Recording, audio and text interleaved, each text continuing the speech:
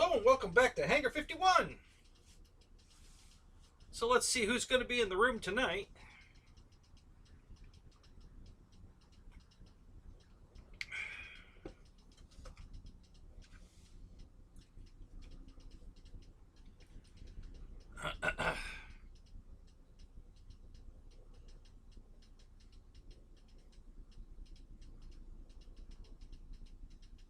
Who's it gonna be? Who's it gonna be? Yep, somebody's here. Got one in the view.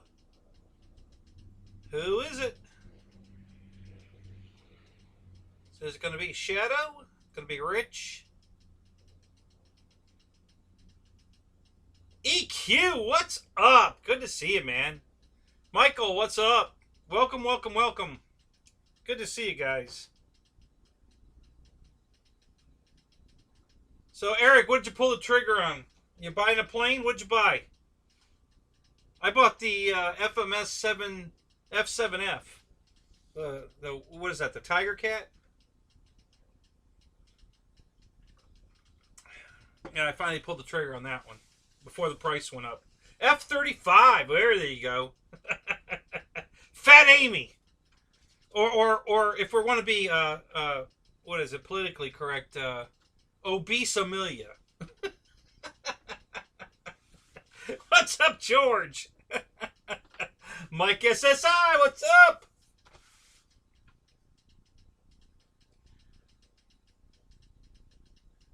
Shit show time. I love you too, Spencer.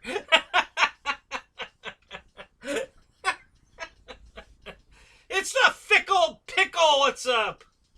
How you doing, Rich? Right, sir.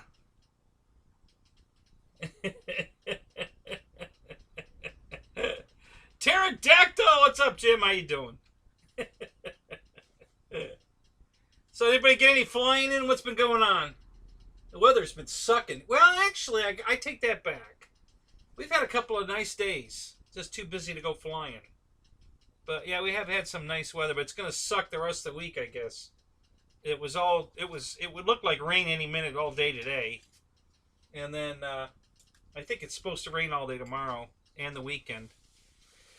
JCB, what's up? Roland. Hey, Mr. Roland, how you doing?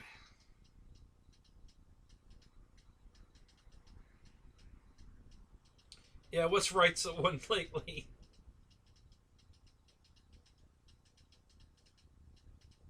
So I guess Sun and Fun's going on right now. I didn't realize that was up already. I was kind of surprised at that. I guess I just don't pay attention that much to what when that actually happens. Alright, I gotta change something here. I don't know why that card is in that view for some reason. Yeah, let's get that out of there.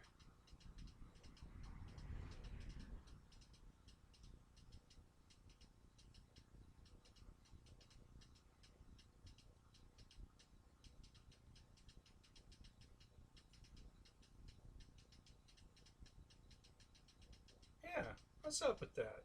That's so weird. Alright. So let's do this. There we go. Alright.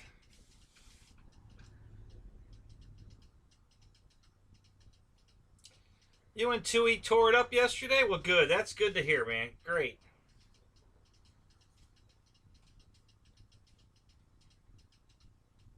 Yeah, you can see me now, Eric.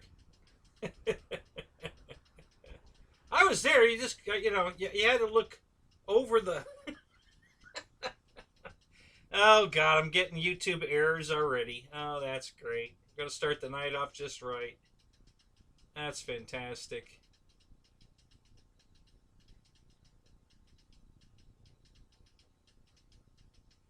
You're tuning your guitar. Good one, Rich. Oh, that's funny. Hey, I didn't know. I thought maybe Listen, you wouldn't believe how many times these guys have changed their names since they came into this. You know, and I have to keep up. I have to keep guessing who's who. So you just never know. Yeah, it's getting there. We've got a little bit of paint on it. Miko, what's up? Good to see you, buddy. I'm having just having some issues.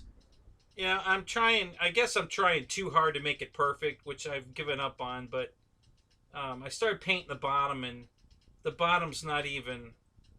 It's just not acceptable. I gotta add a little more feather fill and sand. But it's getting there. I'd say it should be finished by next Thursday. I'll probably fly it this weekend. It's flyable the way it is. It's ready to fly. It's already been flown. And the paint work I'm doing on it doesn't stop it from being flown. So I'm going to take it out and fly it if I get the opportunity. And then we'll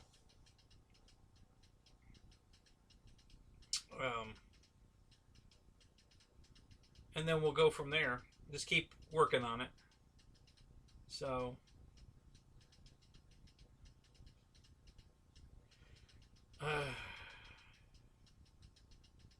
no, I haven't seen what you did to your hurricane, Eric, and I've been waiting for that. I'm gonna go look at it right now, as a matter of fact. I'm gonna let that load while I'm reading the chat here. Get caught up on the chat.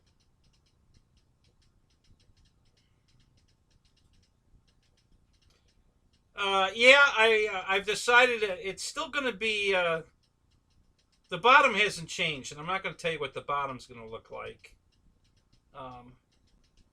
But the top, I did change my mind on the top. Originally, I was going to paint it Havoc green. But I've decided to go with orange instead. I think the orange will be a little more visible. So, and I'll give you a sneak peek here, what that looks like.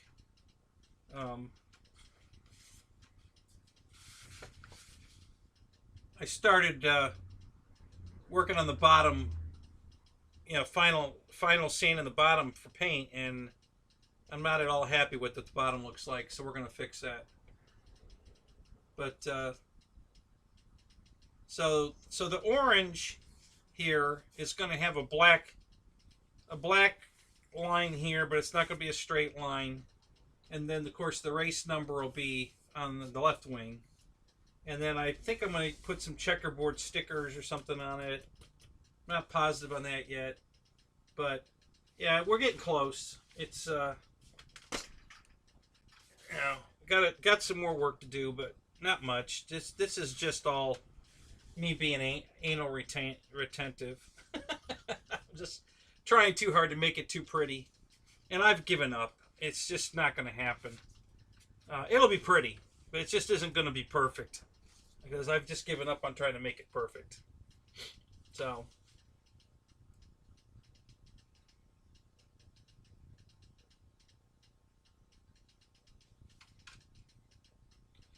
Richard Webb, hello there, from Michigan. Welcome. Good to see you here. Dennis Farley, what's up?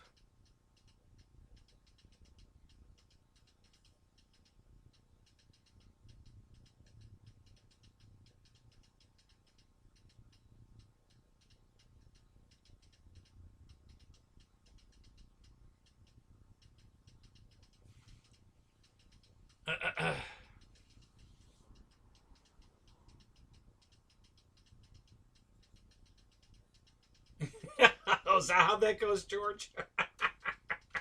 Is that why the names are changed? To protect the innocent?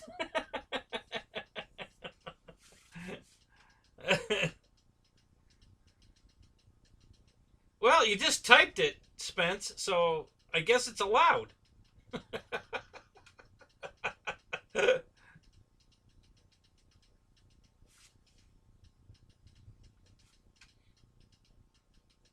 No, that's funny.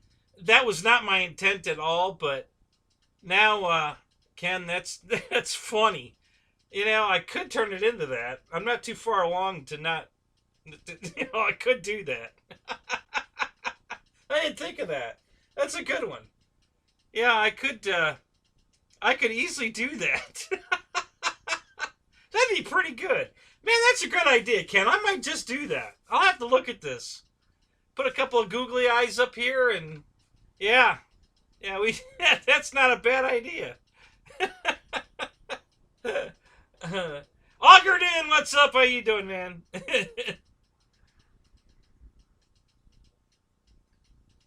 Yeah, I've got a couple props on order. Thank you, George.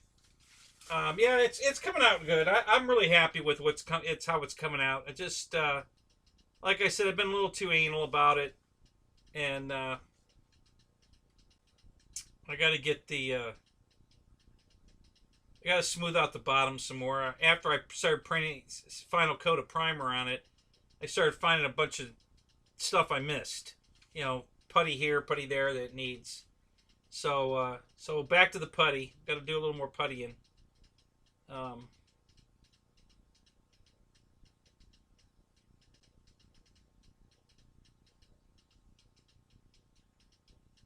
Wild Bill, what's up? Paul, good to see you, buddy.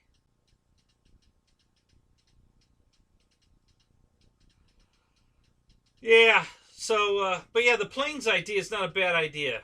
I might just have to do that. Jeff's Custom, what's up?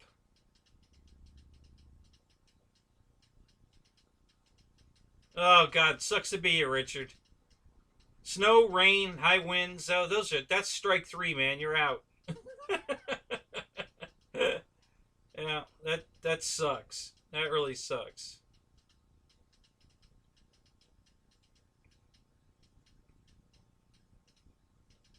There was actually a plane in the movie that looked like a hurricane, and I can't remember which one it was. Um, yeah, I have to give that some serious thought. That's not a bad idea.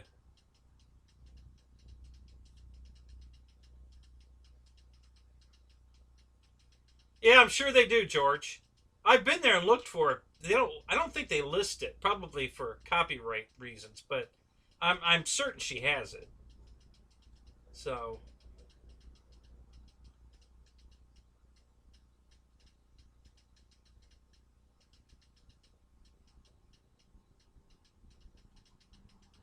I look taller.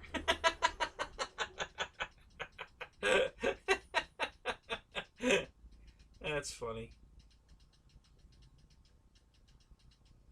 Nathaniel, what's up? Good to see you, buddy.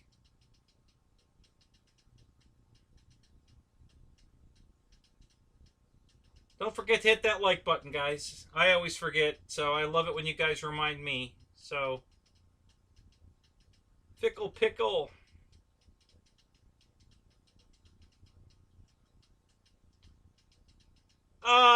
No, that's really not.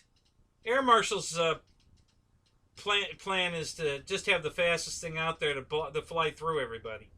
Literally. You know, just crash everybody. So he's not going for a best looking airplane. He's been there, done that already. Now he's going for, fastest, uh, lethal, uh, kill everything. Keith Christie, what's up? Good to see you, buddy. Shadow Ops.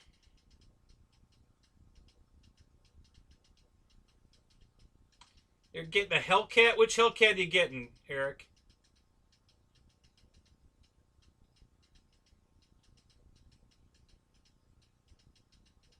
Yeah, I've got the orange air tractor too from Dynam.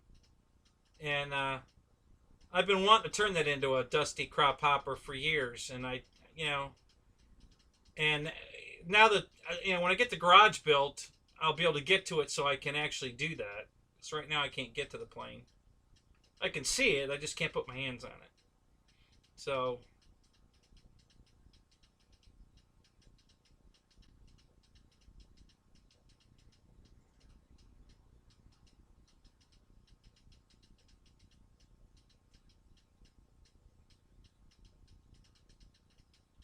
Yeah, yeah.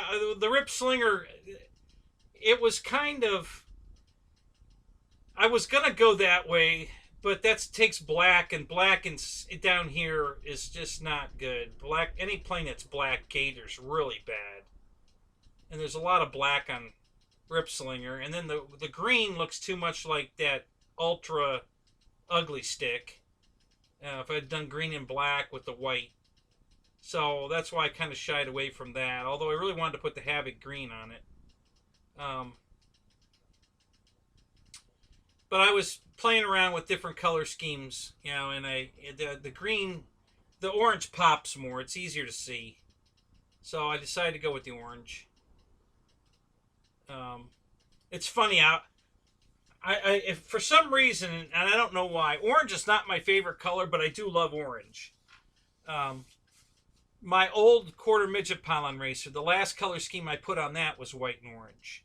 It was an all white airplane. It had a racing stripe on the left wing, or on, maybe it was on the right wing, and the number was on the left wing, and but it was white and orange also. So it's kind of funny that I'm right back to white and orange again. I don't know why. It's funny.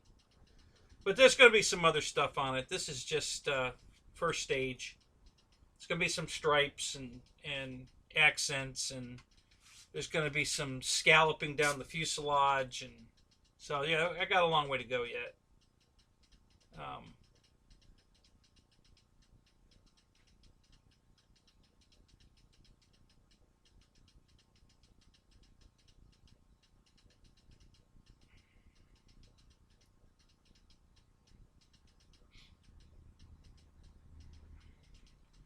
Jackson RC Aviation, what's up, buddy?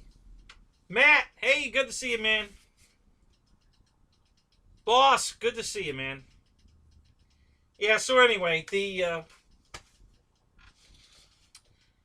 big problems really has just been, wait for the paint to dry so I can tape it off, so I don't get overspray on different parts of the plane,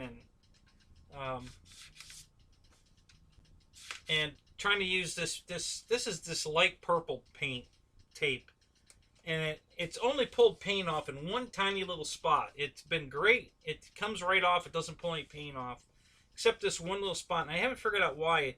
There could have been, because it's right on the edge of the, so maybe the paint ran there and had a buildup, like a run that was drying up, and maybe it wasn't dry all the way, and that's why it pulled off. I don't know, but it's right on the lip, the edge, just like where a run would have gone. So that's the only thing I'm thinking this might have happened, but easy touch up, no big deal. And that's it. Everything else so far, every time I tape it and pull the tape off, it hasn't pulled the paint off. So that's been good. So yeah, it's coming out good. I'm very happy with it. It flew great. When I flew, I've got like 6 flights on it. It flew great. I tried to fly it again the other day out there, but the winds were horrible. As a matter of fact, a lot of my lightning tree fell down.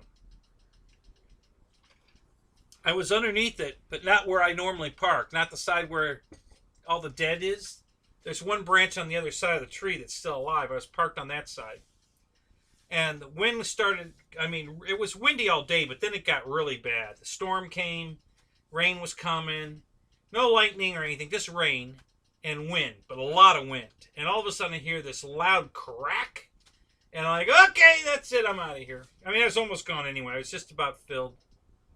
Same as the last time. I had everything in the car. I think the only thing I had to put in the car was a battery charger. So I threw it in the car and got in my car and drove away. And as I was driving away, all these big branches started falling out of the tree. And so I don't know what kind of shape it's in now, but a lot of branches fell from the storm. So, and it was just getting started. So as the storm intensity got higher, more and more crap probably fell out of the tree. So, and there we had a giant branch fall out of it a couple weeks ago, and everybody kept telling me, hey, did you hear about the big branch that fell out of your tree? It would have landed on your car if you'd have been here. And Yeah, I heard. About 18 times I've heard. So,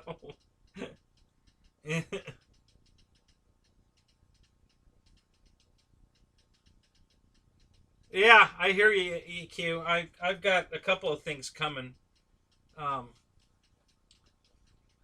and I think one of them's coming Saturday. Oh, my F7F I think is coming Saturday. So yeah, that sucks.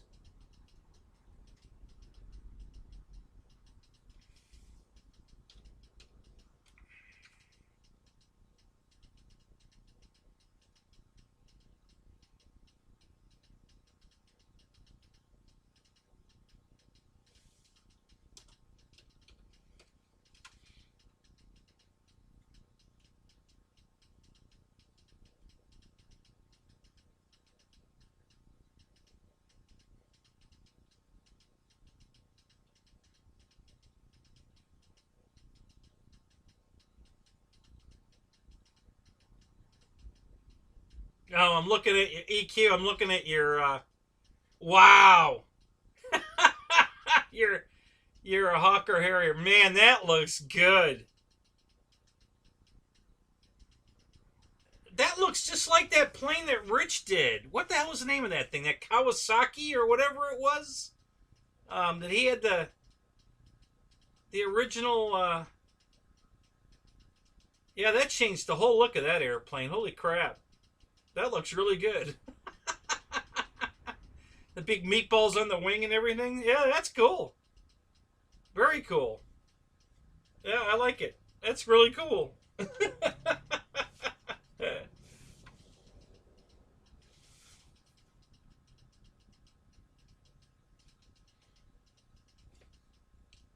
David, what's up? Thank you, man. Yep, it's coming together pretty good. I'm really happy. It's coming out pretty good. Um, Not going as fast as I was thinking it would, but yeah, it's looking good. No, I bought another chainsaw though to get rid of these stumps. So we're gonna get back on those. Been working on the trailer, building my rack to hold airplanes in the trailer. Um, Whole new design. It's working out really good. I think I'm gonna get 12 planes in the rack, and then 12 2,000 2-meter planes on the one side of the rack, jets on the other side of the rack, and then anything that the wings come off easy. I'm going to have a rack in the top of the whole trailer for putting wings, and then I'm going to stand the fuselages up along the wall. And so I should be able to get probably about 15 to 20 airplanes in the trailer. I didn't realize I had bought such a narrow damn trailer. I thought I had bought a wider one. It's 14 feet long, but it's only 6 feet wide. So it's very hard to get these big airplanes in there. Um, but I'm making it work.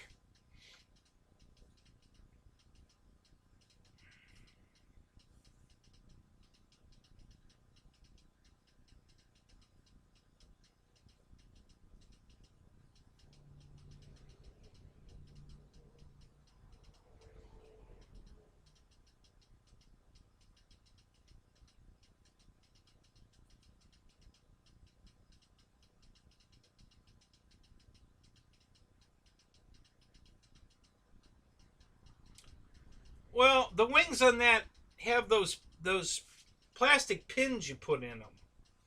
Um, I think I did mine one side at a time. I think I put the pins in both wings, but I didn't glue the one side, only the one side, not the other, and put it together and lined it all up. I think flat on a table, and then let the one side dry, and then did the other side. So I didn't try to do them both at the same time.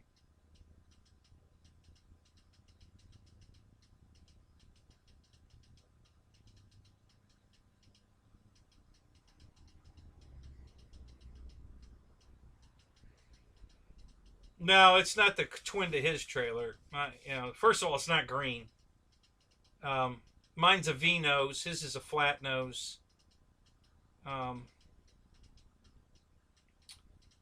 But size-wise, yeah, it's pretty close to the same size as Steve's trailer. And who else has a trailer that size? That little black one somebody hit his tail. Oh, Johnny.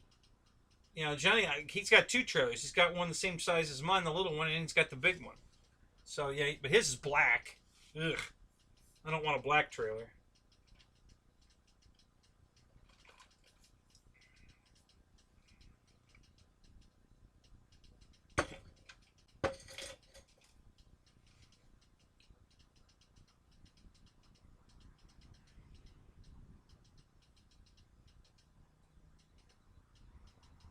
Yeah.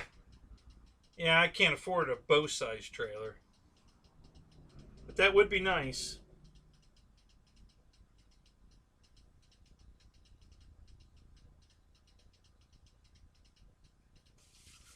So the big problem I was having is, like, for instance, I've got two jets that have huge tails. And I mean, like, 10 inch, 12 inches tall tails on them. So if I put those in the rack, one on top of the other, I'd be losing so much space because of the tails being that tall.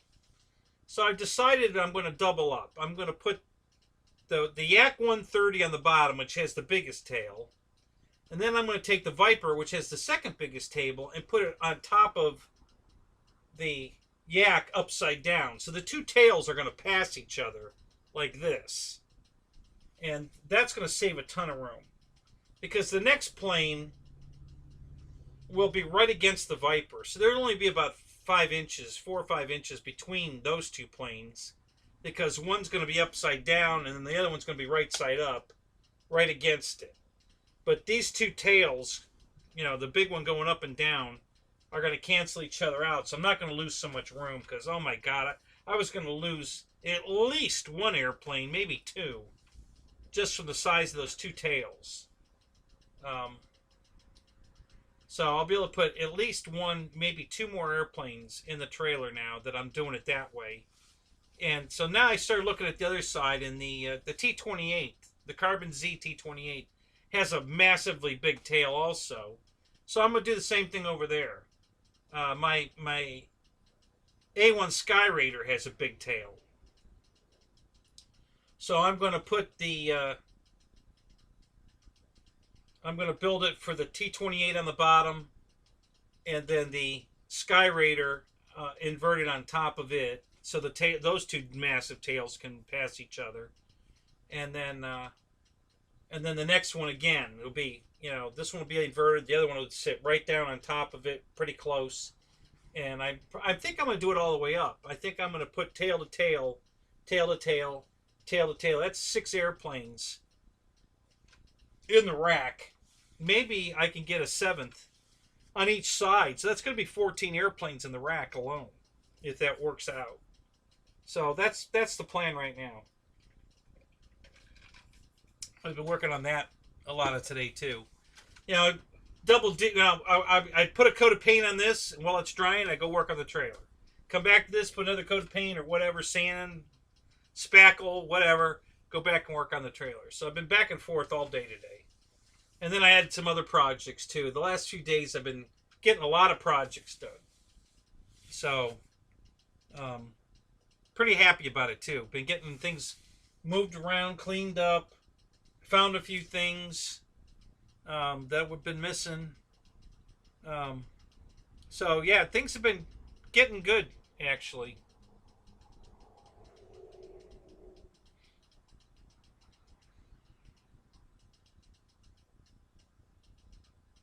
No, you can't have the station wagon. I just bought a hitch to put on the station wagon to pull the trailer. So, not only am I going to have, 15, 18 planes in the trailer, I'll have another 6 to 10 in the car. So, yeah, the hitch is supposed to be here.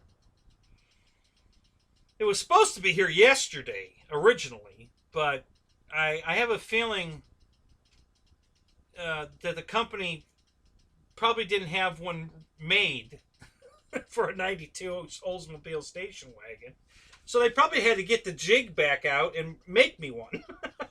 So I haven't got that yet, but it's coming. I got the harness for it.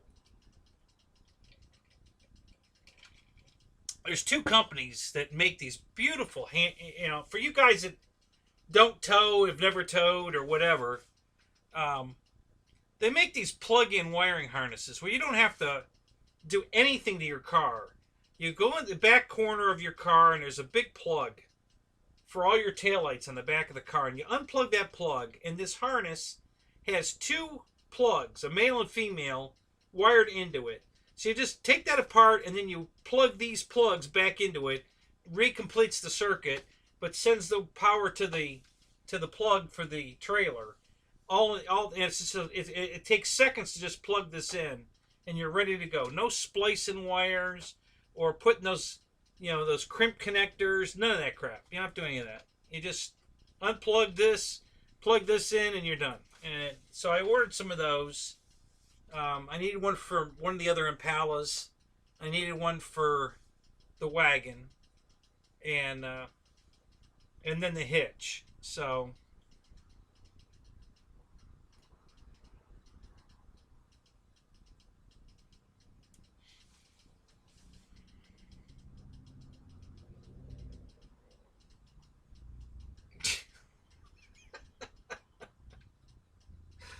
oh God, Pickle.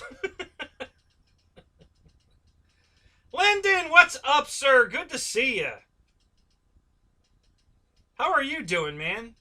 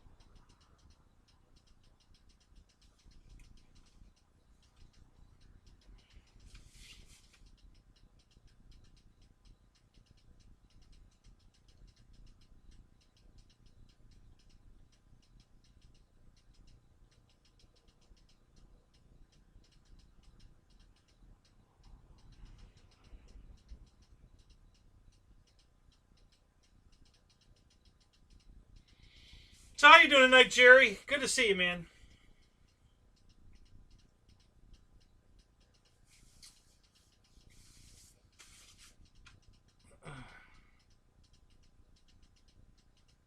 Lurking time.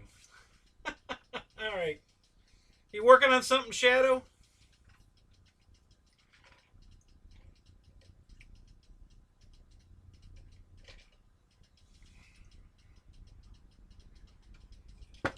Yeah, forget it, Pickle. You don't even want to fly your airplane. I don't know what's up with you. You're in the buying mood, but you're not in the flying mood. I haven't figured it out yet.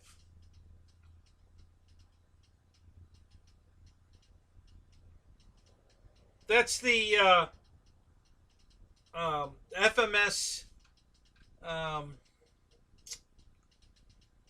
PA-18 Super Cub. It's a 1700 millimeter plug-in wings. Came with float. $249 retail, or where you can buy it. I got it for like $228 at Banggood. But comes with big, gigantic wheels. Here, I'll show you. Here are the wheels. These things are massive big. I mean, holy crap. And it comes with floats. Got lights, flaps. If you get it from Banggood, it'll even come with that reflex gyro in it. Roy, what's up? Beautiful airplane. I love it so much. I bought two. I had a little mishap with this one, but it's going back together. You know, I was flying it out back here when Flying Times was here, and got carried away. Got a little too high, and there's big power lines at back here. So I was like, oh crap! So I was diving down to get under the power lines, and I hit the very bottom last power line. It blew it apart. The nose hit right on the line, so it broke the nose. I already fixed that. It broke the nose apart, so I glued it all back together. And this is a clean break, so this will go right back on the fuselage. And the landing gear just popped out. You know, the plate didn't break anything. It just popped. That came unglued. I gotta glue that back in. The wings are fine. No damage to the wings. No damage to the tail. Just the nose.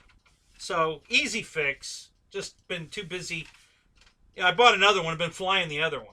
And but I got to put this one back together. But yeah, that was funny. You know, because you know, I'm diving for the ground, hoping I don't hit the power line. I got it. Yeah, if I was trying to hit it, there's no way. You know, but trying to miss it, yep, got me. So.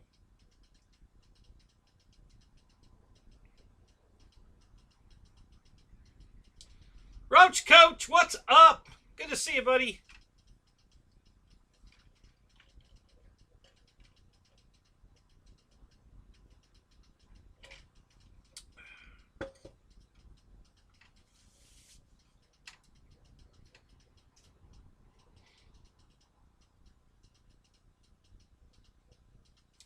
Yeah, crashing's not fun, but it's part of the hobby. You know, when you're doing stupid shit, like flying under power lines, you know, it happens.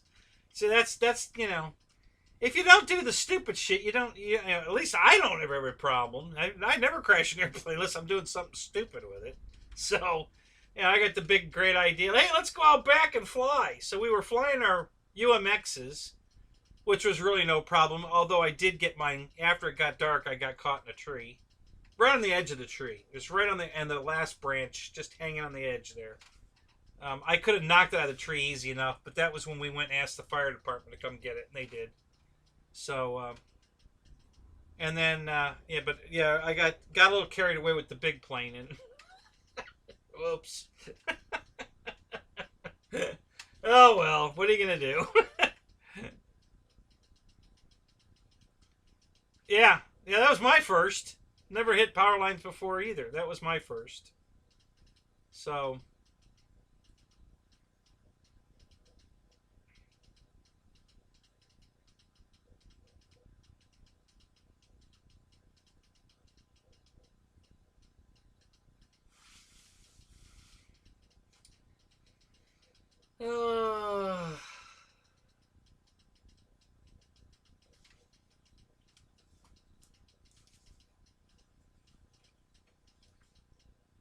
So less than a week, or well,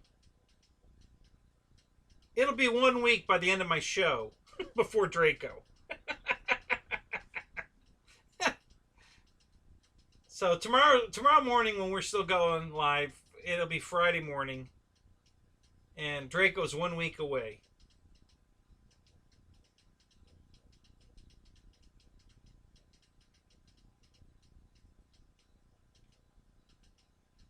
Uh-oh, we did a taxi test. Uh-oh. How'd it do? Does it taxi?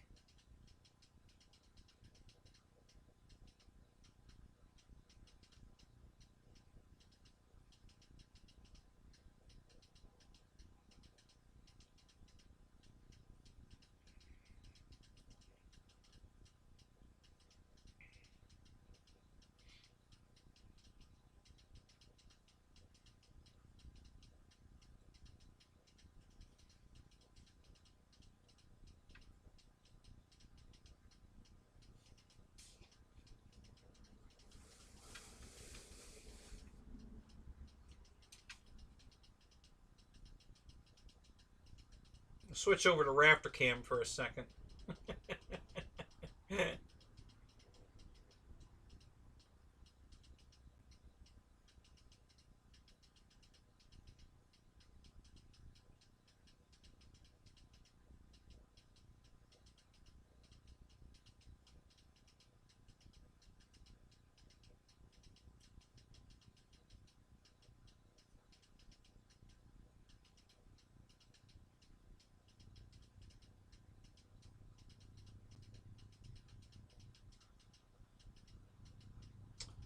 David Martin Graff, what do you mean he could have made more of his 1 month embargo? Do you know how many planes he sold? I'm thinking he sold a lot.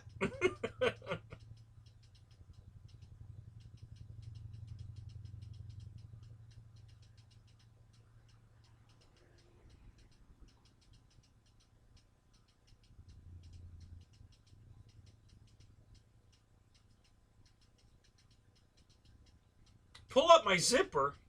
What are you talking about? My zipper's not down.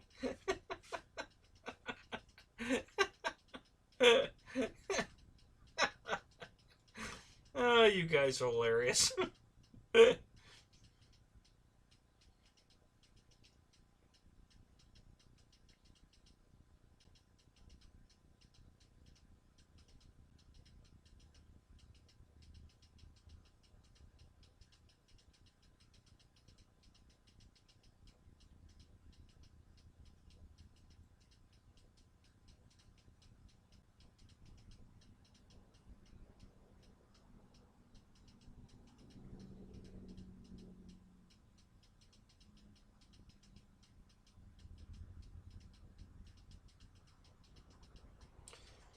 Yeah, you know, David, you're right. He could have, and see, that's the where it backfired on him. If he'd have let all the influencers like Ryan and everybody show it off for him, and used his link, or even if you wanted to use their links, I mean, I think it would have. Um, I think you're right. I think he would have gotten a lot more sales, although he might not get any.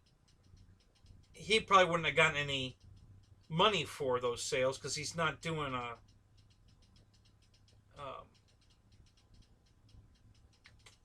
He's not getting any money per sale. Only the stuff he sells off of his link. But yeah, I think once all the influencers like Ryan and them start advertising it, I think sales are going to go through the roof. So yeah, it would have been nice to see a lot more videos out there for Draco than what's been released. It's been pretty sparse.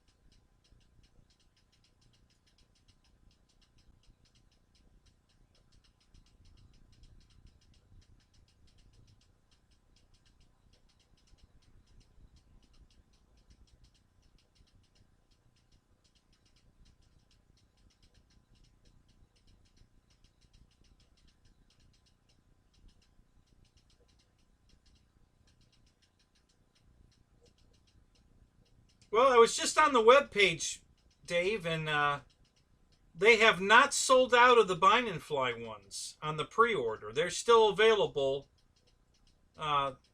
next Friday. If you go to the other two, it's the next month or a couple of months. So the other two are sold out. The plug and plays are sold out, and the package deal is sold out. But if you want the Bind and Fly one, they're still available.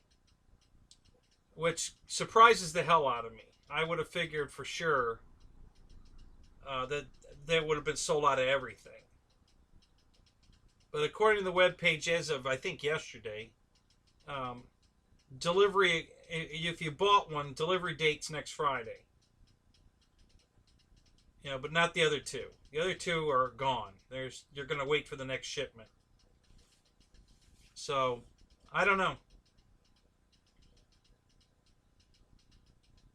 I can't imagine sales wouldn't have been better had, like, you and Ryan and other people had a chance to, you know, do a build video and a flight video and, you know, really sell the thing. I'm sure sales would have been even better. Might have got even like Jeff Customs or Wrightsa to buy one. You know, maybe.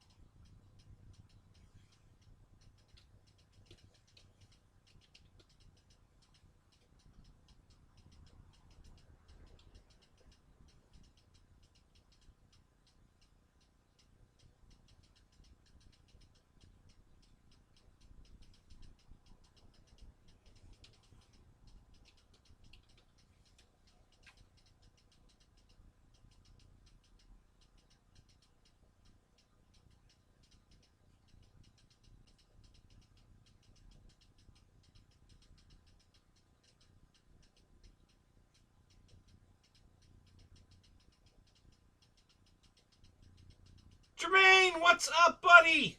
Good to see you, man. How you feeling?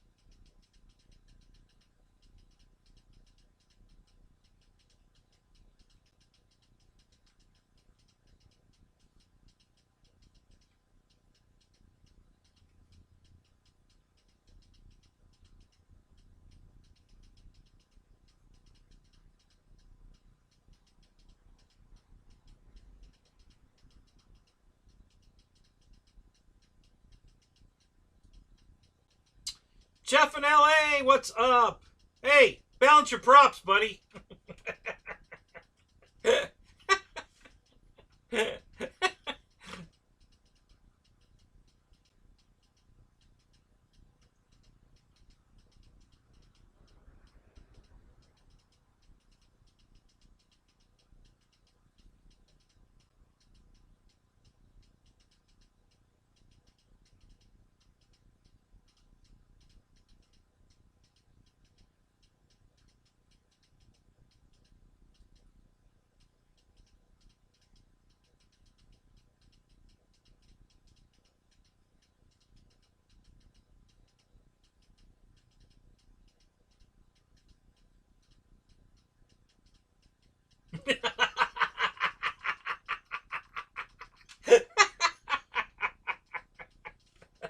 F you too, buddy.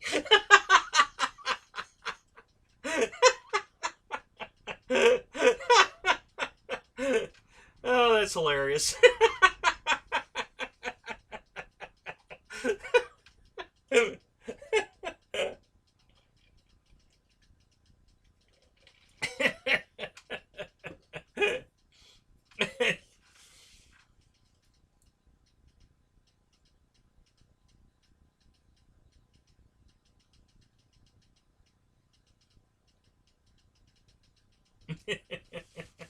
Absolutely, Jeff.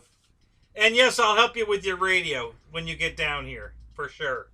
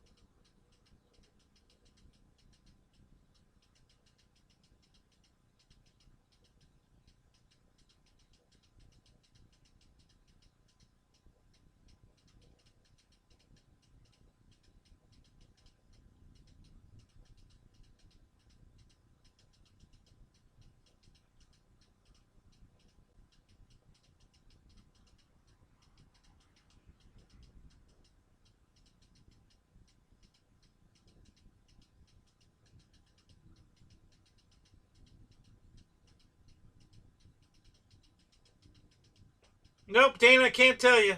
You should have been here at the beginning of the show.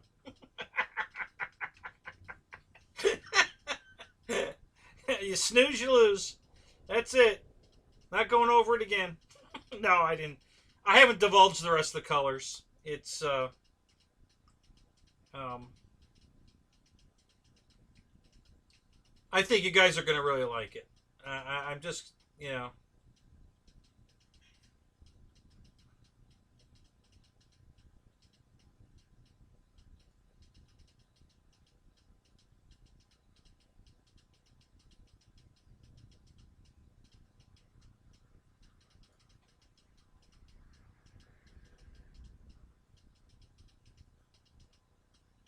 5150.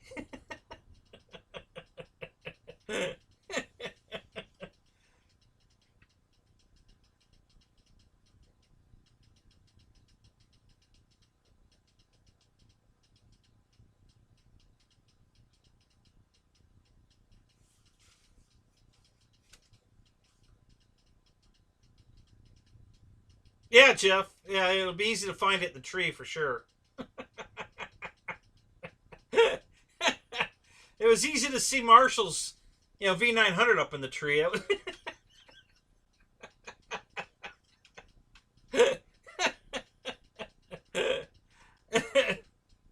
uh,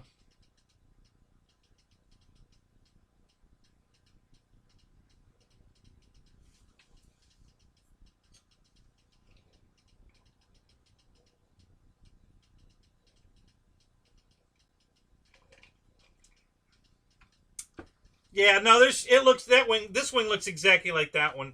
It's taped up because I painted the bottom of the wing uh, primer, and then I realized I have a lot more spackling to do.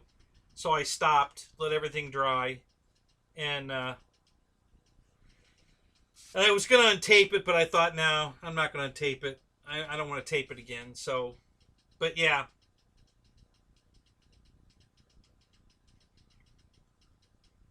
Yeah, it's coming out good. I'm very happy with it. You know, it's very smooth.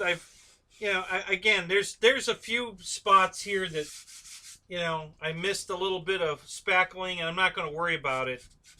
But the bottom of the wing's got a lot of stuff I missed, so I got to redo the bottom of the wing. And it needs another, tonight it's going to get another coat of spackle, and then tomorrow I'll be sanding again. I'll be sanding in Zoom tomorrow night.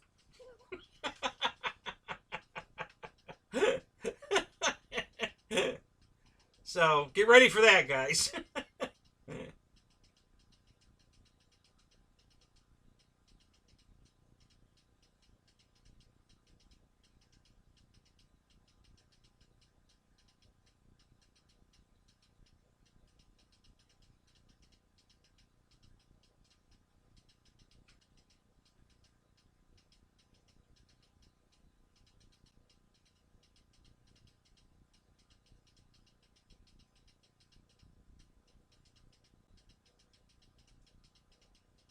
Yeah, I've got rocket motors myself, Mickey. I used to sell them at my hobby shop. So, but yeah, no, that not gonna. I might put sparklers on it though. You know, I may put explosives inside of it. So if Air Marshal's plane hits mine, he won't survive it either.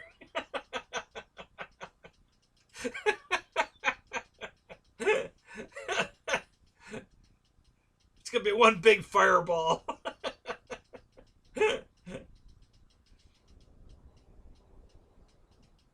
Barry, what's up?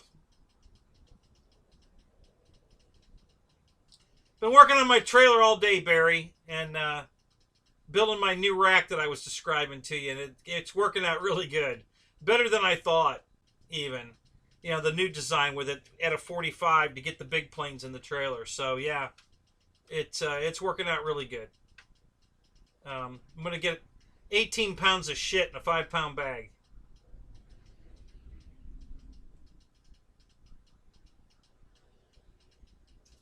Sure, go ahead. Hey, yeah, you can put JATO rockets on it if you want. Go ahead.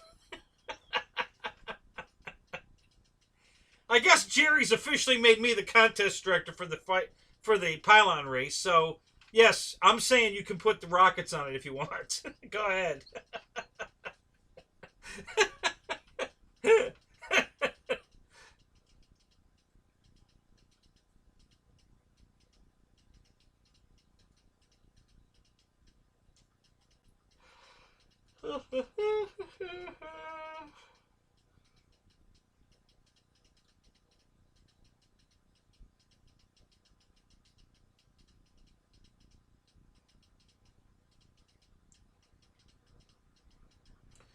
And there's picnic tables at the field, Dana. You can just sleep on a picnic table. That's free.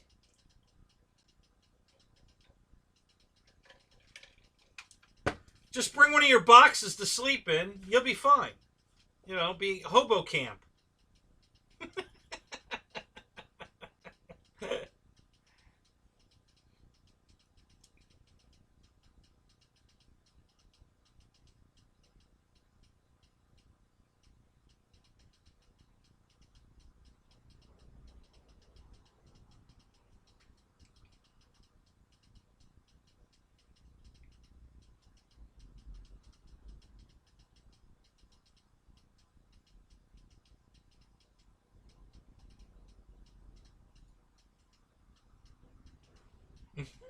EQ. Hotels are closed.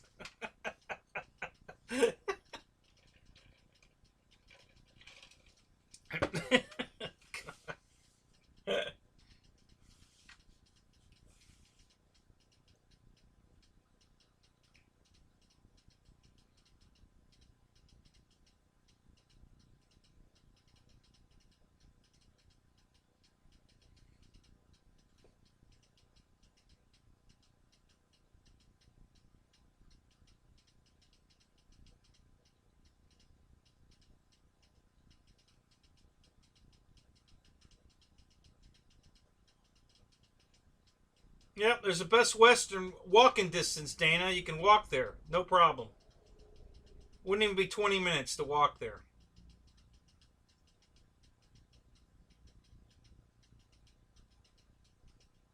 Yeah, I have that big ass tent.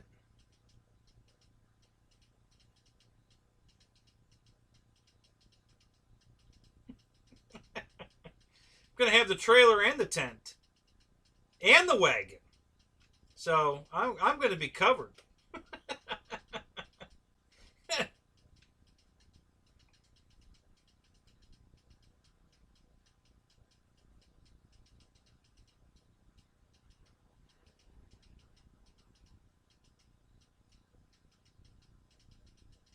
No, we're not going to get any hail. We might get rain, but who knows? I don't have my phone out here, do I? No, I don't. It's probably 78, maybe 80 degrees out here tonight. Beautiful night. It'll be even warmer. You know, it'll probably be in the 80s at night at the field. A lot of us are staying at the field. Air Marshal, are you going to stay at the field?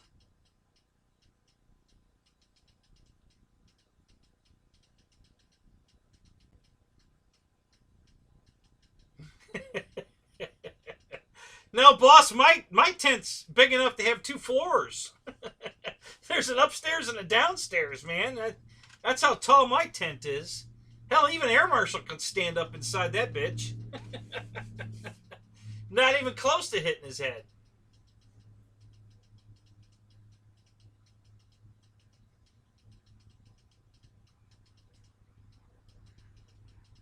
Well, you just strap the tent to the roof, Dave. You know, it'll be fine. You know, it's weatherproof already, so if it rains on it while you're driving down the road, that won't hurt it. You know, and all the airplanes will be inside.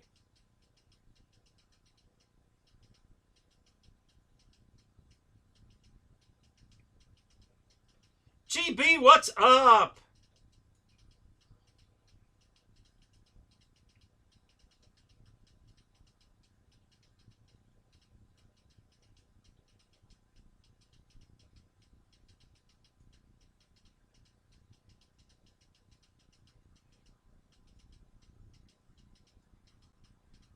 Jeff, are you bringing Linda?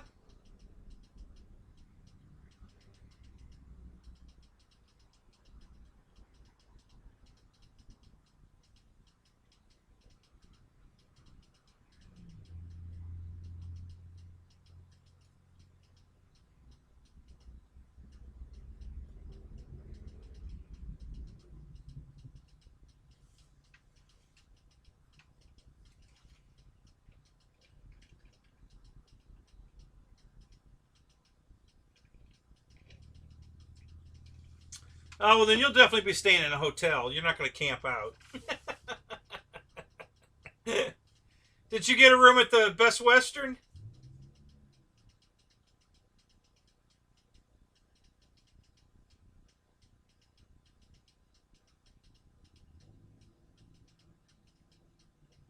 Oh, did you guys get a big tent? Well, there you go.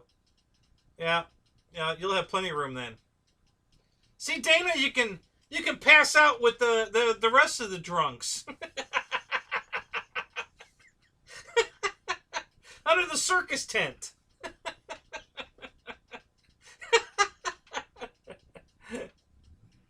Good for you, Jeff. It's nice down there. I went down and checked that hotel out. It looks pretty nice.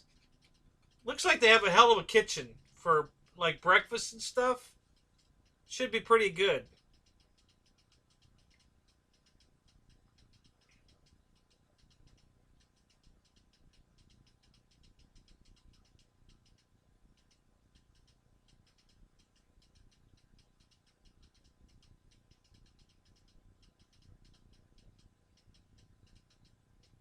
Nathaniel, what's up? Good to see you, buddy.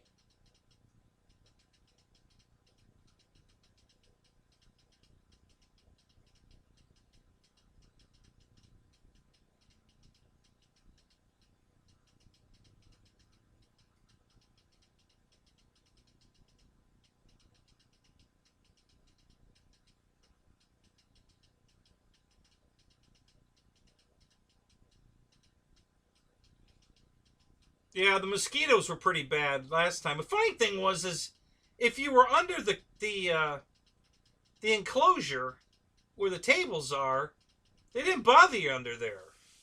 You know, as soon as you stepped out in the grass, oh my god, holy shit, man, that was the green light to bomb you. Holy shit, man, they were relentless. But as soon as you stepped on the concrete, they didn't, you know, they didn't bother me anymore. So that was kind of weird.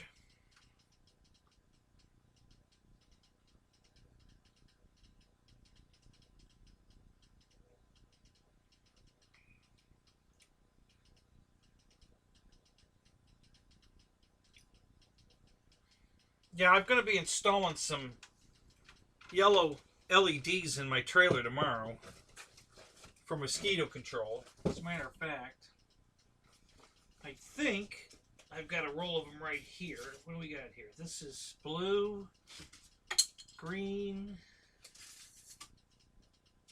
not sure.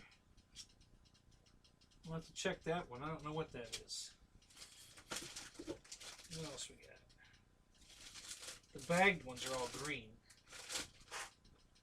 I know I have a yellow amber color. Let's see what this is. This might be it right here.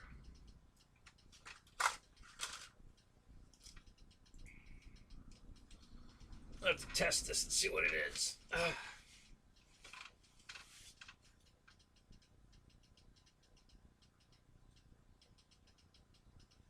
Yeah, Paul, no, I'm not doing that scheme. That's a good one, though. It's not that I didn't like that scheme. I do like it. I just have other ideas.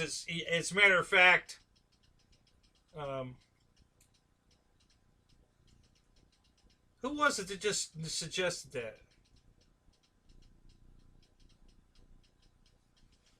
Oh, everything's near the field, Dana. Everything. Every fast food restaurant you can think of. Publix, yeah, getting beer and gas stations, yeah, it's all very close to the field. So anything you want, you'll be able to get.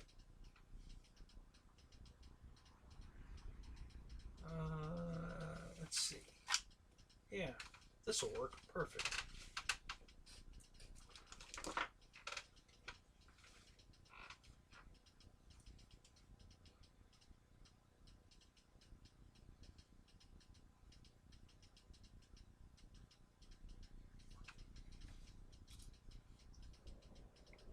Yeah, the mosquitoes were pretty bad that one night.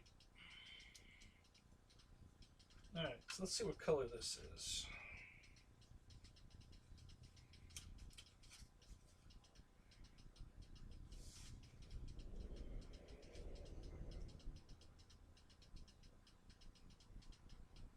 I think it's this way.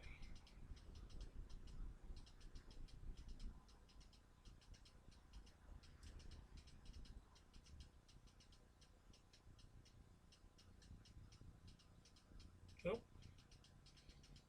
Reverse.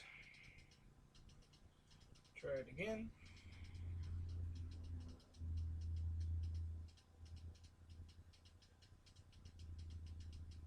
Green. I don't need another row of green. Gotta find my yellow amber ones.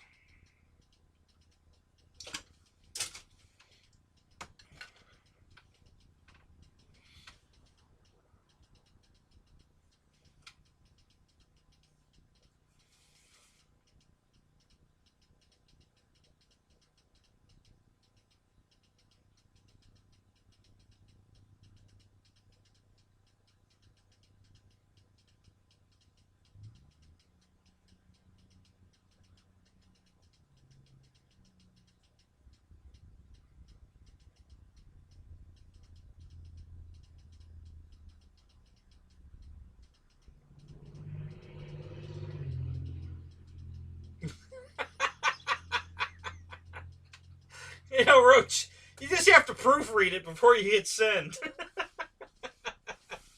I know, my phone does that too. Sometimes I don't, you know, I'm in a hurry, especially when I'm driving and I talk into it. I can't proofread it then, so I just have to hope for the best. And sometimes it's not very good.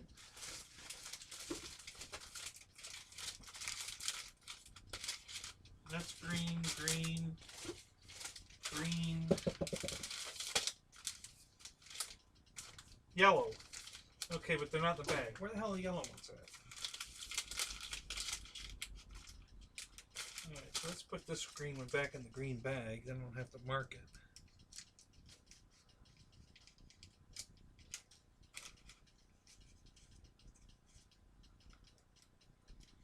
it. Yeah, I've had that happen too. You know, it gets done typing the whole thing out, and I'm proofreading it, and all of a sudden it changes its mind what it wrote. No, I think what he really meant to say was this. No, I didn't. Put it back. You had it right the first time, you dumbass. Yeah, so that's funny.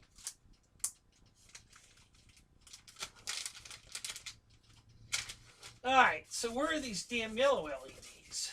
Here's another bag of green, I'll bet. Oh, blue. Okay. Yeah, I don't want blue either, though. Hang on.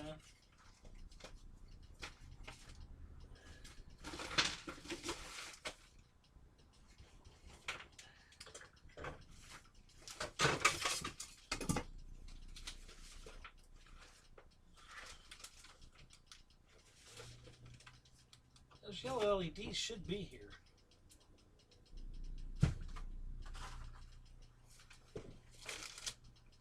Oh, there they are.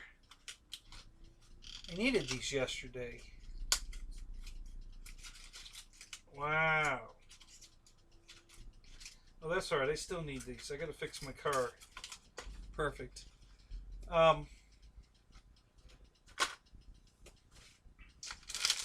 So the trailer I have, I bought in 05. I bought it new. As a matter of fact, I bought it from the plant in Georgia, and I drove up there to get it. And the dumbasses put the door striker on upside down. New, when I got it. And I didn't know it. I wasn't paying attention to it. So, and the problem with that is the backside of the striker is a very, very thin piece of metal. And if you've got the load of the door on it, it breaks. So I'm driving down the road one day, and all of a sudden I look in the rearview mirror, and my side door's, you know, flapping in the breeze because the striker broke. And so I had to use the deadbolt to lock the door closed, which worked. And for years I've had to, you know, been living with it that way, and I finally decided to fix it.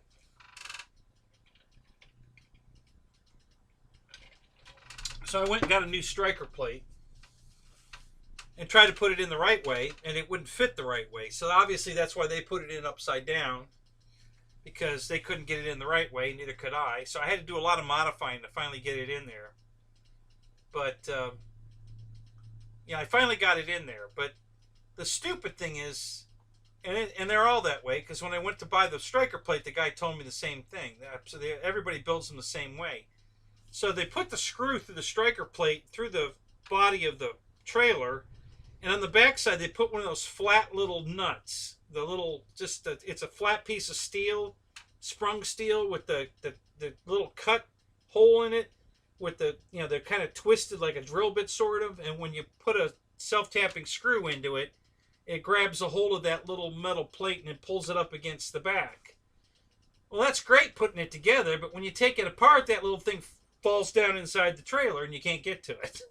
So I had to come up with another plan. I mean, I made something work, but these are capture. This is the whole thing of a multi-size capture nuts.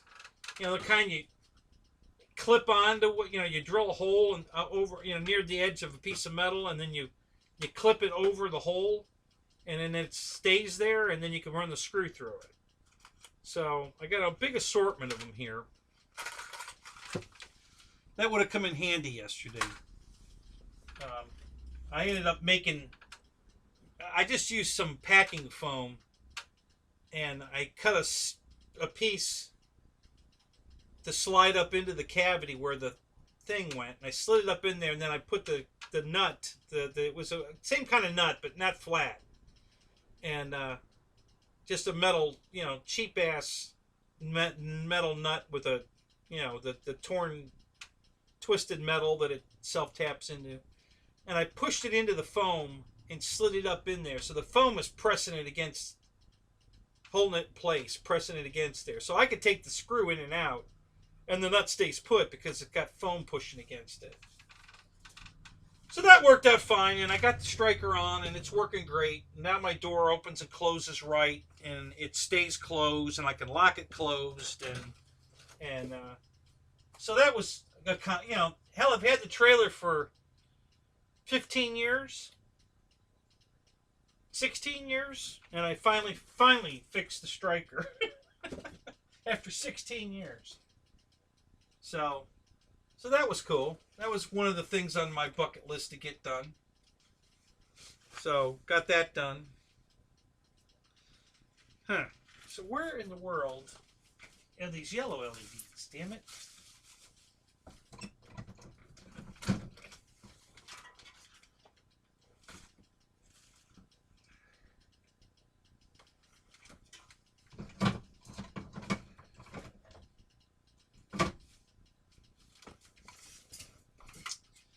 Hey, my radio, my flight sim radio. I'm gonna go plug this in and see if it works on real flight. Detrum. Got me a high class Detrum simulator radio. Woohoo! Yeah, it looks like you got to put batteries in this thing. That sucks. No worries. The real flight I bought came with the radio. I bought the one with the radio. I didn't want to use a dongle.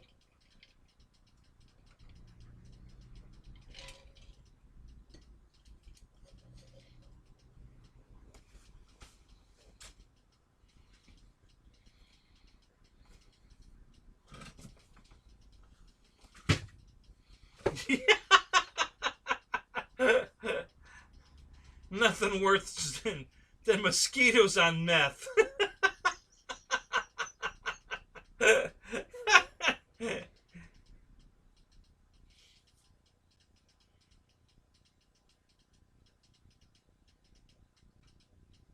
Yeah, it hasn't been used yet.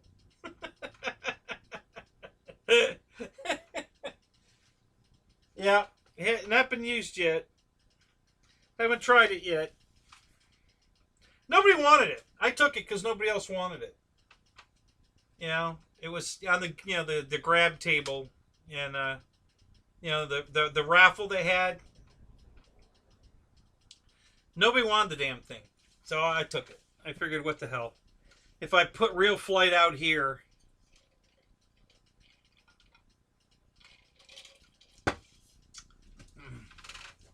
hey Dave. Question for you, real flight, is there a way you can put it on more than one computer, or no, so that I could have it on this computer while we're, I could fly out here in the garage when you do your fly in, or I could fly in the house when we do the fly in. They wouldn't both be on at the same time, but they would be on the same network. They mean the same IP address. So they would know whether or not I've got more than one working at a time. Is there any way to do that? Or it can only be installed on one computer at a time?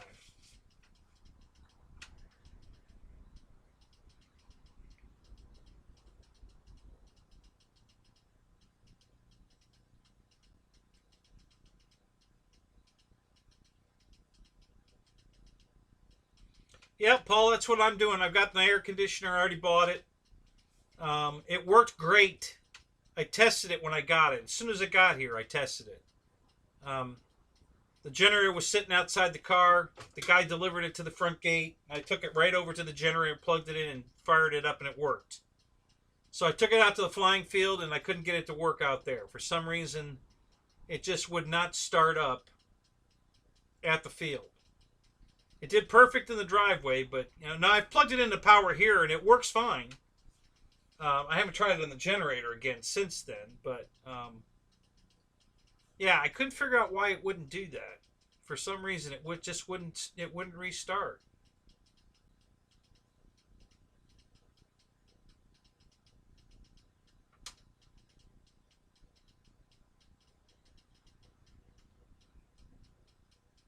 Yeah, Jeff, that's what I think I got too.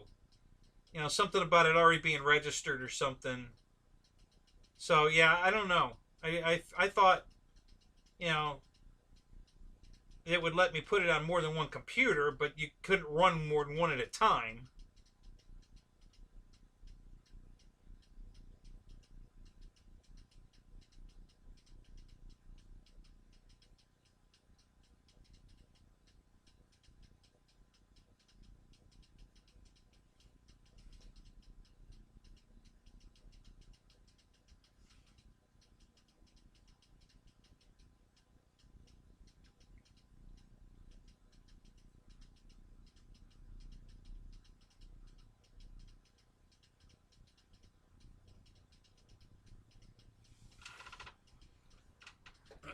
You guys can't see that, but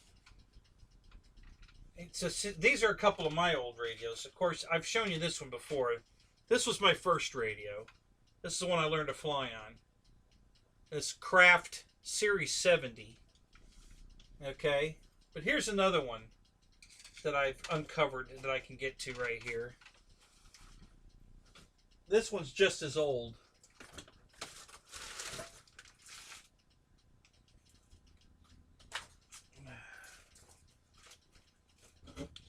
This is a Royal Super Sport 1, 72 megahertz. This radio is not in the best of condition. That radio would work. I could put batteries in that and fly that one. Not so much on this one. This one's got some issues. But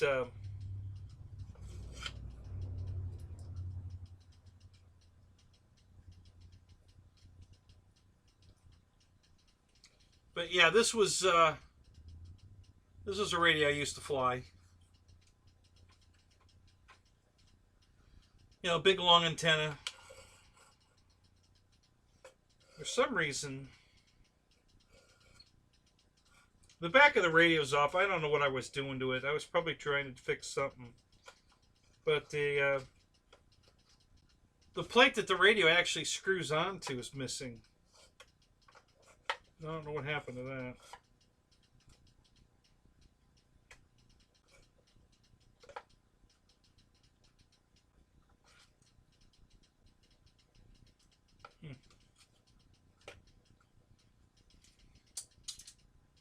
Uh-oh. Something fell out.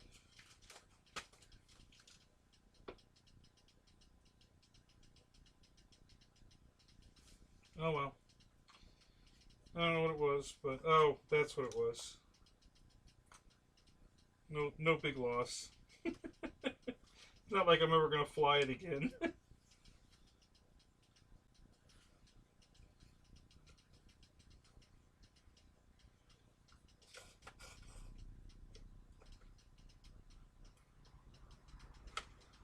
Yeah, that's an oldie.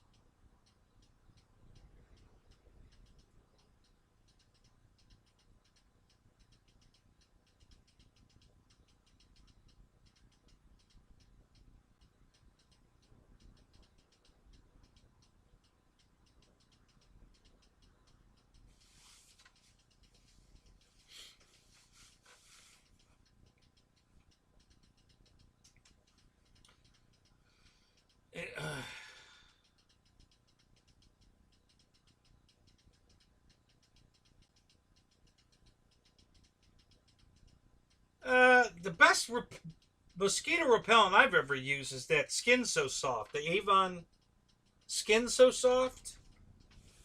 That's the best stuff, but it you know, unless you've got an Avon lady, it's kind of hard to find.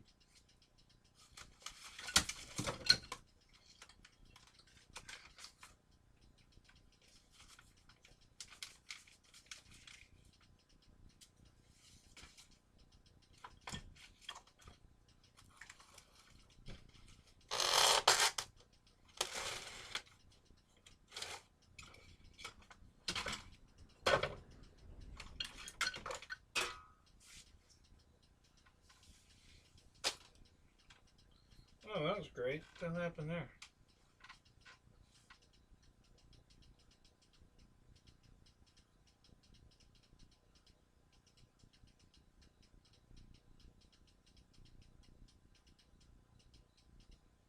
I need to be the Avon lady?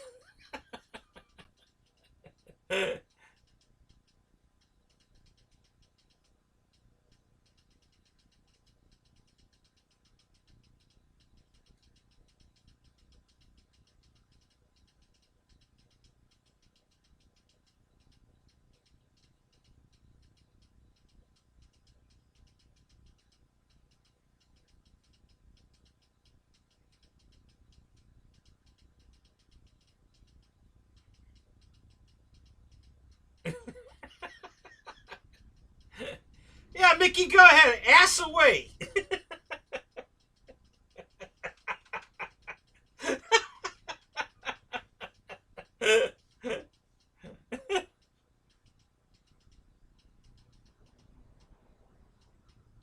Is that contraceptive for mosquitoes?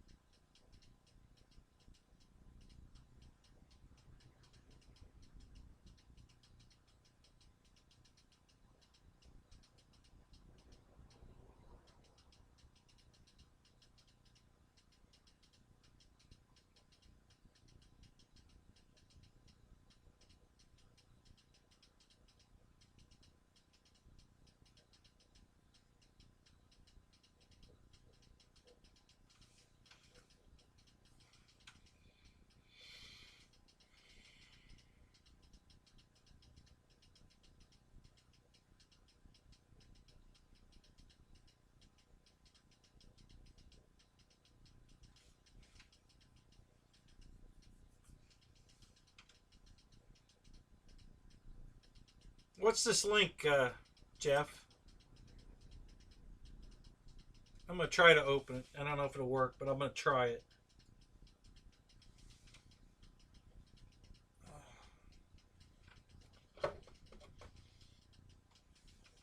Well, couldn't find that page.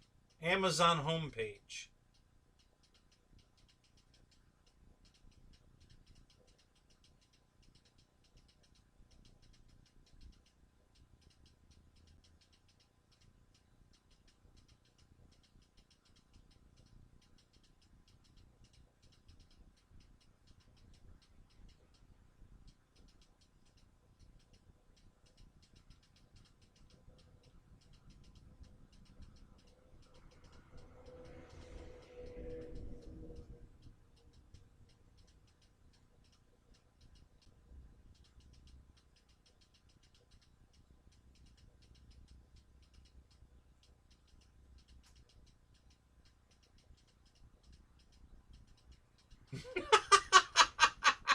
Cream chicken on toast, says David Martin Graff. Really?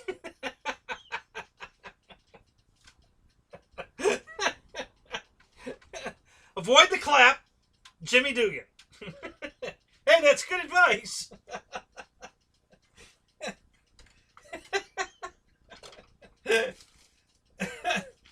That's funny.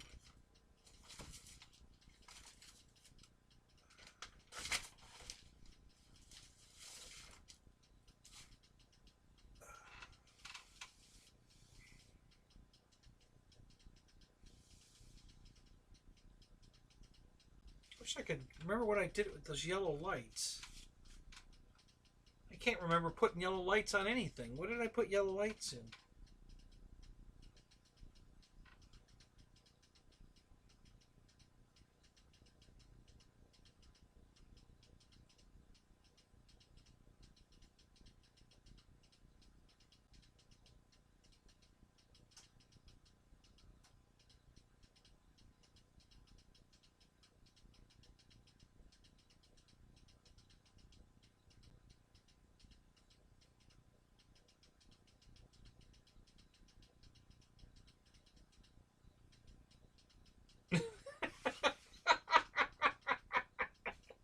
Why is it on the bench?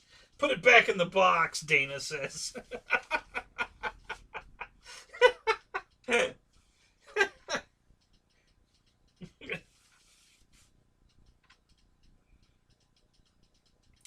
Dana, that's exactly why you won't be at the Pilot Ryan fly-in.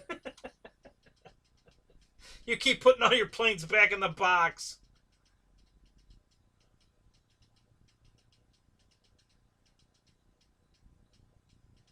All right, Roach. We'll catch you later, man.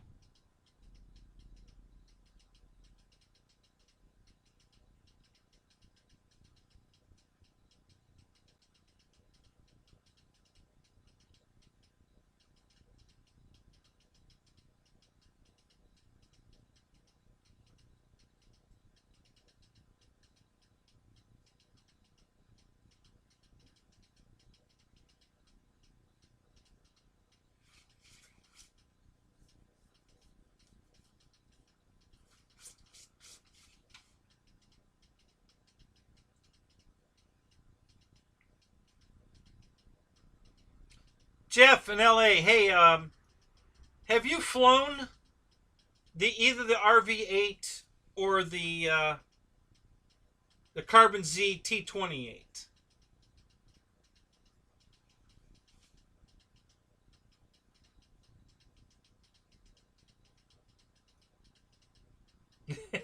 Yeah, Roach. Mosquitoes was the topic tonight.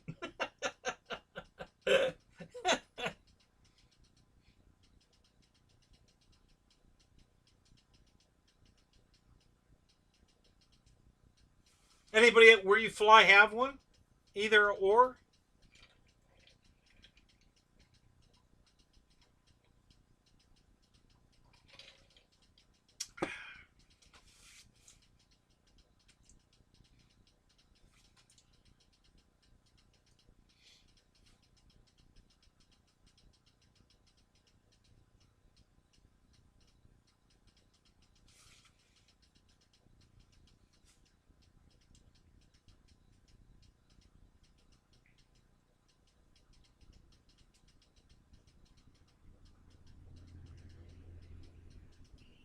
Will he let you fly it?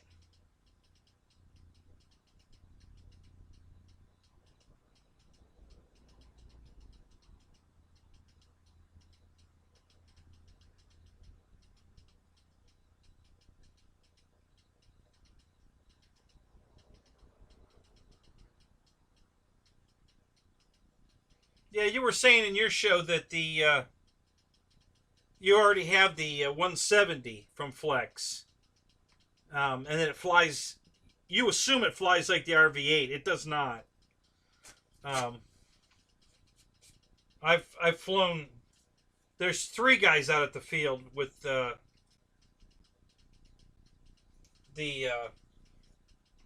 170, and I've flown it. And it's a great flyer, don't get me wrong, but it doesn't fly anything like the T-28 or the RV-8. It's a very different bird. Um, and that's not to say that the 170 doesn't fly good. They all fly great, but there's definitely a difference. Uh, the way that the RV-8 behaves and the T-28, they're very similar. The T-28 and the RV-8. But they fly very different than like the Cessna 150 or the Cessna 170. They're high wing, low wing. They have different flight characteristics. I think the RV-8 and the T-28 will fly slower on landing than the 170. If you keep the power on, you can bring that thing in at almost a stop. I mean, if you've got a headwind at all, you literally can just hover it and then set it down. And I know you can do that with the 172, but it's just they're very different birds. They both fly great, but they're definitely. You were saying you wanted something different. If you got either one of those, Jeff, it's definitely going to be different. So,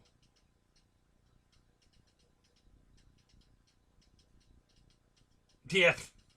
Thanks, Air Marshal. Yeah, I was there. I saw it crash too.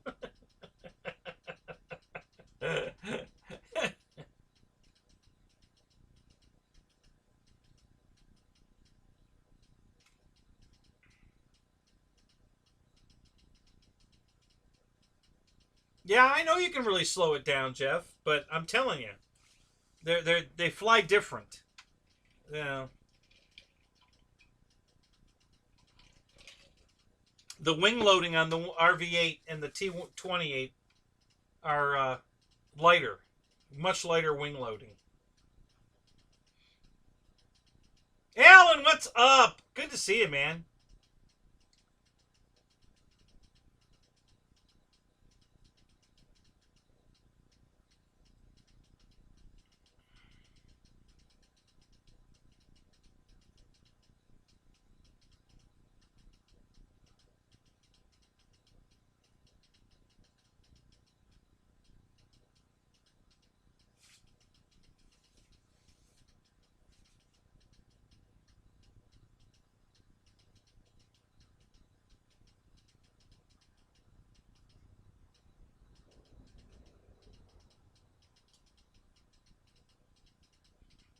Oh no, I think since Wes was egging you on, I think Wes saw it before both of us. Lower! Lower! Not that low!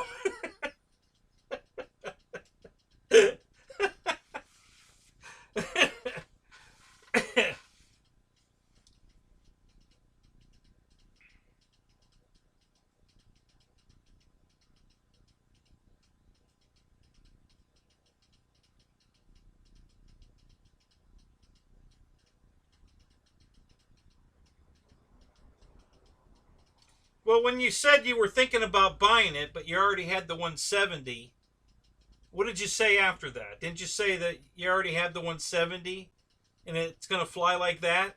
Or what did you say? Maybe I misunderstood you. I thought you were, saying the reason you weren't going to buy the RV-8 is because it's going to fly like the 170. So I assume you have a 170. I don't know. Maybe I misunderstood you. I thought that was just, telling you if you did say that.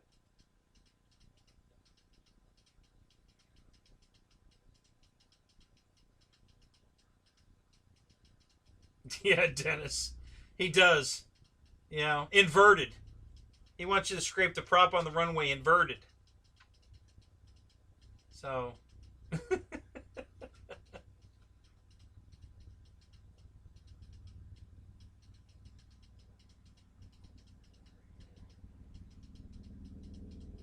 Yeah.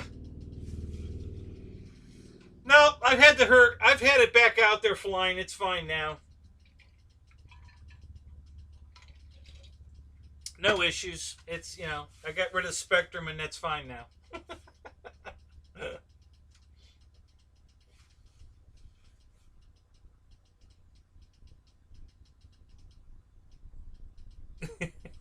Or the trees.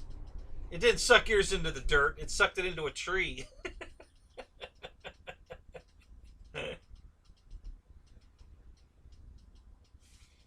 Right.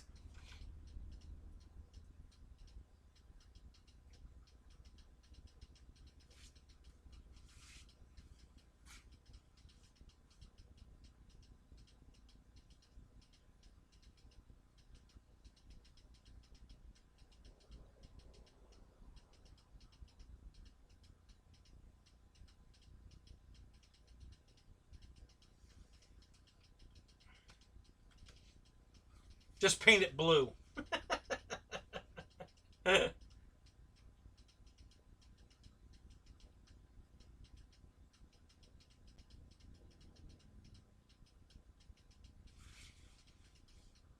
Oh, keep going and I keep getting sidetracked. Hang on a second. I'm trying to look something up.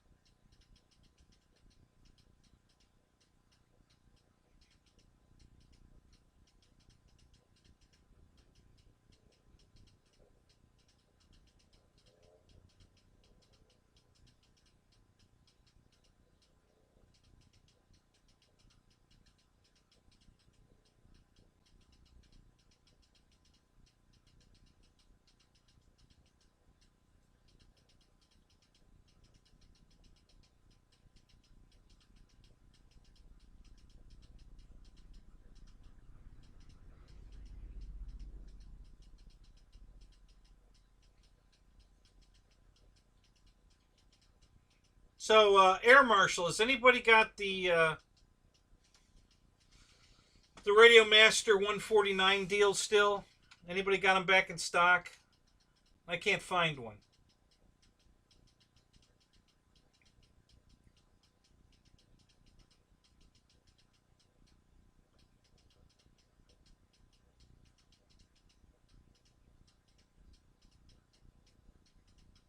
Good to see you, Alan. Joe, good to see you, man.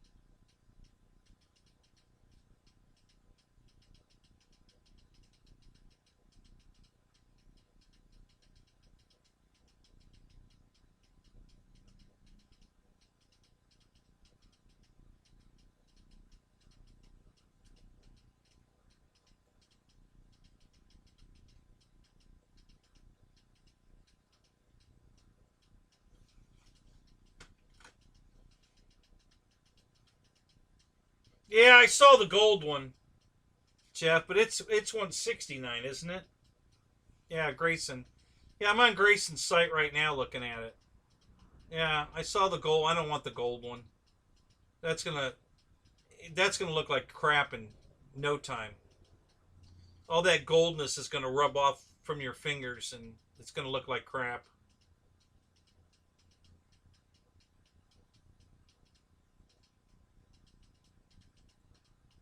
Where's that at, Alan?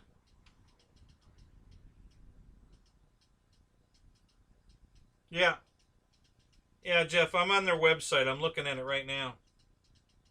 But I want the. I just want the plain black one.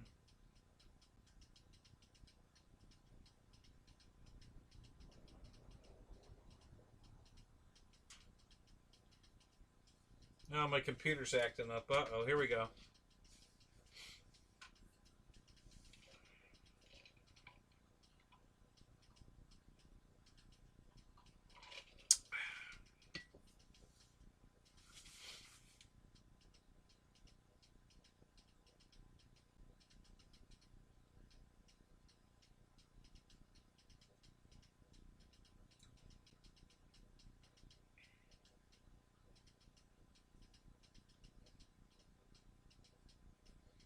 So tell us about the big event, Alan. What's going on?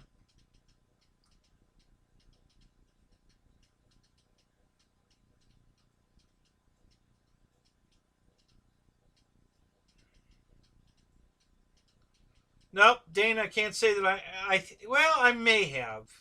It sounds kind of familiar. Um, but those are all ARFs, aren't they? They're not plug and play planes, are they? They're just ARFs.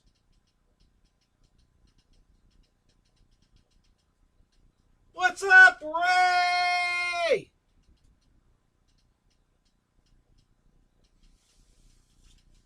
I went all out. I went what on this? You mean are you talking about my paint job? It's not finished yet.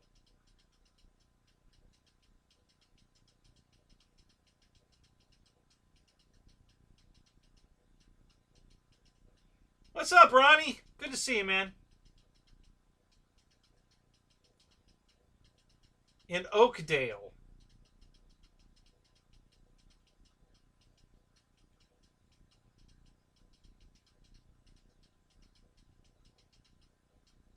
So that's in California, isn't it?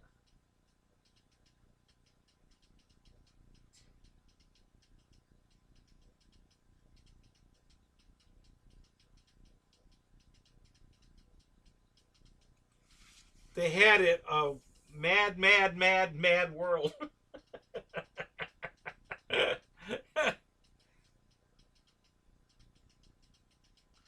Oh, it's not even finished yet, Ray. You know, I hope to have it finished by next Thursday. Um, but it's getting there. You know, it's getting there. We're making some progress.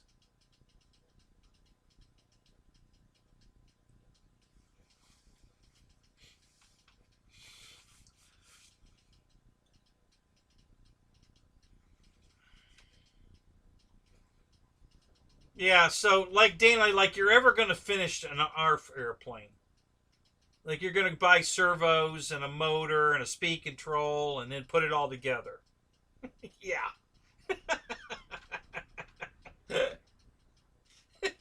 Dana, you're crazy.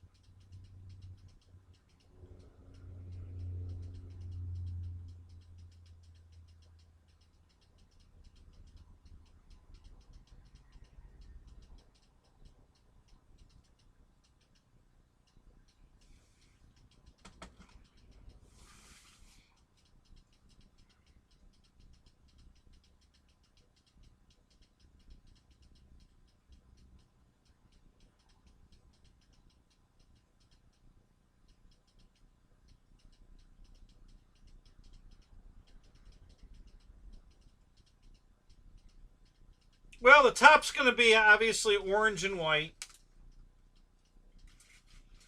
I'll tip it up here. Actually, I could just go to Rafter Cam too, but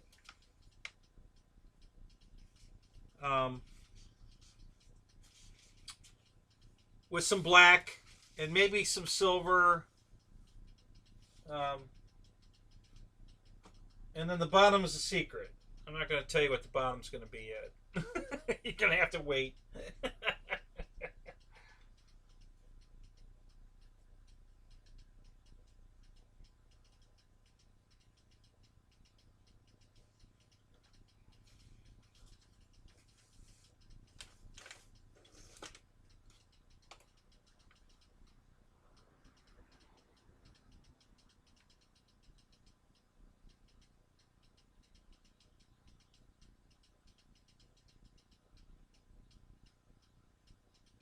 No, Dana, you're not going to change. You're just the boxer. You don't really like the planes. You just want the box.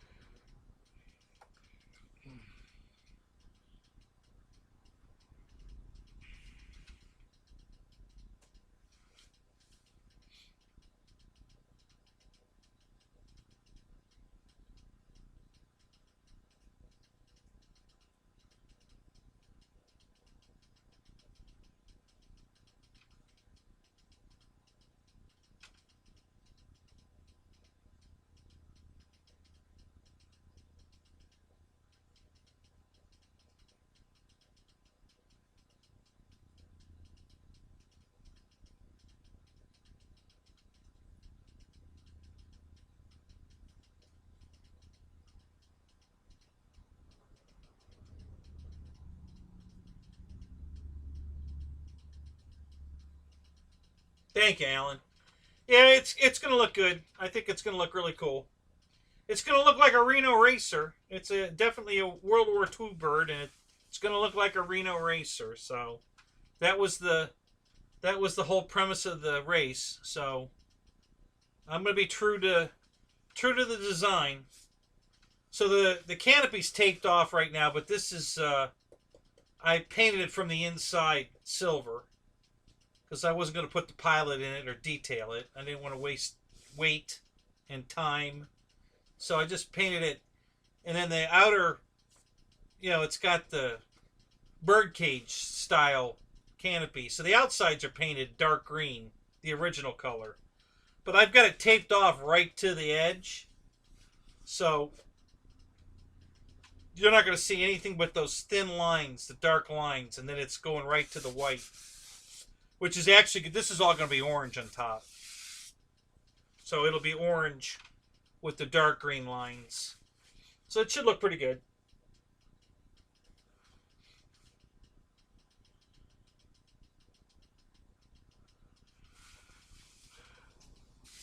Yeah, every time I get closer to finishing it, I find another spot where I need to spackle it. So there's a couple spots on the top, but they were so small I decided to leave them. But the bottom's got a lot of problems that I got to fix. So I gotta work on the bottom of the plane some more.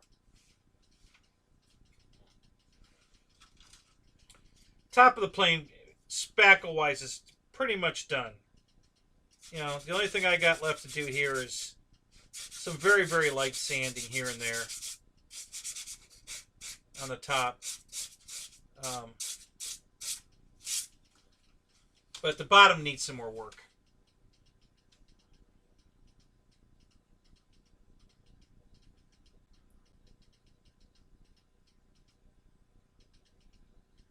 No, not following the a Japanese design.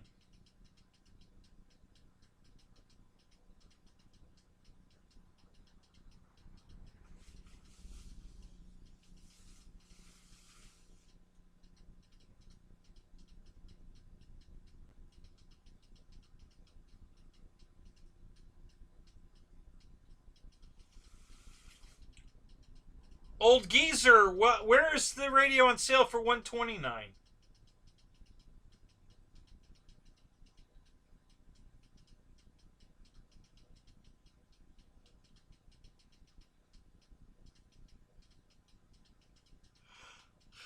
That's a really good price on the radio. I haven't seen that.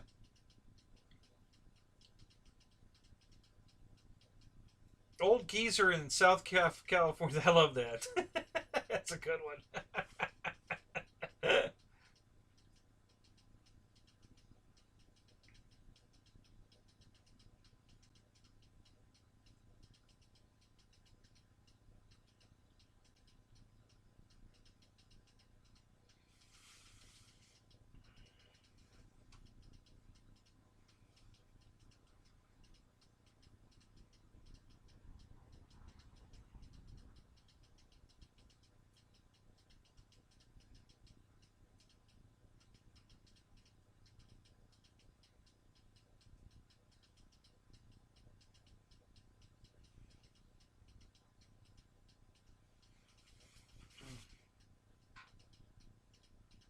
So, right, so you decided to come back to my show, huh? Oh, that's good.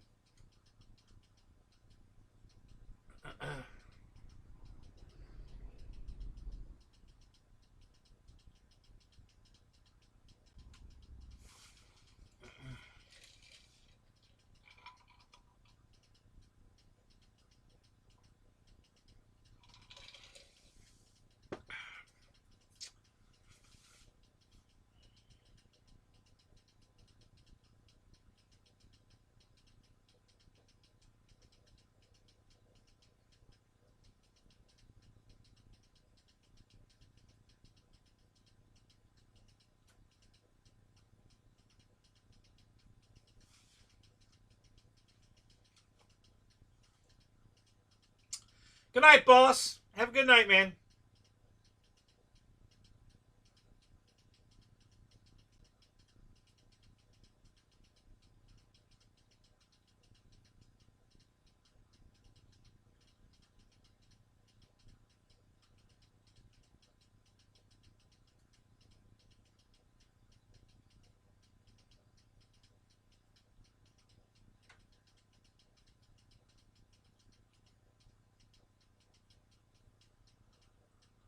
Right, so I'm using a bunch of different masking tapes on this.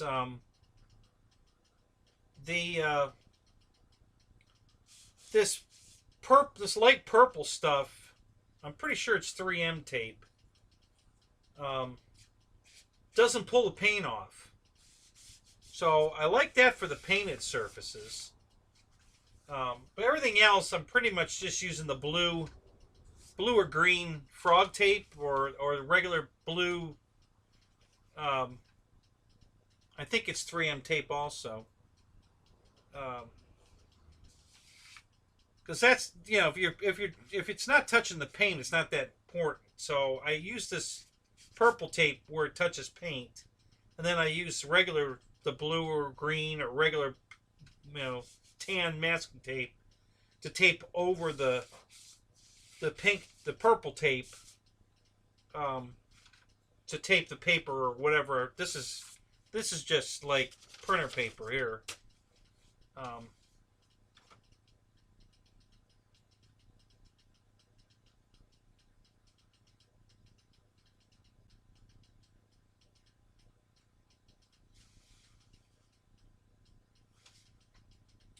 oh, that was weird. Why did it do that?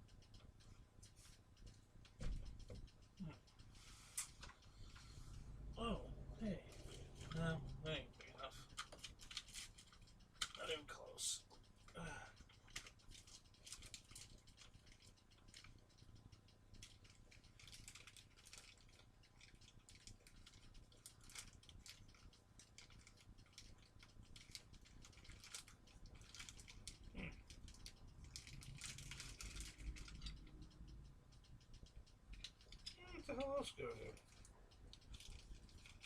That's weird. Hey, Ping Pong, what's up? Good to see you, man.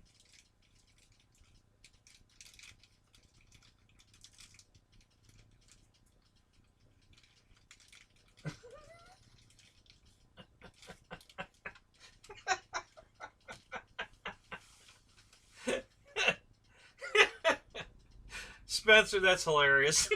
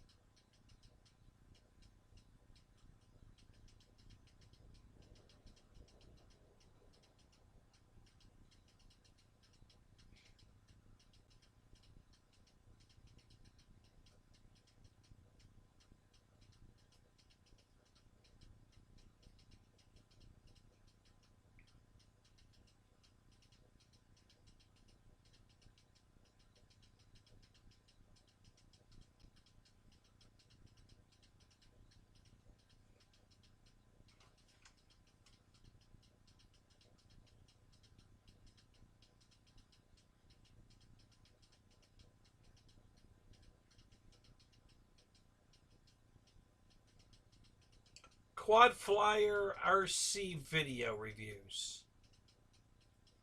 Really? Let me check that out.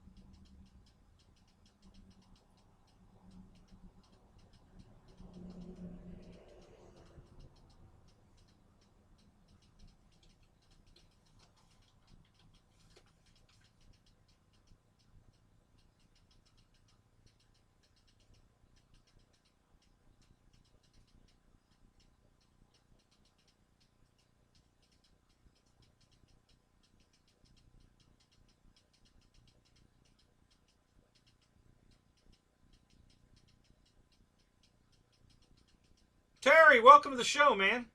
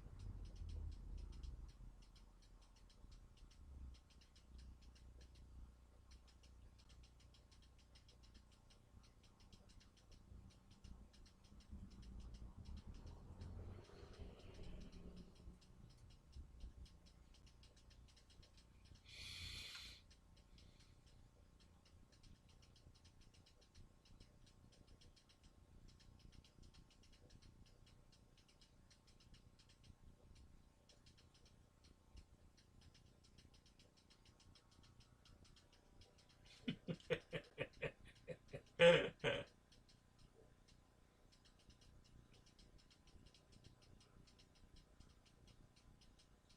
right, Alan. Hey, buddy. Thank you, man. Thank you so much, man.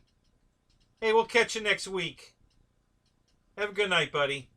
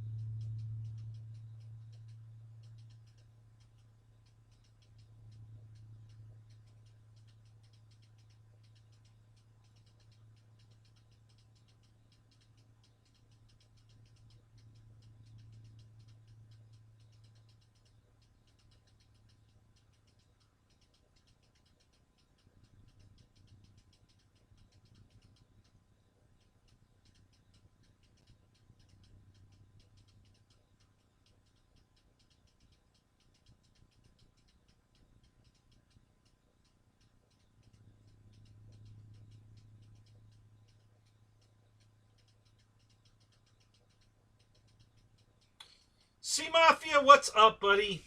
Good to see you, man.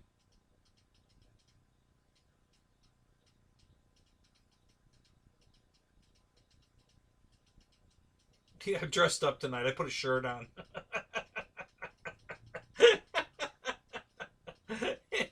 Just hanging out with the crazies, Dennis says. No news on the garage. Still working on. I bought a bigger chainsaw to finish cutting up these 2 stumps. Well, 3 stumps actually, but um, Fred Barron, what's up? Good to see you, buddy.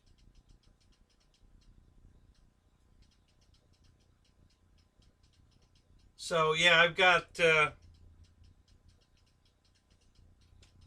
get busy on these stumps to get that footer dug.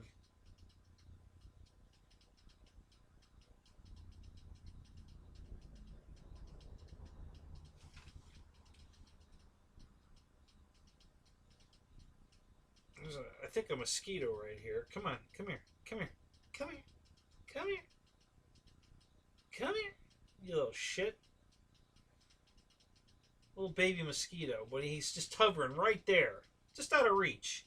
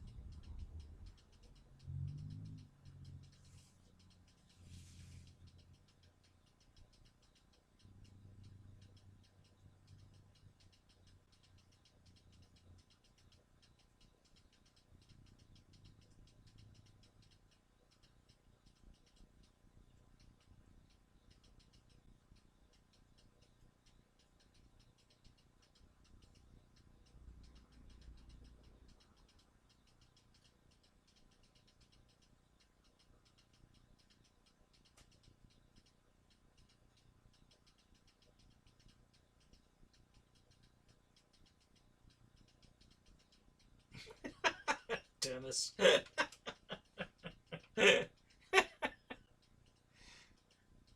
Yeah, she accused me of having a date.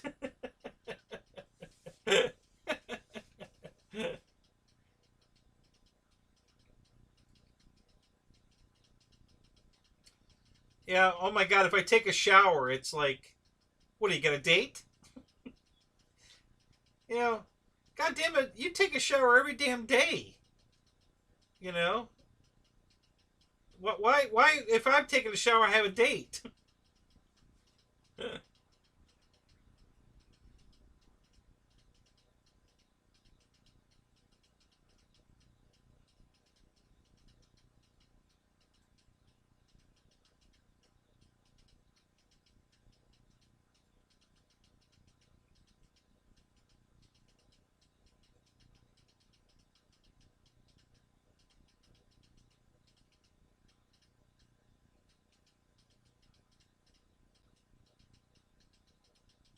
You don't see anything, Sea Mafia? What don't you see? Are you missing something? Yeah, I feel fine. I'm good.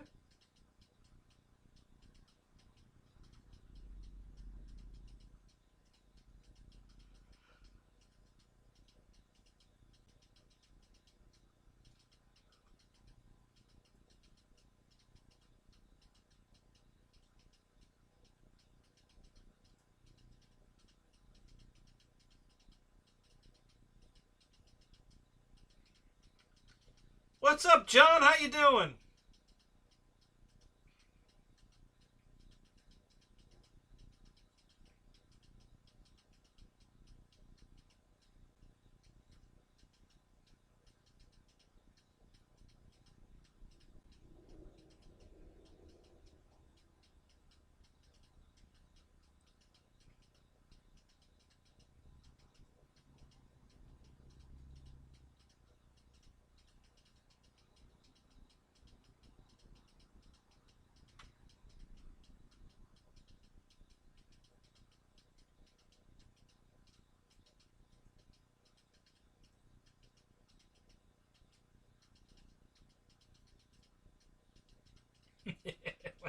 Am I stroking out? No, I guess. Am I paused? What's going on? No, I guess I'm alright. I don't know. No, I'm not stroking out.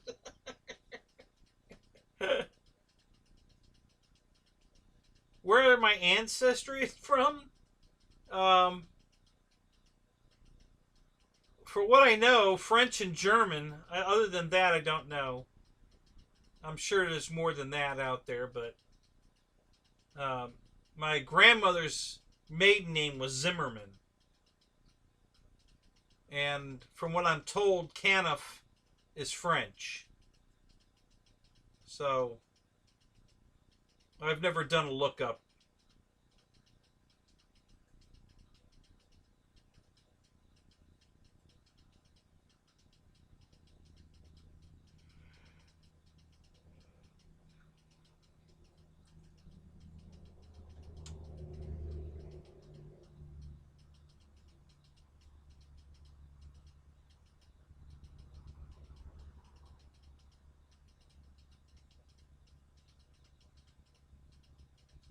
Thanks, John. Yeah, it's getting there. Here, I'll give you a rafter cam here for a second.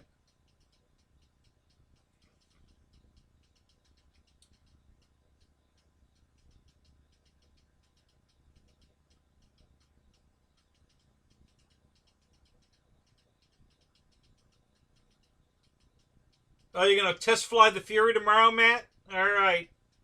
Let us know how it goes. Oh, is that right, Keith? There you go. Yeah. So maybe we're related. Who knows?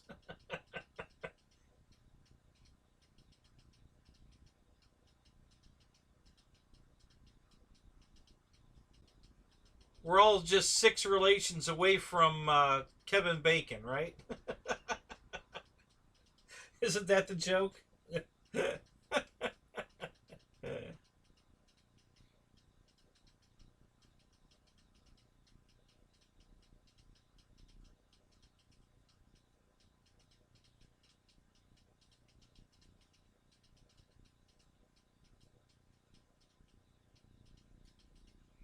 That'd be scary.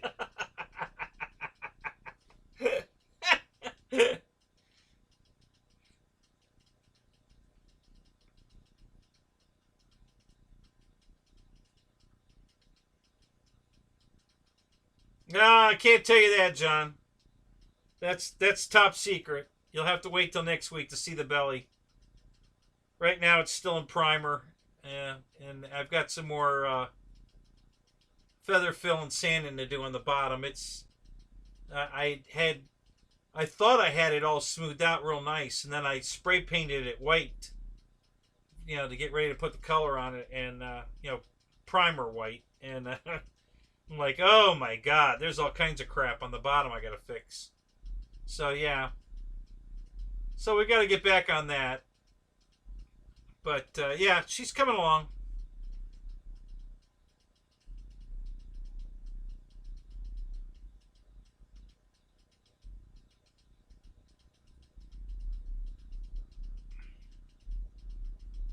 What's up, Jono? Good to see you, buddy.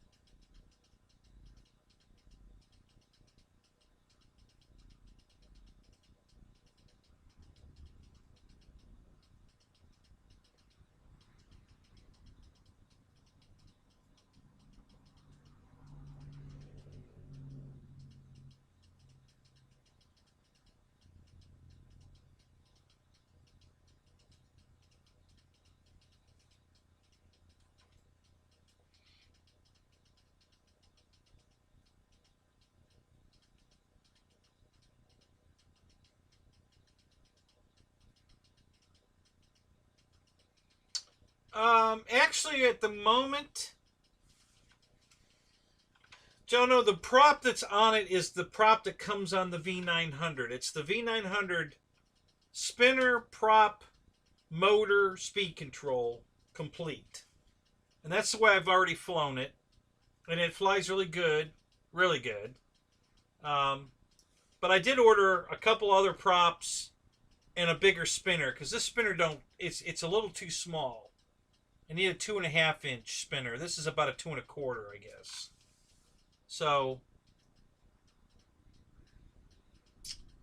yeah, we're gonna. That stuff's coming Saturday. So, I think.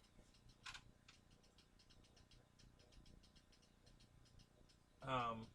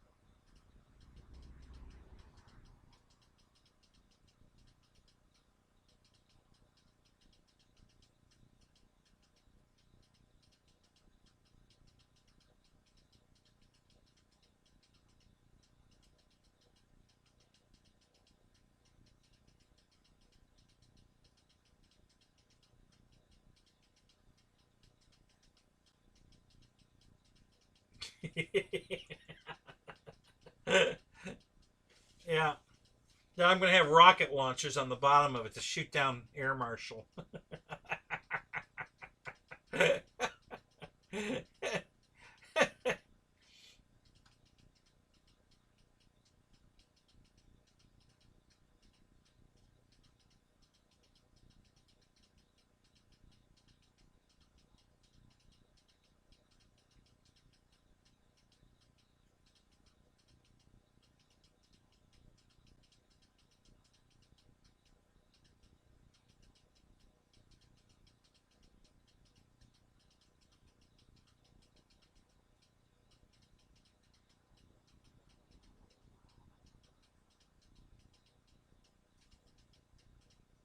So I guess the prop that's on here is an 8-8, and um,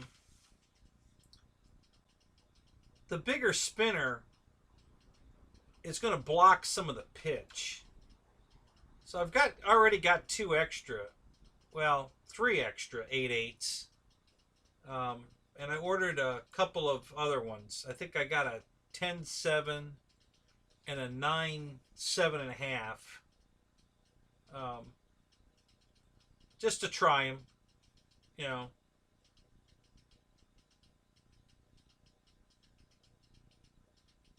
Yeah, Matt, that's the way to do it. Just stay behind me to the last lap, to the last turn. Then just zip on by.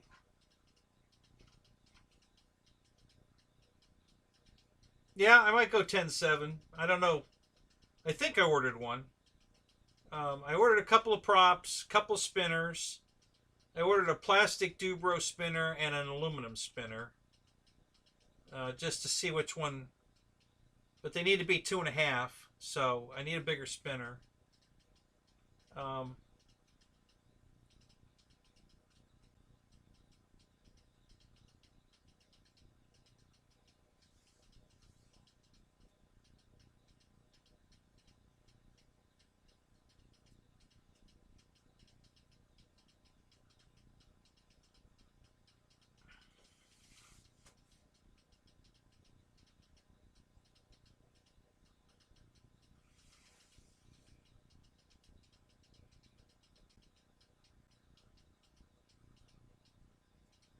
so I'm going to test both of those props, the 2 spinners, um, hopefully Saturday or Sunday. Yeah, even it's ready to fly. The paint's got nothing to do with it flying. I can take it out and fly it right now. Um, the paint's not stopping me from making it flyable. So, it's ready to fly right now. I can put a battery in it, take it out right now, and fly it. It's, I flew it. The last time you guys saw it, it was all spotted up, stripes where I filled in the panel lines and all that. I flew it just like that. It was fine. You know, I had it nice and smooth, and you know, I flew it. It flew great. It flew really great. So, um,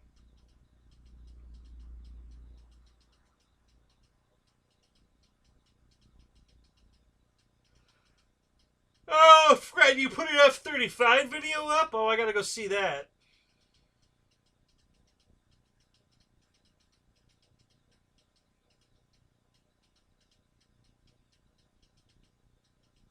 Yeah, paint job adds horsepower, absolutely. Hey, what prop? So you did go with the V1200 motor? Is that what you put in it? And if so, what prop does the V1200 run?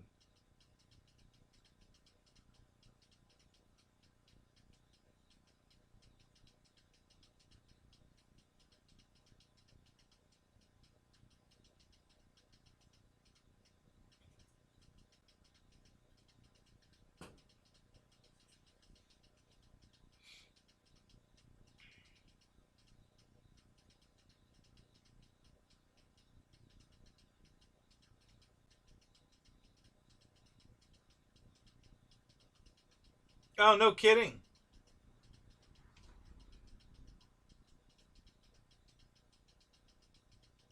So it does come with a 10.8? Okay.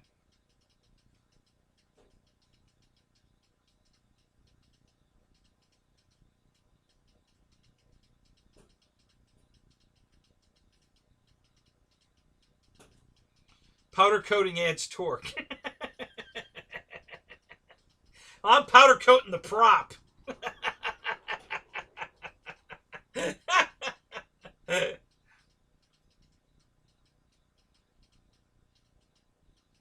All right, Richard. Hey, well, welcome to the show. It's great to see you here.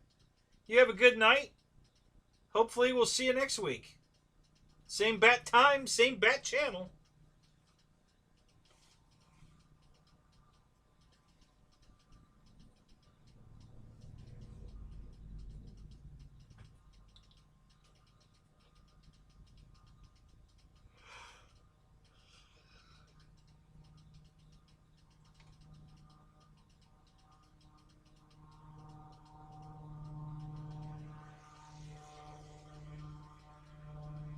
The mosquito bug truck just went by.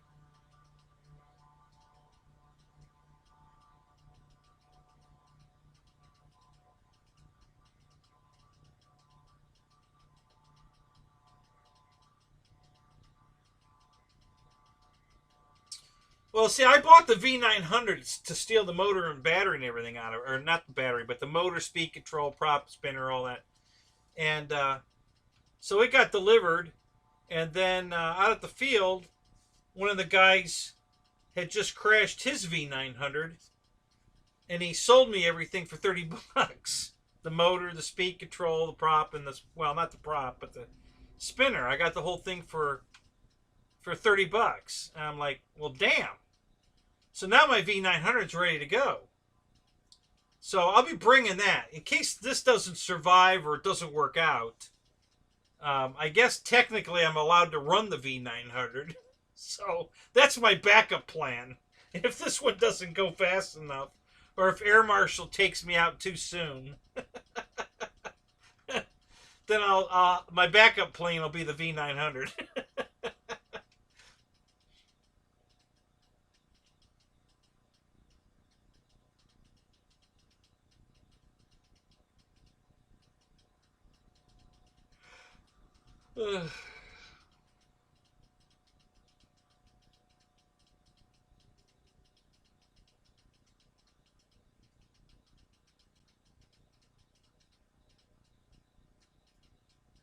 Paint and camo.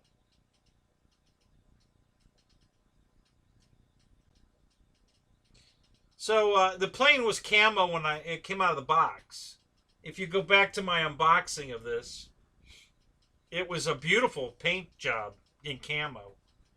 And the decal sheet's right here. Since this is a Dynam plane, you have to install your own decals. But here are all the decals. So there's another real tiny decal sheet that has, I don't know, some small stuff on it. But yeah, this is all the big stuff. And yeah. So not sure where those red ones go. So obviously I'm not using that, but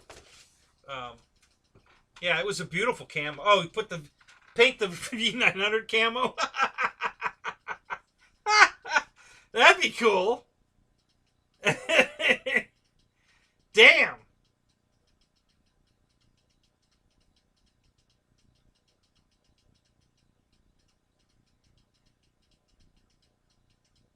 Yeah, there you go. I'll go out and get the mosquito truck to run by Ryan's event. Yeah. The sticker sheet's $30. Yeah. Well, there you go.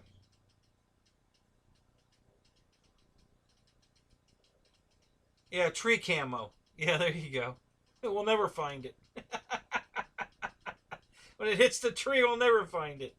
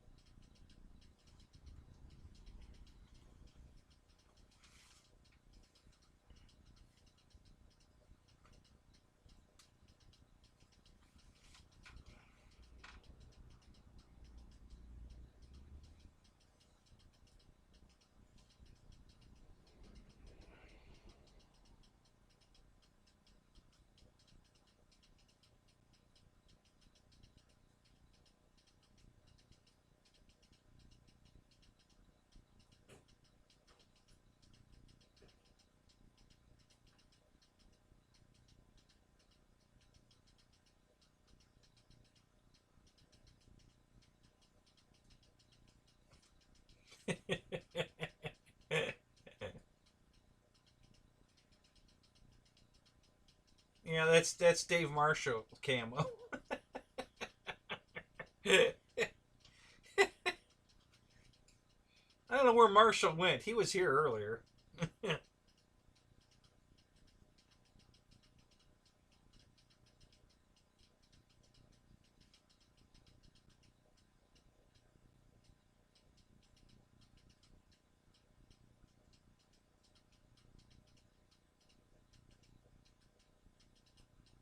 You lit the fire last night? What does that mean? You guys, were you cold and you had to light a fire to stay warm, or getting hot up here there, you said?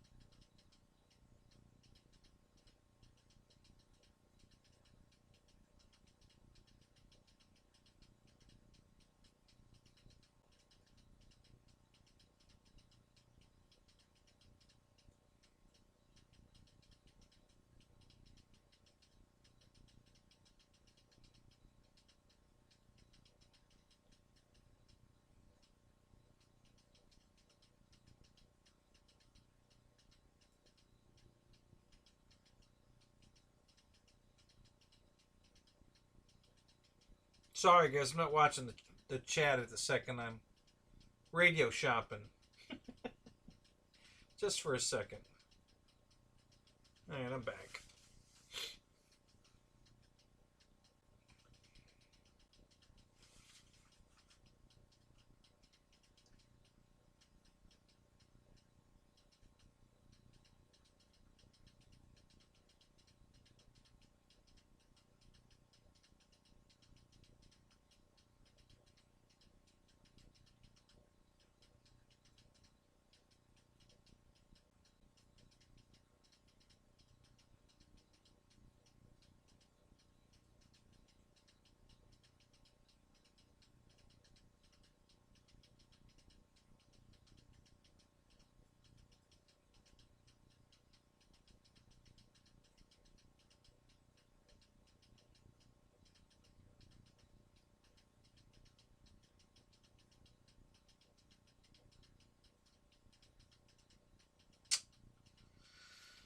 Oh, I hate it when it does this.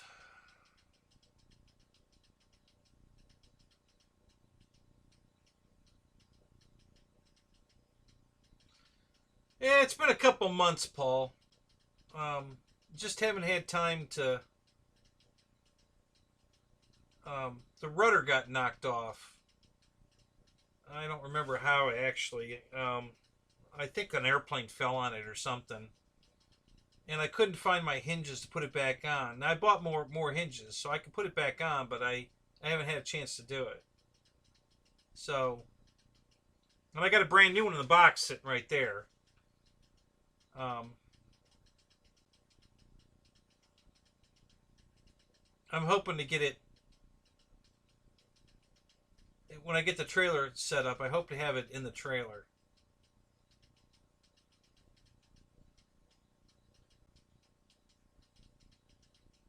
All right, Joe. We'll talk at you later, buddy.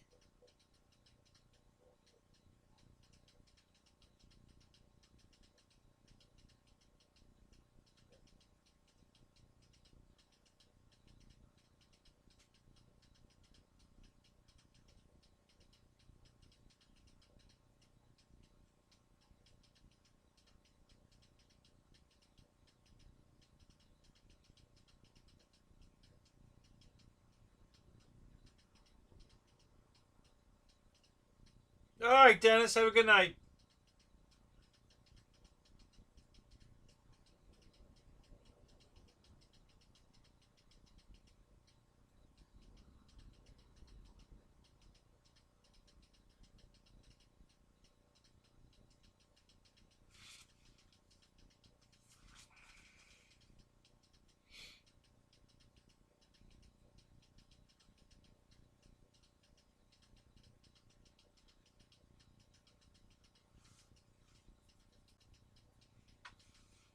Yeah, I wasn't gonna buy the Radio Master. I wanted one, but I wasn't gonna buy it because I don't really need another radio.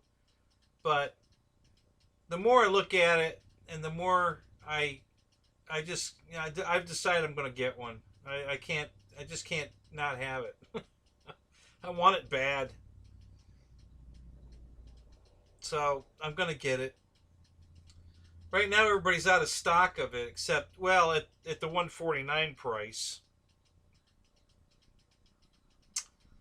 A lot of people have it at the 169 price, and I don't need it bad enough to pay extra for it. I mean, I can wait till they get it back in stock, so I'm not in that big a hurry. Um, so we'll see. Just kind of searching around, poking around, see what I can find. Um, the 129 radio is the one without the touchscreen and the HAL gimbals. Um, they want 169 for that one, which is still a good price. But I can get it. Grayson has it for 169, but they only have the gold one. I don't want the gold one. Get FPV has it for 169, but they're in Florida, so I'll have to pay sales tax on it. free shipping, but I'll have to pay sales tax.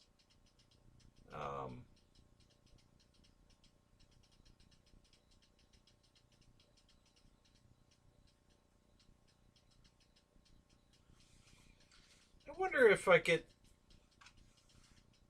Maybe I can do that. I'll talk to.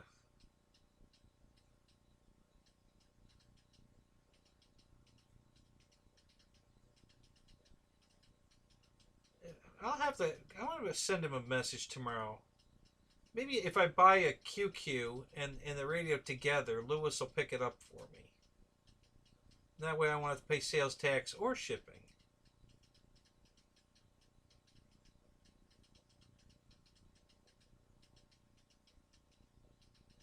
So maybe I'll do that.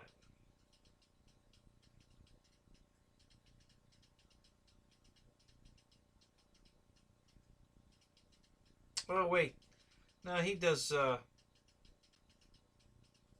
Flex Innovations, not Get FPV. That probably won't work. Damn.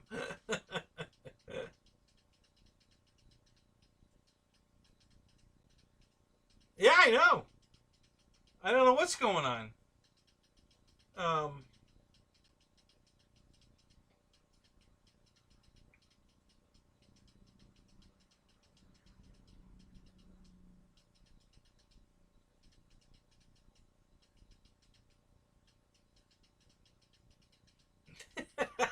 Miko. Yeah, I'm in the same boat, buddy. All these jokes these guys say all the time go right over my head, especially Pilot Ryan. You know, he's always, you know, got a joke going on that goes right over my head.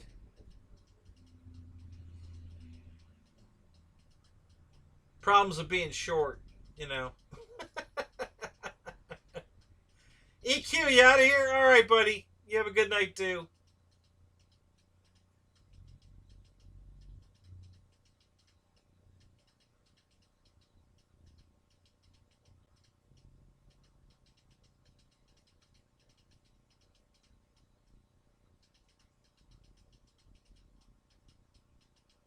Oh yeah, is it new? Oh, the Peter, because I've seen one. They were talking about who killed the electric car, and they were because that's where the one that I was going to say the only one in existence, but that's not true. Um, but one of the only ones left.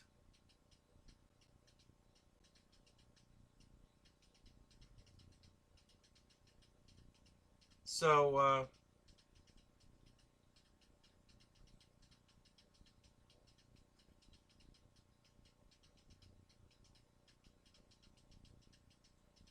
Ron, good to see you, buddy.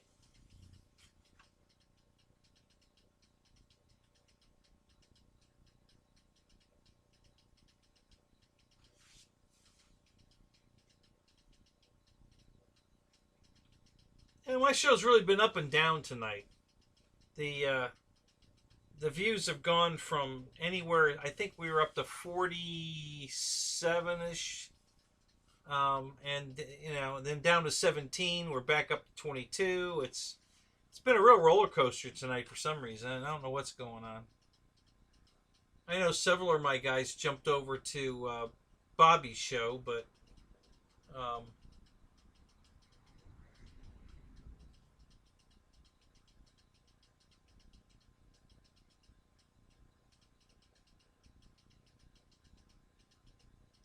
uh, I would think so, Paul. Sun and Fun's going on right now um, here in Florida. They were doing that guy Probable Cause with Dan Grinder or Growler or something. He was he was over at Sun and Fun today, and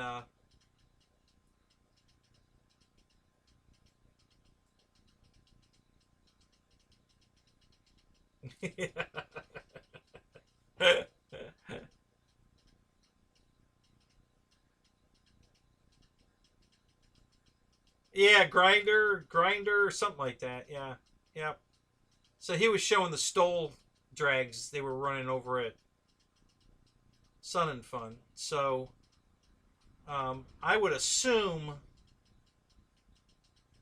if Sun and Fun's running that Rena would run, but I don't know.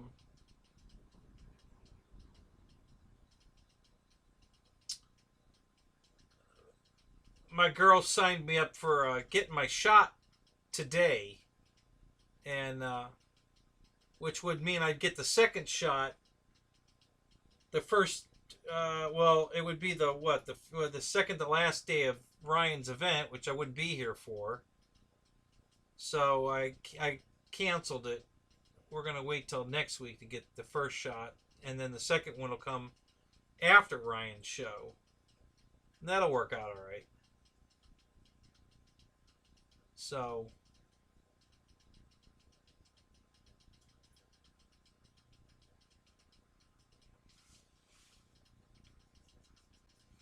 I don't know. I don't watch the news, so I don't know if it's getting better or not. You know, you guys, any of you guys, Tug, what's up, buddy? Good to see you, man. Any of you guys up to date on the shots and the virus? How's it doing? Are we beating it? Are we getting our asses kicked? What's going on?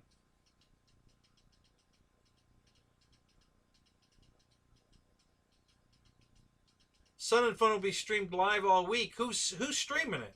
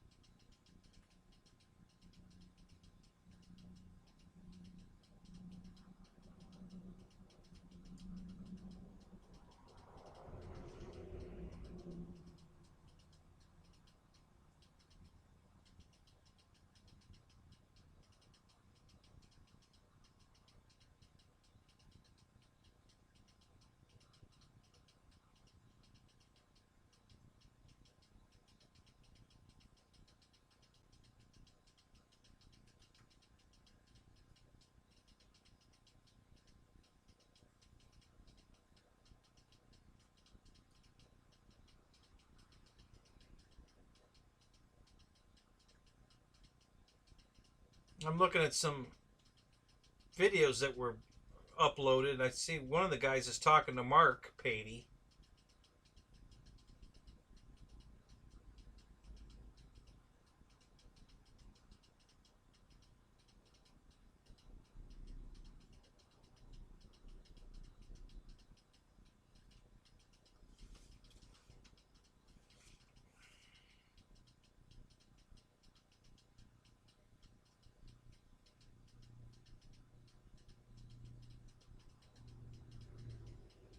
Hmm.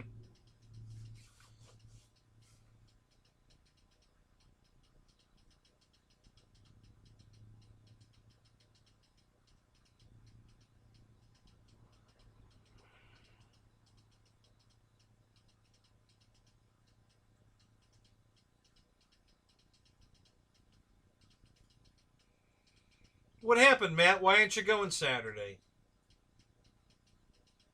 I'm considering going tomorrow or Saturday. I'm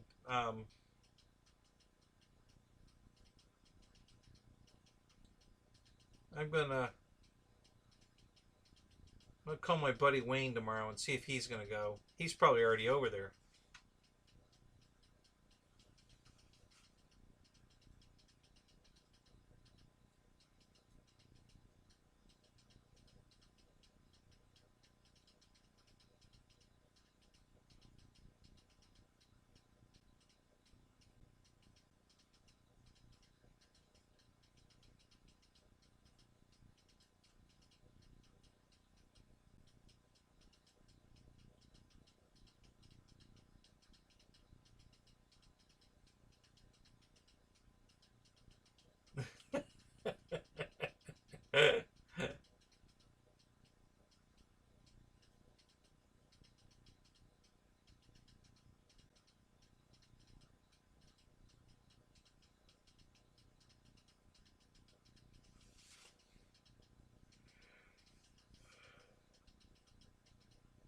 You're getting your second what tomorrow, Fred? What did I miss? I missed the first part. You're getting your second what tomorrow?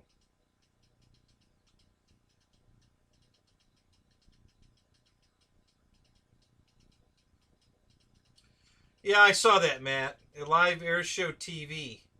They're not live right now, but yeah, I guess they're running live streams during the show. So yeah, I may catch up with that tomorrow.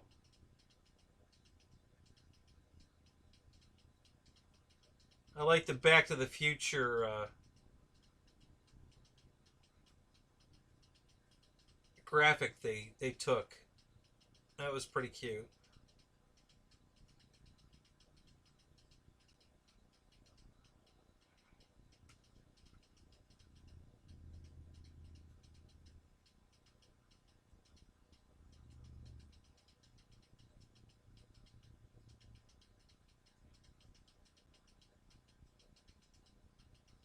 Expensive to go in.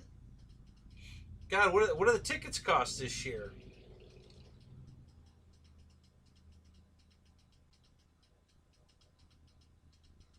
Oh, I got you, Fred. Hey,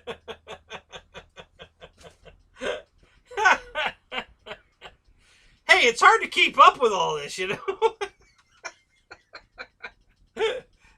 Gotcha. So your second shot tomorrow.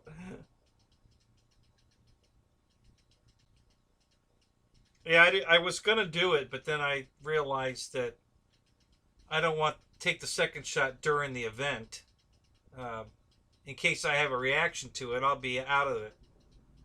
So, I'm gonna wait till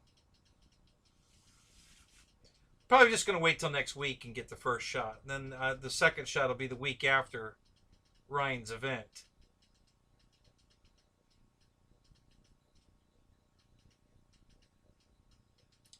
Wow, $25 to park? Jesus, that's horrible.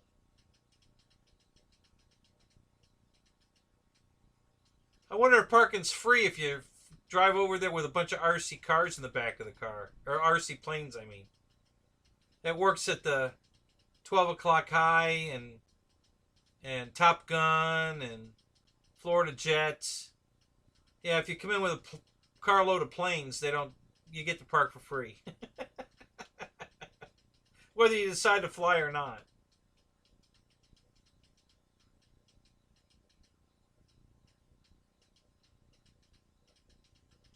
Oh yeah, Mike Patey called you. That's great, man. Awesome. Hey, did you ask him about getting that plane out to Linden?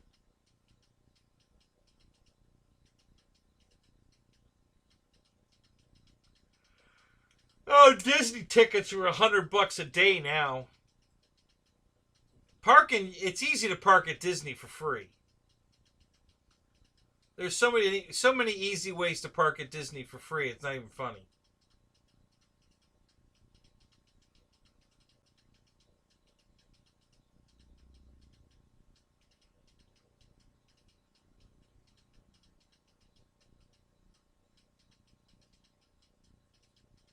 Oh, I don't have my phone on me, Fred. Did you send me a PayPal? Thank you, buddy. Thank you so much, man. That's awesome. Thank you.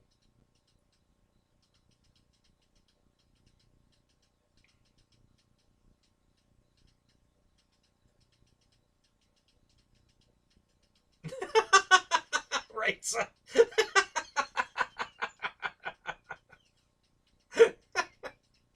Get a discount and an extra box.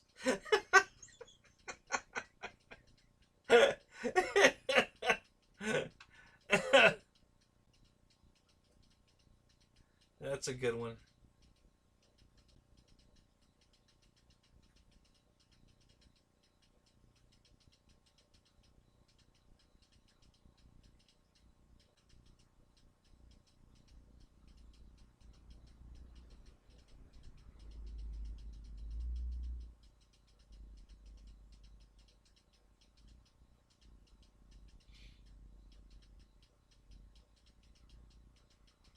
Oh, there you go, Matt. So Reno is scheduled for September, huh?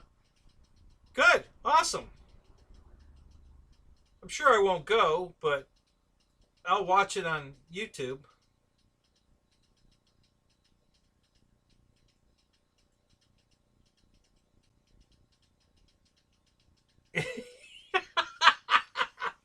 Dana's getting some packing peanuts.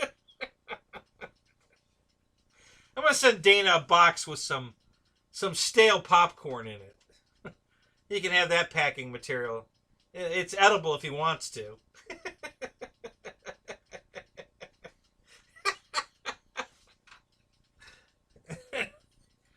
Oh, that's hilarious.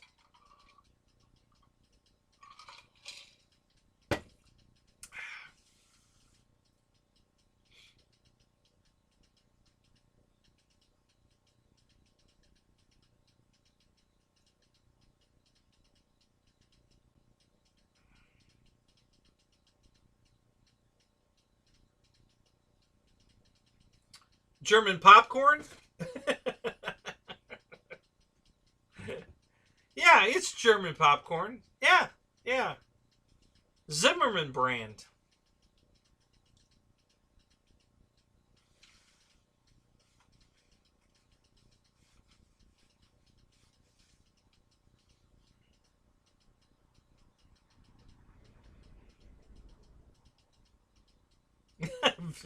Draco von Ricken von.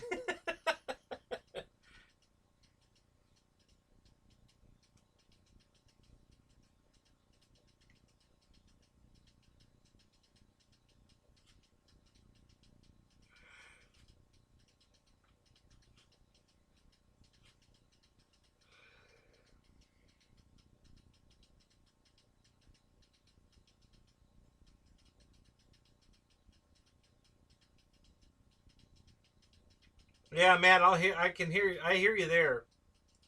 I just pulled the trigger on another plane too. I got no place to put that son bitch. The only thing I can hope for is I'll be able to put some of these planes in the trailer since I'm putting the. I'll probably finish that rack tomorrow, and I should be able to put about 15 planes in there. So, yeah, I might.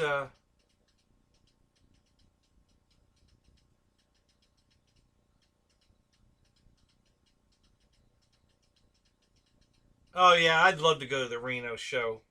I would absolutely love to go out there.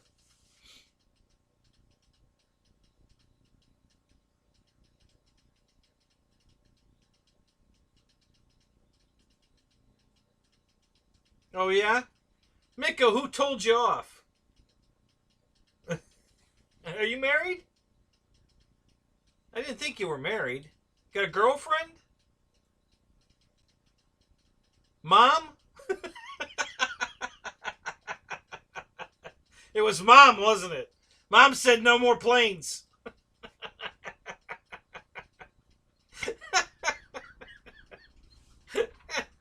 Oh, God, I hate it when that happens.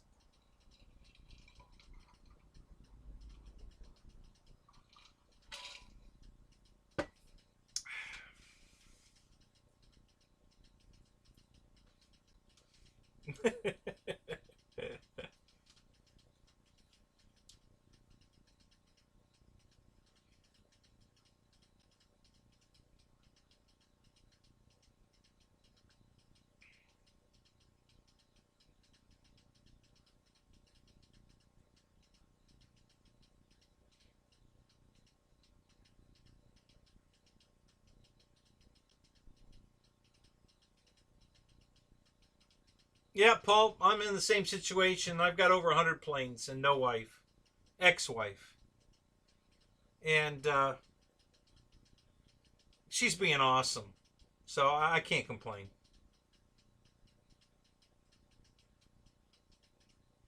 Wait till tomorrow we can tell you off again.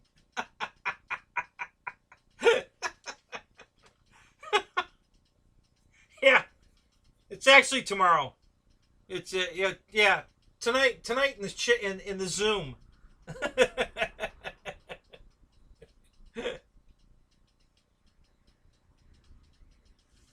Yeah, there you go. Yeah, my pool table. I wish I had a pool table. But if I did, it would be an airplane catcher for sure.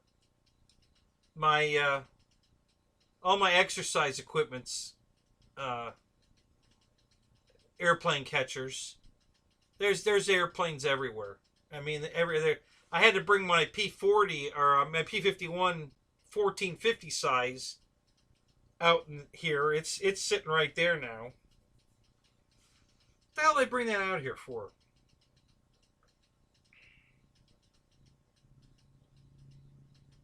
I took it out of the rack for some reason. What the hell did I take it out of the rack for? I don't know. I don't remember.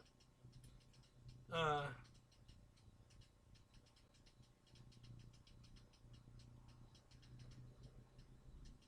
so I was doing some test fitting in the trailer with the new rack I'm building, and so I put the 1700 Mustang out there, the Carbon Z150 out there, and that's the biggest wingspan I have, and it fits beautiful at a 45 in the trailer. So that worked out good. So the rack's holding those two at a 45, and then I've got three jets at 45 degrees, which is back in line with the trailer. So straight in from the other side, I've got three jets in the rack, and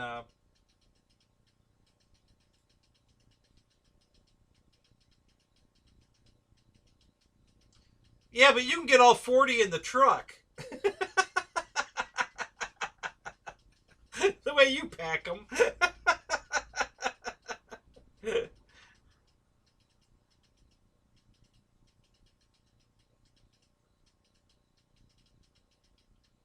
Oh, so you have a partner, and she said enough. I got you. So, like me, you're married. Yeah, yeah. Same. My ex is here, so yeah, I'm married.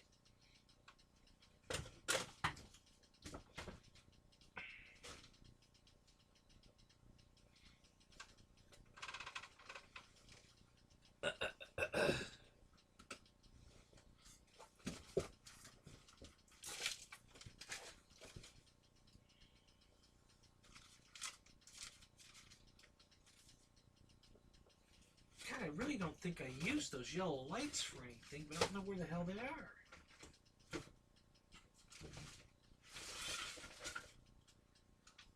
I know what I bought them for, but I don't think I did that yet.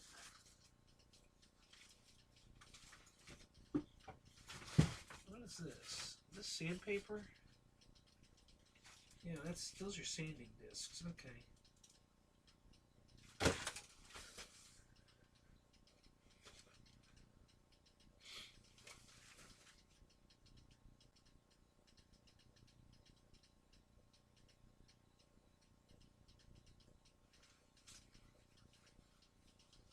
Are you guys putting a trailer together too, Matt?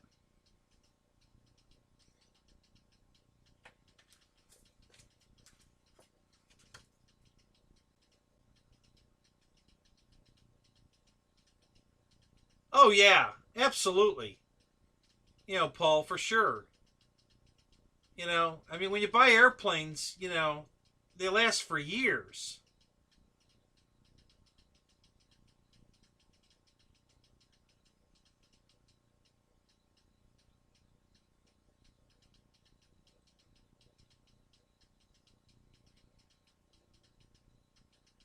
Yeah, I'm a planeaholic too, Fred. I've got same thing. Cars, trucks, they're everywhere. Christ, I could put my hands on 50 cars right now. There's two there, one there, one there, one here, two more over here. I mean, and that's just what's out in the garage. Uh, they're all over the house. They're everywhere. I mean, cars, boats, helicopters. There's a helicopter there. Another car up here. Yeah, the only thing I don't have is I've got a hovercraft. Um,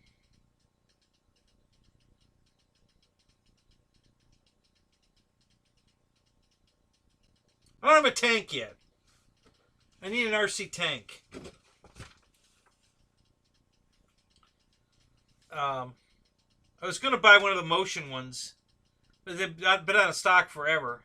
And so I haven't pulled the trigger out of tank yet. I do have a tank, but it's not radio control. It's motorized.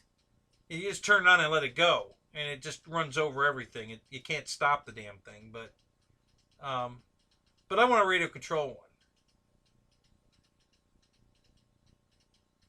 RC-aholic, yeah, that's me. If it's RC, I gotta have it.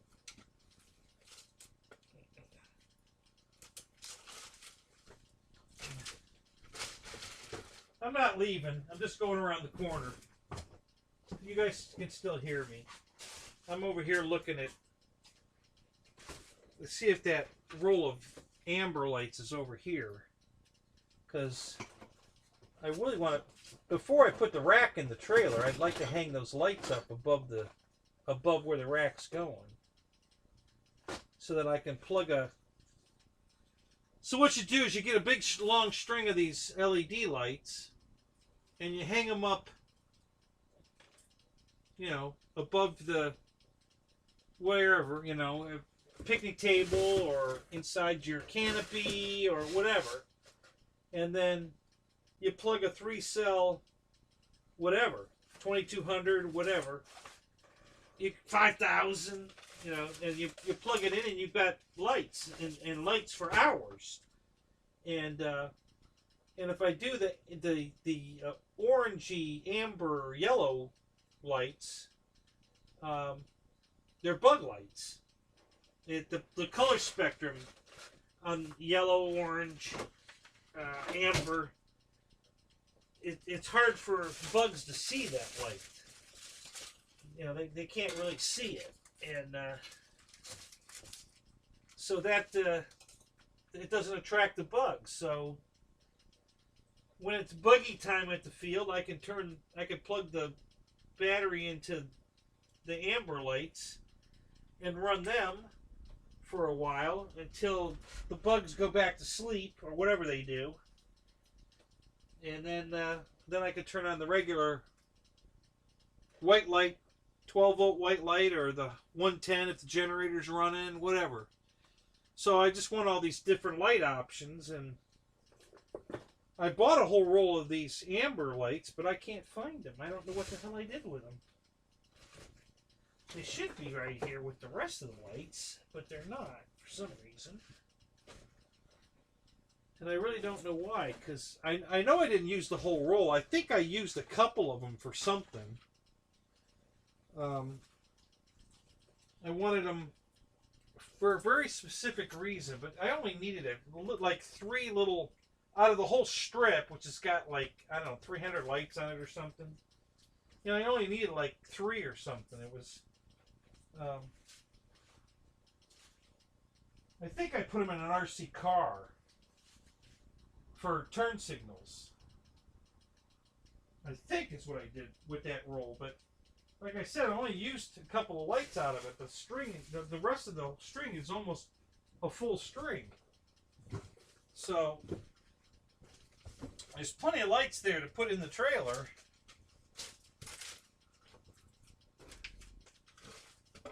They come on a... Oh, wait a minute. What's this one? Oh, these are white. Ah. Oh, wait a minute. Wait a minute. Wait a minute. Wait. Oh, those are red. Damn it.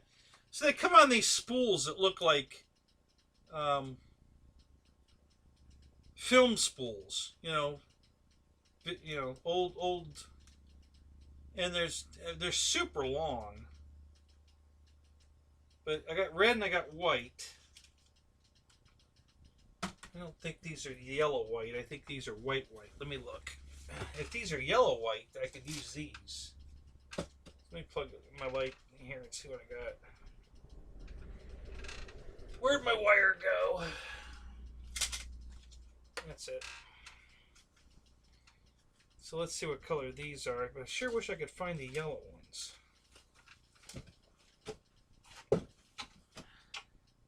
They're not under here, are they?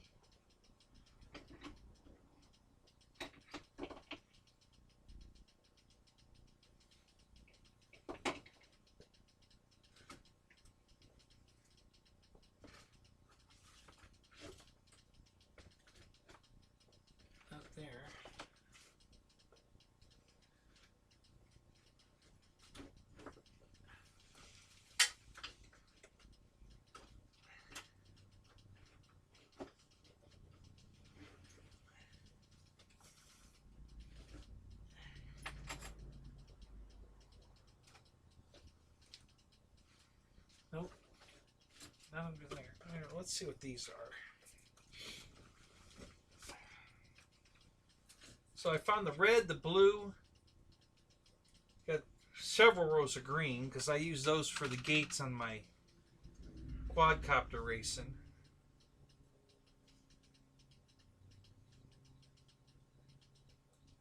Right. Just build a bigger hangar. That's all. That's the answer to everything.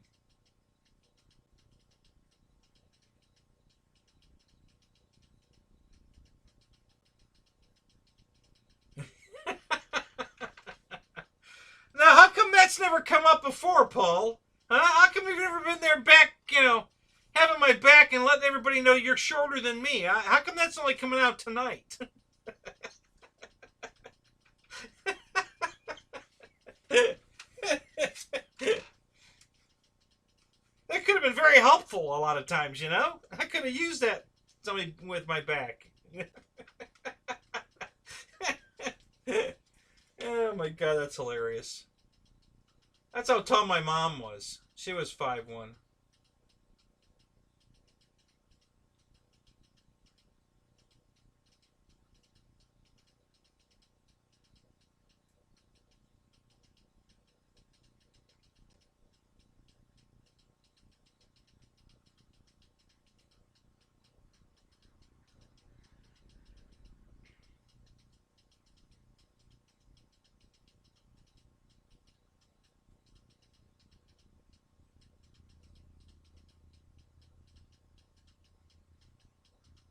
No, it was the second X45 that got you in the crapper. I backed up.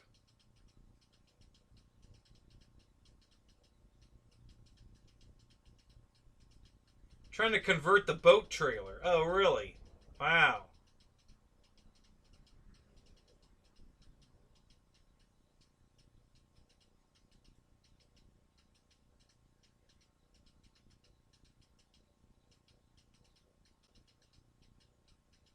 Oh, I'm proud to admit I have a problem.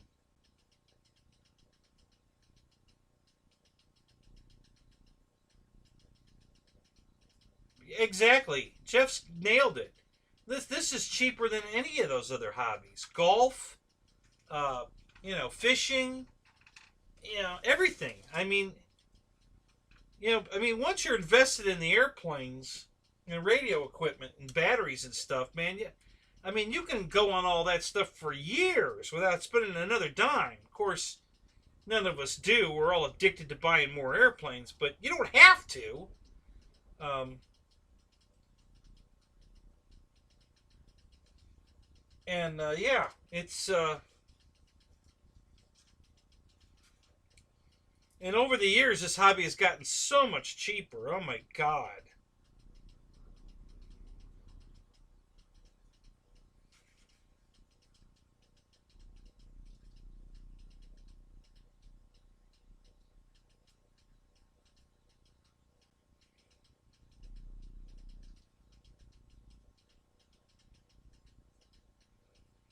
No, those are pure white. No, that's not what I want. So, blue, green, red, white. Damn it, where are my yellow LEDs? Where the hell did I put them, some bitches? Crap! I found everything but the white ones. Or the yellow ones, I mean. For some reason, I can't put my hands on the yellow ones.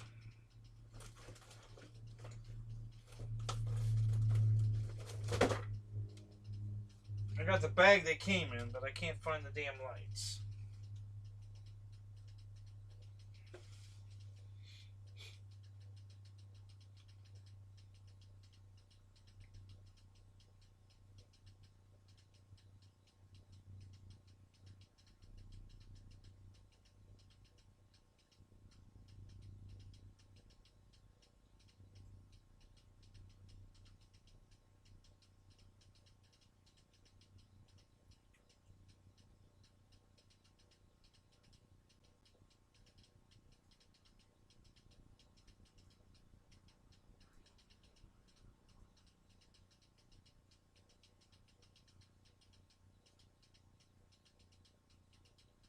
Is that right, Fred? You rented a... Now, Fred, come on. Go get yourself a trailer, a big trailer, and put racks in the trailer. And not only do you have storage space for your planes now that you never have to pay for again, but you can take them with you. No kidding. The trailer I've got now that I'm putting the new rack in to get bigger airplanes in there because I never had big airplanes before. I bought that trailer for one reason only. It was a garage to keep my brand new riding lawnmower in. I looked around and I found sheds and stuff, but the shed's not mobile. And I thought, well, goddamn, why don't I just buy a trailer to keep the mower in? And then if I need the trailer for something else, because I have plenty of hobbies, like four-wheeling or whatever, I could pull the mower out and put that in and go do that, and then come home and then take that out and put the mower back in the portable garage. And over the years, that trailer has come in so handy for so many things. But originally, I bought it just to keep the brand new mower in, and I didn't have I really didn't have a purpose for it other than that. I thought of all the different things I could use it for. Like if I go RC car racing, I could set it up, put workbenches in it and set it up with lights. The lights are in it, and all that. But that was never the plan. The plan was to just keep,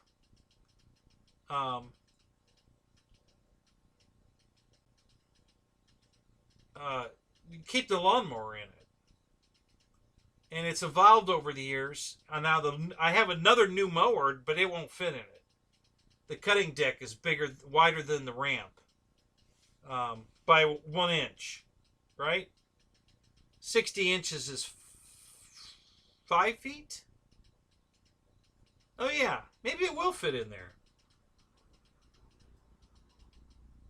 Yeah, I think it will fit.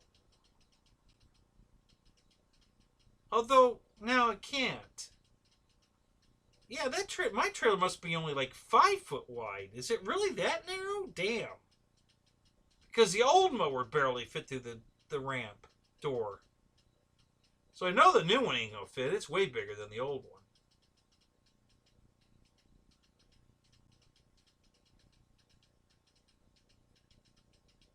Huh. That's interesting.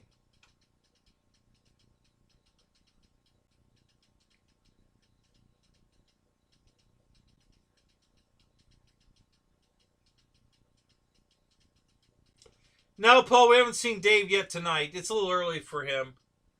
Any time between now and 1 is usually his check-in time. Um,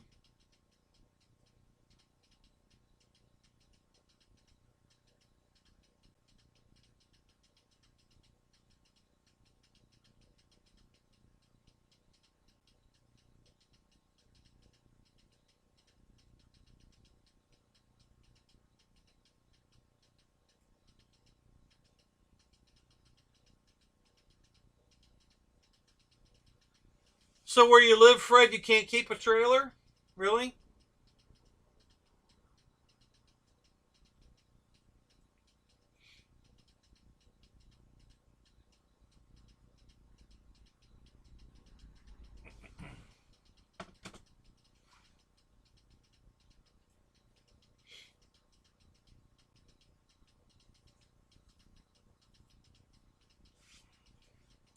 Yeah, see, we talked about renting a space just to put the airplanes in, and I said no. I said we're not going to waste money. We'll either buy a shed or a garage or do something, but we're not going to. And I want the garage not just for the airplanes. I want it for my cars. I got to get my cars under. Well, most of them are undercover, but they're not where I want them. They're tucked in.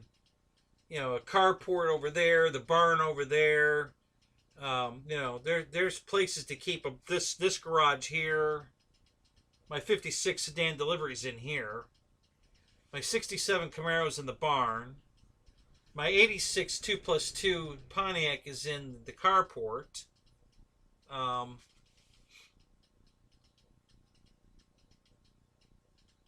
So yeah, there's cars and there's room for more. If I get rid of, when I move airplanes out of, like here for instance, I can put another car in here when I move all this plane stuff.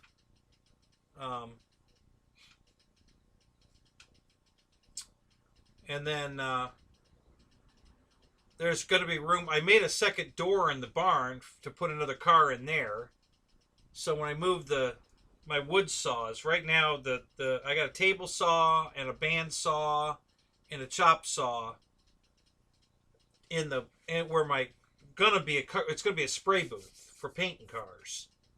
So I already made the door so that I can get in and out of the barn to put a car in there to paint it. But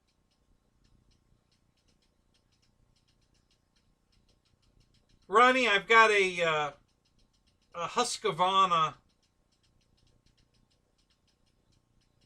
Yeah, it's a Husqvarna zero turn 61-inch cutting deck.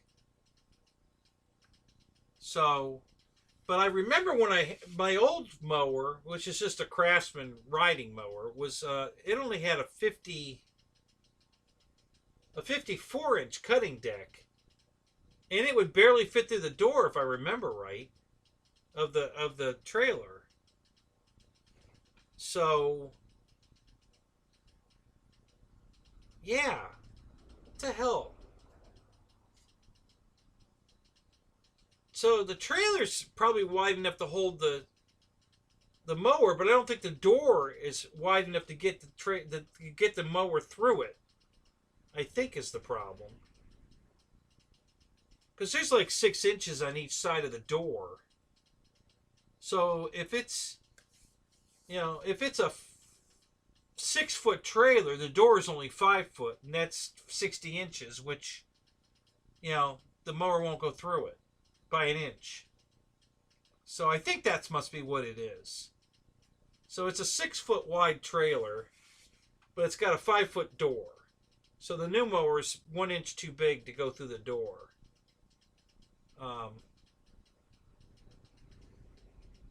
But I've got a spot to park it, so I don't need to keep it in the trailer, so that's not a problem.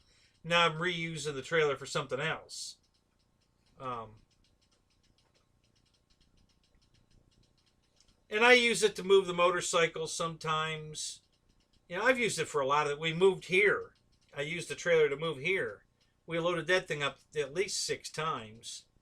And then the last time I came, with the last load, I never took the load out. I just left it in the trailer until now.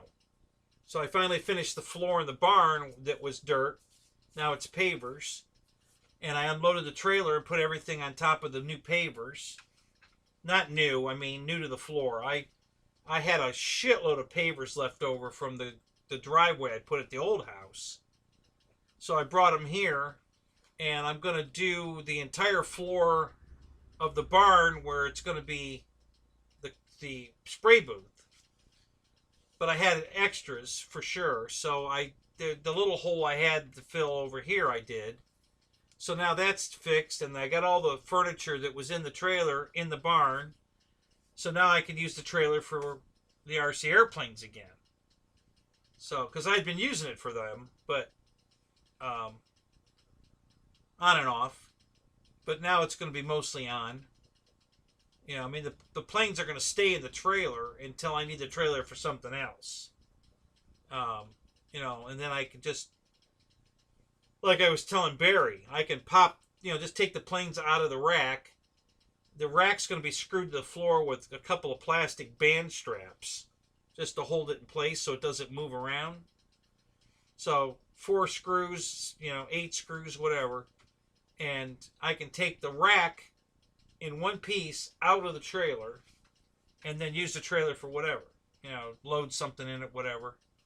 And then when I get back, I screw it back to the floor, put all the planes back in the rack, and we're good to go again. So, and the new design, the new rack I designed is pretty cool. It's weird looking, but it's cool. So I built it. I started building it like my old rack, like the Christmas tree rack, where they're just this way, straight in from each other side. but I couldn't do that because on this in the trailer because not to get the big planes in it. So I had to put the big planes at a 45. So I put it at a 45, and then I got a 45 elbow to turn it back to 90. So the big planes are going to at a 45 in the very back of the trailer, and then the 45s come off of there to kick it back straight so that the planes on the other side of the rack now will come in from the back side straight in instead of at a 45. And so I glued the whole bottom mount together, and that worked out perfect. And then I started putting my verticals in. So I put the first floor in, put a plane on it, put the second floor in, put a plane on it. And then I went on the back side and put the jets over there. And what comes out cool about this too, let me switch this real quick. I'll show you what I'm talking about. This worked out really good. So now what's going on is, because these are in the trailer at like a 45, the jets come in, and the point of the jet is right here in the pocket of the wing rear. So the jet comes into the plane at a 45. So the nose of the jet comes right into this area where it's all open right here. So that worked out perfect. So yeah, it's working out great, and so I'm going to finish that tomorrow so I can just get airplanes in there to stay, and that'll give me a place to put this when I'm not working on it. Because right now it's been on a box in the kitchen, it's been on a box in the living room, it's been on my plane stand in the living room, it's been out here on the pillow here on the bench. This plane's been all over the place trying to keep it someplace while I'm working on it. And so if I get the rack finished tomorrow, I can actually keep the plane in the rack. You know, if I want to. I mean, if I run out of room to put it someplace, I can just put it in the rack. So I want to finish the rack tomorrow and get some of these planes in the rack. If I put this is the nose gear for my T-28. So if I put this in the T-28 tomorrow, it'll be ready to fly. I can go put it in the trailer and leave it in the trailer, because that's going to be its new home. And then the A1 Sky Raider's going out inverted right over top of the T-28, and then the plane above that's going to be the P-40. I'm going to screw the wing back on the P-40, and I'm going to put it in the rack. And then the next plane, I'll probably make a rack for the P-47, the 1700 P-47. That'll probably go in next. And then I think, I'm not sure where the airliner's going. Either the airliner's going in the back at a 45, but you know what? I don't think I'm going to have to do that. I think I'm going to be better off putting the airliner on the back side, on the jet side, at the very top, because the wingspan of the airliner, I don't think is 2 meters. I think it's under that. So I think it'll fit in the rack straight on from the back side, and I think it's longer than it is wide. I think the fuselage is longer than the wingspan is wide. So I think the airliner will fit in from the back side. So if that's the case, then I have room for one more big airplane. The RV-8, I've got wing bags for the wings, and it comes apart too easy to put it in the rack. I'd rather put it in, I'm going to put the wings in a separate rack that's going to be hung from the ceiling, and stand just the fuselage of the RV-8 on the floor and secure it to the wall so it can't fall over. And then the Cessna is going to be the same way, because I'm not going to put that in the rack, because the wings come off that really easy too. So the Cessna will be on its nose, and the wings will be in the rack above. And then what other big airplane? that I could take the wing off of.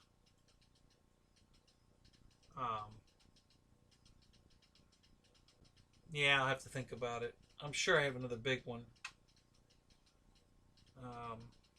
Oh, one of the probably one of the, well, the 810s, actually I have two 810s and they could fit either way, actually. I could put them in the rack in the back with the big planes or in the front.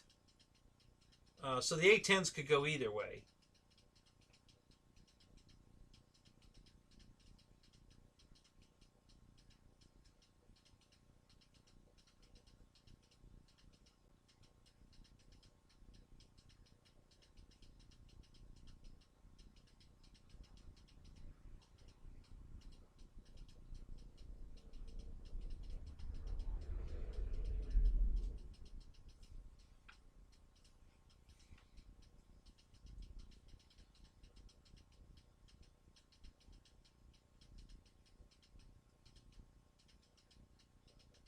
Yeah. Yeah, so the vertical rack I'm building is what that's why all my planes are in vertical racks like that. I have a 4-plane rack sitting over both cars where the cars go. So you pull the car in the garage right underneath the airplanes. I had the 8-plane rack hanging from the ceiling above the hood of the one car, but I took that down and moved it. But yeah, I had 8 planes hanging over the hood and 4 planes hanging over the roof out here in the garage. But I decided to put the 8-plane rack on a table in the spare bedroom. So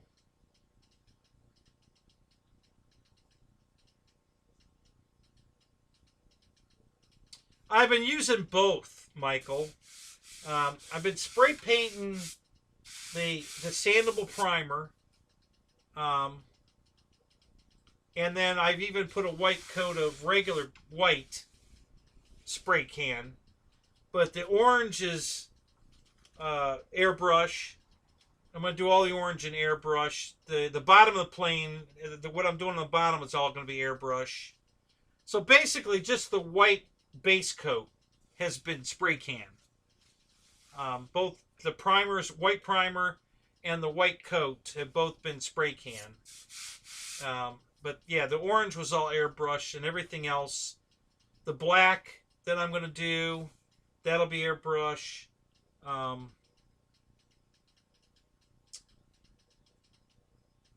There might be another color on the top that I'm not going to disclose because I'm not sure yet. But yeah, all the other colors will be airbrush. Just the white's going to be spray can. I may go black. I might spray can the black, depending on how it tapes off. Because I can just real quick, and I'll be done with the black. So I may do the black in rattle can, but most likely not. But maybe. But yeah, the rest of the orange, I got a lot of orange yet to do on the top here. That'll all be airbrush. What I'm doing on the bottom will all be airbrush.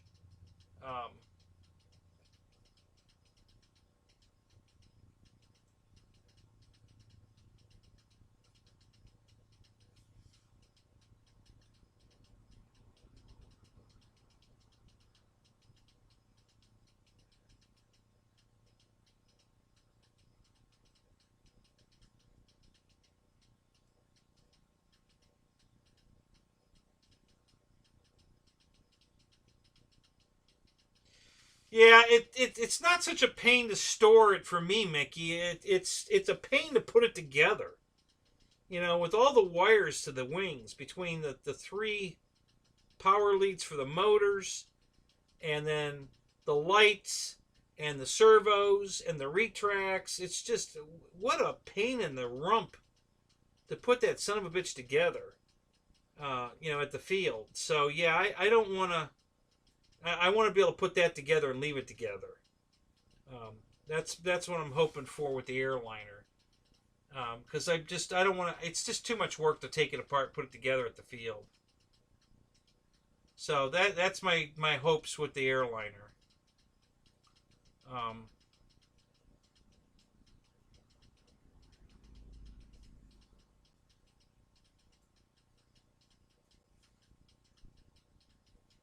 You got a basement, Fred? Oh, that's awesome. Good for you, man.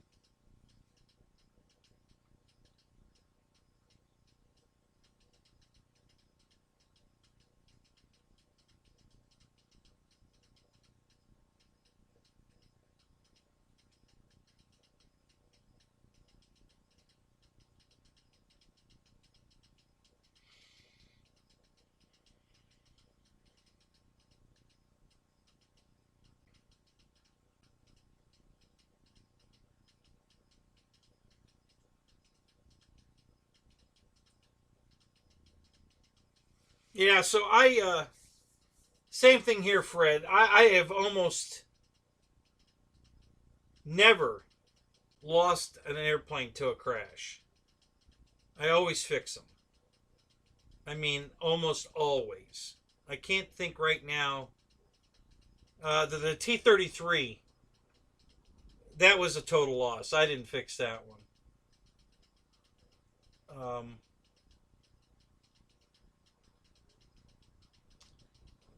if I replaced the fuselage, I could have repaired the wings, but not to a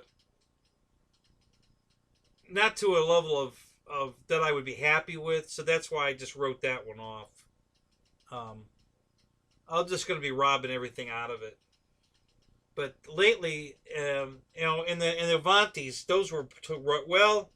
Actually, the first two were not total write-offs. I fixed, you know. Well, no, the first one was a write-off, except for I bought one of their plus, the ARF plus or whatever, and transferred everything over to it. And then when I lost the second Avanti, I took the parts from the two Avantis and bought a fuselage to make the third Avanti. And then when I lost that one, I just bought a used Avanti from somebody. So yeah, I've had 3.5. I don't know how you look at it. So I'm on my fourth Avanti. And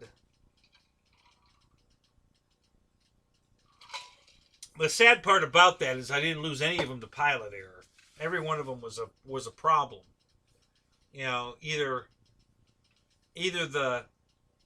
the first ones had those tiny little control surface, where the control horns were, that had no glue on them, and there wasn't a big enough surface to glue to, because that was first version 1. So that was the cause of 2 of the crashes, the first 2. And the third one was the overcharged battery issue. So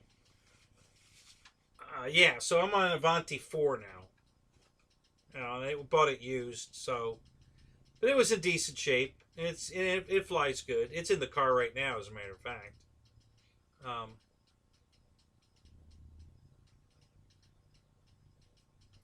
Yeah, I can't afford to buy another one. I gotta fix them.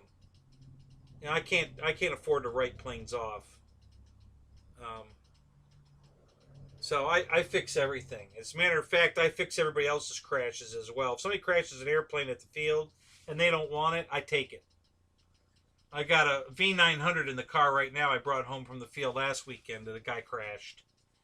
So, a combination of the parts I got from Air Marshal's crash and this crash, I might be able to just buy a fuselage and put a V900 back together, complete. So, I don't know. I just, it doesn't, foam bits don't take up that much room, and it's just so much usable stuff in them. I cannibalize, I put a reinforcement carbon fiber stiffener in the elevator on this.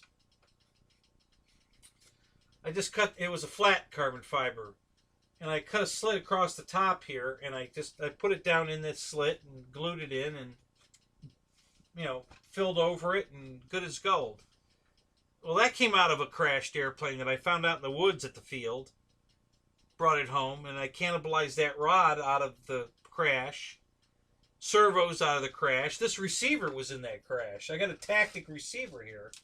And yes, I have a tactic transmitter. So, but there's a tactic receiver here that works. So I got that. So yeah, I never throw anything away. Yeah, here it is. Yeah, so this tactic receiver, it's been out in the woods for years. So I brought it home. I let it dry out for a few months. Plugged it in. It works. Works fine. So.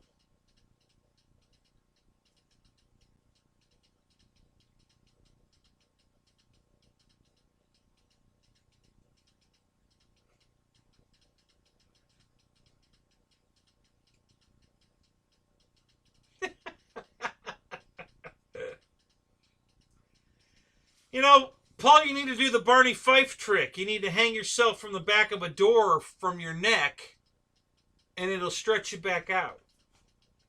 You can pull yourself back out like Barney Fife did.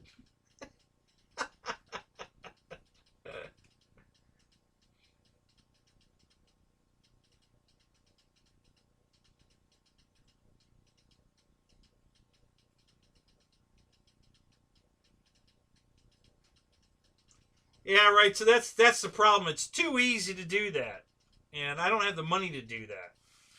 So that's why I fix airplanes, because I don't have the money to just replace them.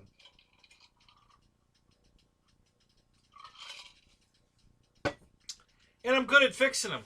I mean, my stuff looks perfect when I'm done fixing it. You can't tell it was crashed. Yeah, you know, if I don't show you where the damage is, you can't even find it.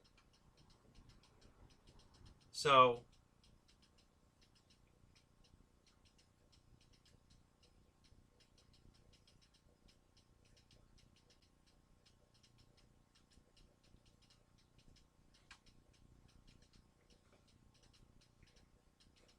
yeah, it does. Man, I'm not. It drives me crazy too to not fix an airplane. Yeah, when I crashed my free wing Old Crow Mustang about 3 or 4 years ago, and I've been staring at it for 3 years, deciding if I wanted to fix it or not. I wasn't going to fix it. It really wasn't that bad, but I wasn't going to fix it because I thought it was going to be cost prohibitive. But when I looked up how much the fuselage was, which, by the way, comes complete with everything, the canopy, the battery, the full decked out canopy with pilot and everything in it. All the decals are on it. The battery hatch came with it. The whole cowl came with it. It came with everything. So the only thing I had to do is bolt my tail feathers back on that fuselage. And the fuselage was like, it was like $69 or $89. I can't remember. It was pretty cheap, considering. And then I bought new wings, because the wings were screwed. But yeah, I was able to fix the plane for less than $150. So I did it. You know, I thought about it for a long time, 3 years, and I finally pulled the trigger and fixed it. And I'm glad I did. So, but sometimes I just, like I said, the T-33 ain't fixing. That was a total loss.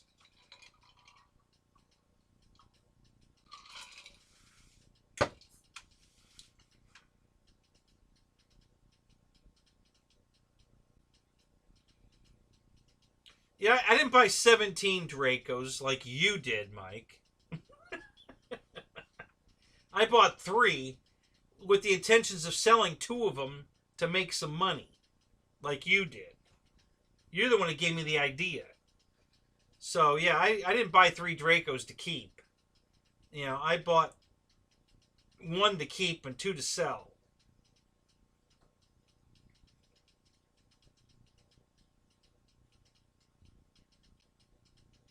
Yeah, I don't have to, Paul. It's a sickness. It's not, I don't have to buy an air. I got plenty of airplanes. It's just I want airplanes. You know, that's the problem. I want. It's not a problem of have to have. I got plenty of batteries, plenty. Listen, I don't have to buy a thing to go flying. I got so much damn shit here to fly. You know, between quadcopters, tricopters, sailplanes, airplanes, you know, helicopters. I mean, I got plenty of shit to fly. You know, so do I need to buy more airplanes? Nope. I do not need to buy another frickin' airplane. Ever. The planes I have would last me the rest of my life. Easy. But they keep coming out with cooler airplanes.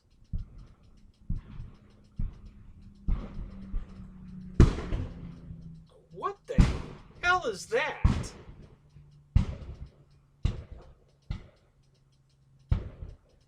Damn. Victor, what's up? Good to see you, man. Yeah, so I could easily...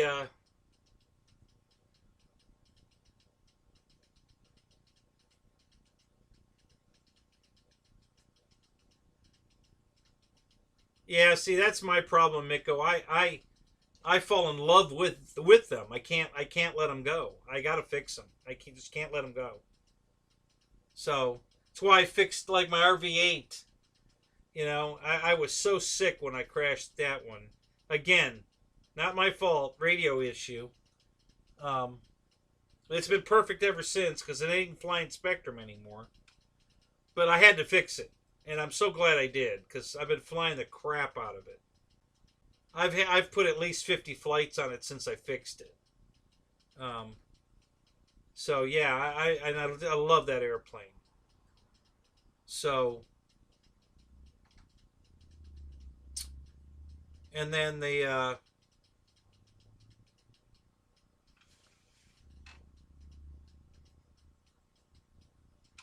and this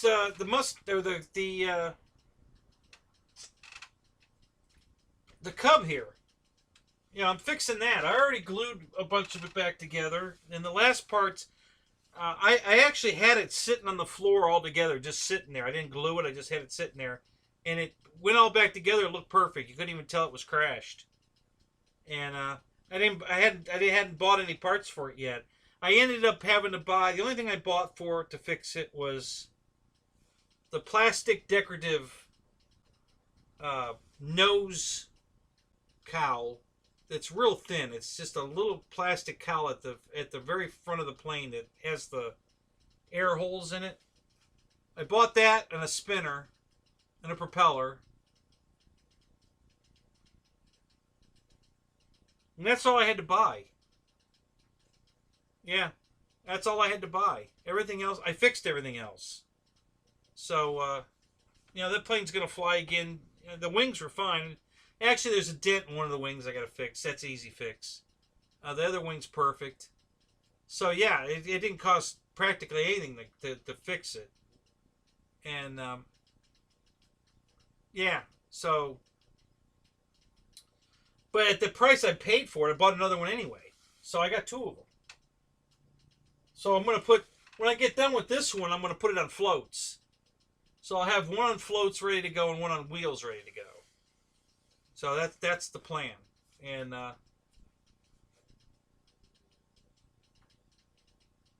no, Miko, it was the guy had his car backfiring on purpose.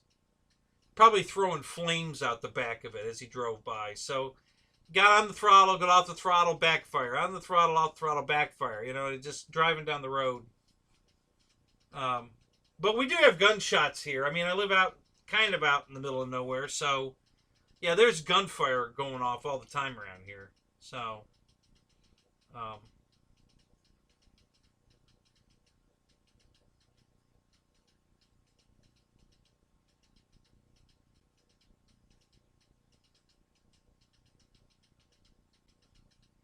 yeah. Right, so we have a guy at our field, too, that's just like that. Yeah, if he didn't have duct tape and CA glue, he wouldn't fly. He'd be a once and done guy, because He crashes everything he flies. Multiple times.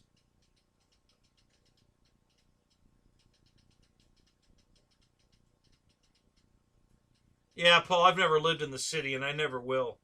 You know, that's just not my life. You know, deed restricted community. You know, they're going to tell me how long I can keep my garage door open, and, you know, bullshit. Not happening. Not even for a second is that happening. So,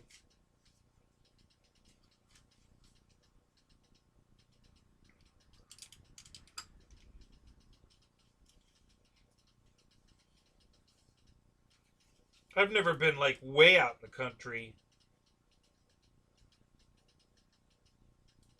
but always in the rural, you know, outskirts.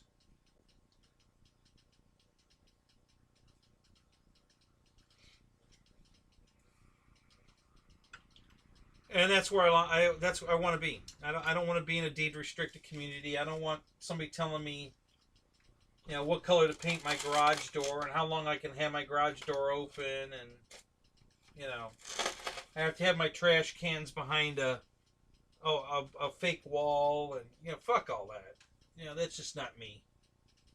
You know, when they start making my mortgage payment, they can start telling me how to keep my garage door and my trash cans. Otherwise, go fuck yourself. It ain't happening.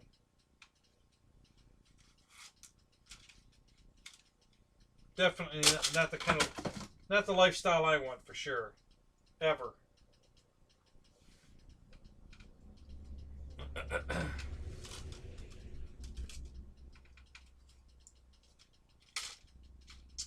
God, I'm so bummed I can't find those damn lights. Son of a bitch.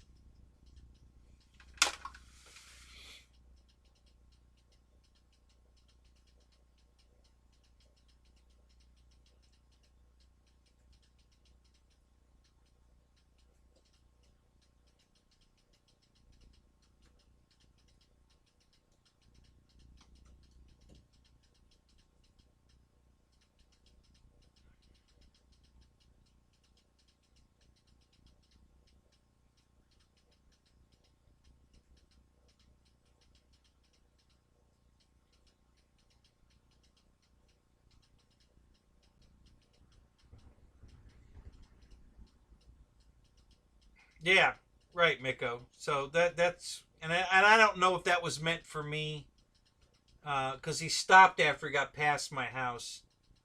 You know, guys, they know I have race cars here, so apparently I'm the attraction here, because everybody that goes by here with any kind of a race car, they throw it neutral and rev the engine. You know, it's like, son of a bitch, really, guys.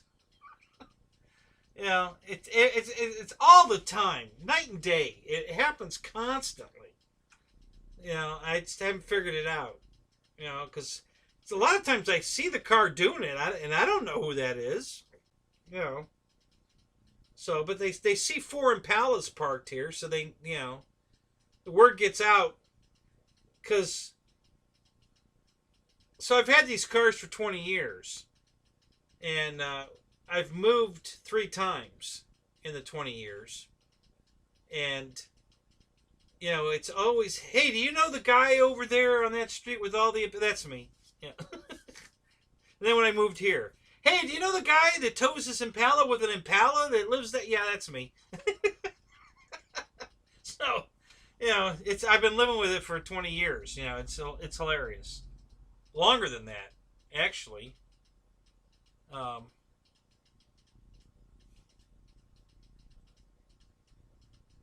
about 25 years. I bought my first Impala in 95. So 2005 had been 10, 15, right? So 95 to 2005 is 10 years. From 2005 to 2015 is 20 years. So yeah, 26 years. Yeah. So yeah, I've you know, people know who I am. Everybody knows the guy with all the Impalas. So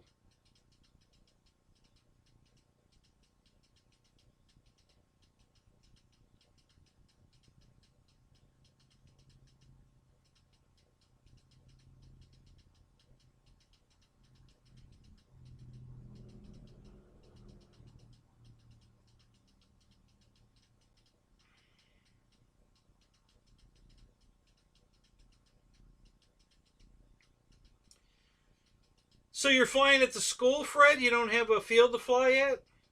You're not a club or just a RC field that you can go fly at?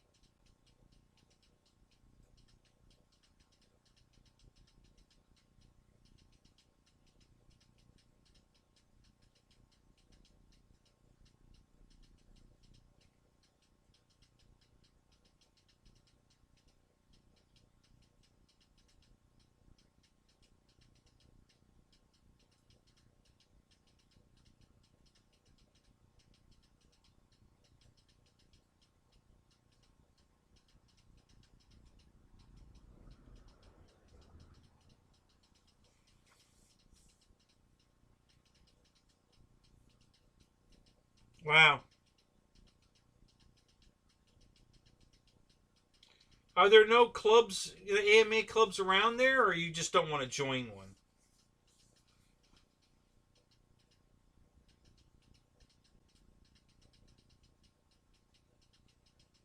All right, Reitza. We'll catch you tomorrow. Have a good night, buddy.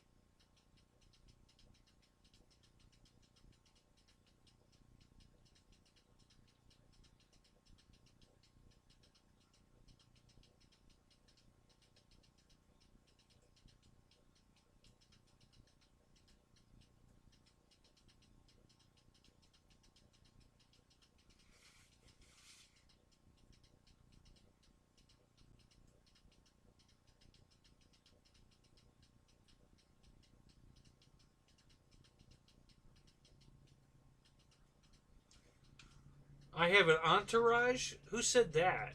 What did I miss, Tug?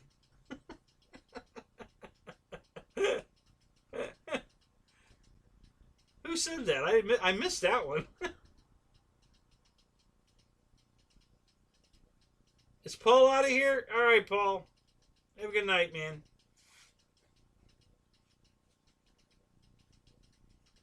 Oh, no, it was, okay. Never mind.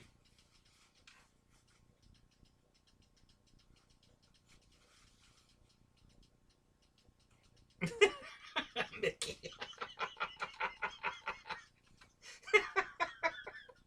Literally.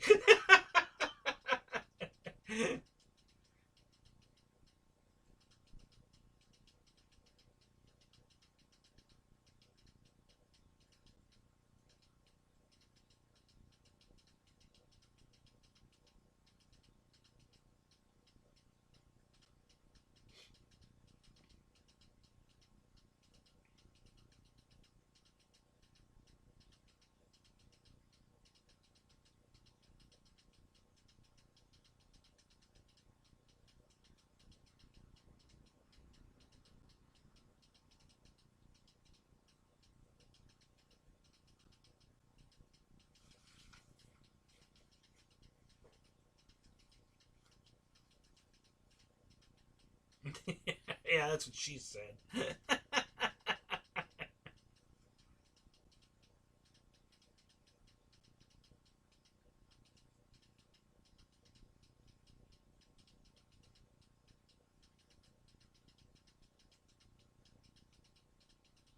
Yeah, I got you, Fred. Yep. I totally understand that. I've been to a couple of fields around here too, and they're just jackasses. So the field I fly at right now, I love. These guys are great. A lot of great people. The owner's awesome. It's a beautiful facility. So yeah, I'm super happy there. It's worth the drive. You know, I pass 3 fields to go to the one I fly at. It's well worth the drive.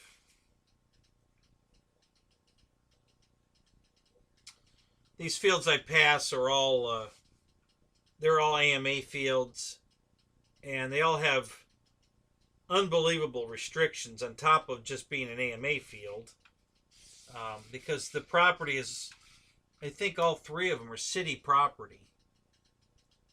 So the gates have to be locked and can't fly after dark, and you know, and I've got a shitload of night fly airplanes, so you know that ain't gonna work for me. Now there's a giant field right almost across the street from where I live here. I mean, it's less than a mile. It's right over here, around the corner from the traffic light that I can see from my house. And there's a housing development behind it, but it's a huge field. I mean, huge. And, I mean, it's probably 1,000 feet by 1,000 feet square. You know, so I haven't gone over there and flown yet, but I'm thinking about it.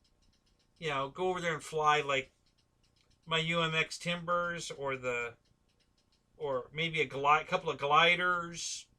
You know, small stuff like that. You know, and see if somebody says, you know, somebody stops and throws me out. Hey, you can't fly here. Oh, okay, thanks. Sorry. And, you know, put the shit back in the car and go home. But, yeah, I've been thinking about going over there, you know, on days that I don't want to drive all the way. During the week, going to the flying field is kind of boring because there's nobody out there. In the morning, there's a bunch of guys that shoot guns. Pellet guns, but CO2, you know, Christ, they're hooking scuba tanks to these things to pressurize the gun.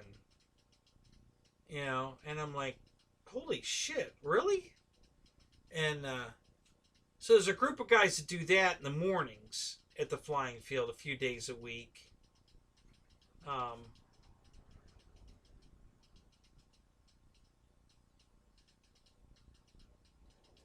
Yeah, Mickey, that's for sure. Yeah, I got very lucky. I had 2 here.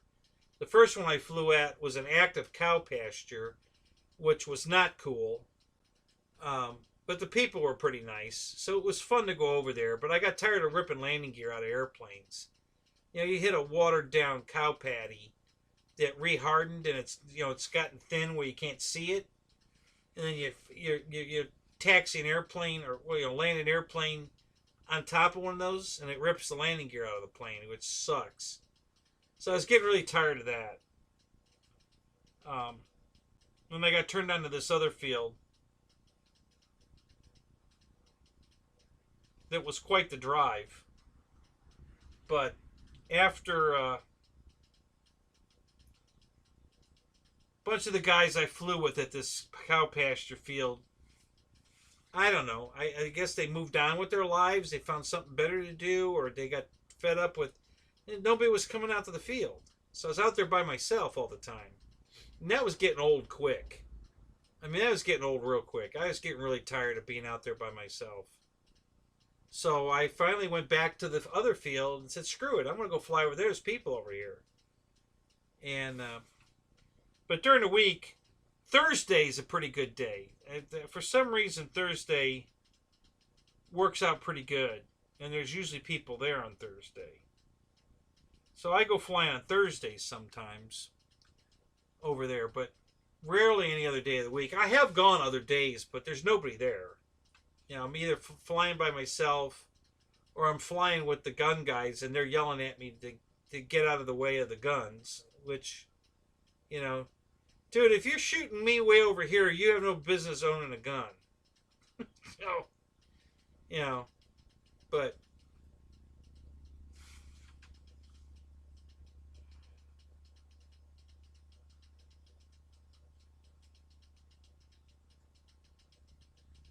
no, here we go again. That's a bunch of crap.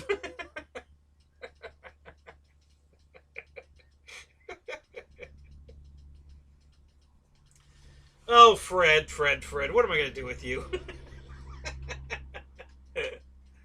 um,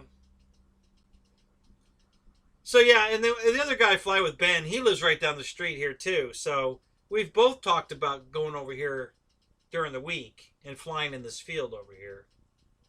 So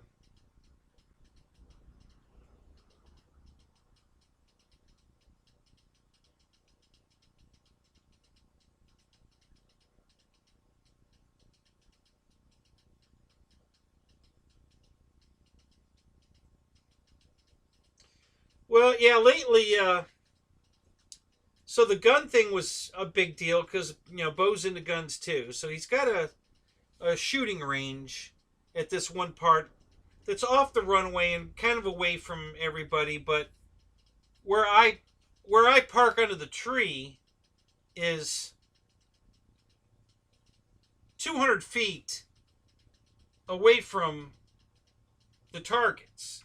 Okay, sideways. I mean, I'm completely over here. The gun range is over there. There's 200 feet between there and here, and some of these guys get all wound up. Oh, you can't park there. We're shooting over here, and yeah, okay, well just keep your shooting over there, and we'll be fine. It's that simple. Oh, well, we could have a ricochet, and I'm like, okay, whatever. So I move to keep the peace. I just go park somewhere else for the day when they're shooting. But as far as having somebody to fly with, there's nobody there to fly with. There's usually like me and maybe me and one other guy that got there at sunup. And when I come rolling in, he's packing up to go home. He might fly one or two more flights, and then he's leaving. I don't want to get there at sunup. I like. I'd rather fly all day long and into the night and night fly. Not early morning when there's dew all over the ground and the plane gets soaking wet and all the grass clippings get stuck to the bottom of the plane, and I'm just not into that. That's not exciting for me. So I don't generally don't go that early. I wait till at least the sun's up.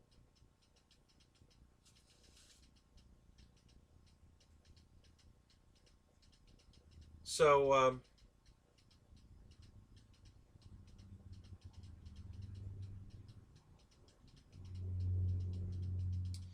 so yeah, me and Ben are gonna probably go over here and fly pretty soon. Actually, I'm thinking about uh, if I fix my glider this next week or two, I think I'll take it over here and fly it and see if we get yelled at or not.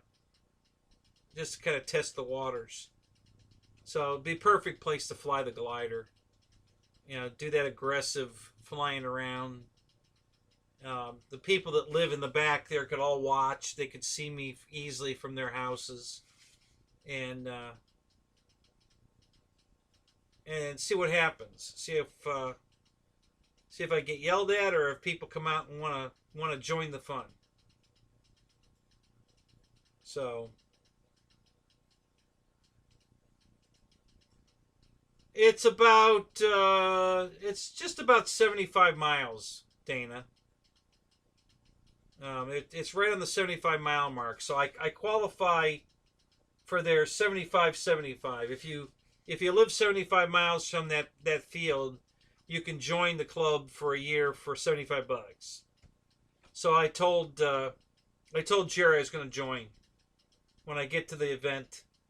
I'll pay my dues for the event, and I'm going to pay the dues for the club. And instead, because he told me if I join the club and then I volunteer for something, then I can camp for free. He said. So I said, okay, that works for me. So I'll kick him a few bucks.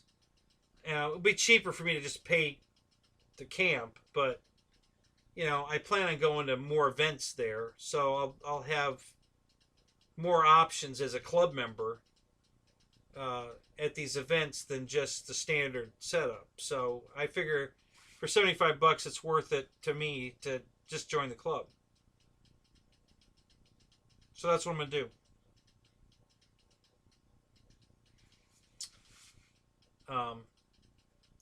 So it's only about an additional,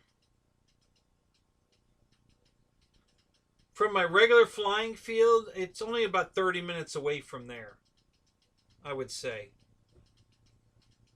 You know, yeah, I could probably be to the other field in 30 minutes from the field I normally fly at. So that's it's not that far away. It's pretty, you know, it's reasonable.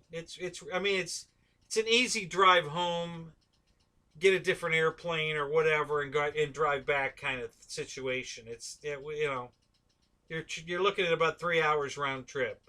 If I had to come home and get something, you know, I could come home and get back to the field in 3 hours, and so, you know, it's not that big a deal. And it's a nice field, nice people, you know. Jerry's a really good guy, super nice guy, and everybody there so far has been nice. I haven't run into any crab asses or anything yet. So, so yeah, I don't mind going there to fly. It's a nice place. I've been there 3 or 4 times now, I think. Um, so,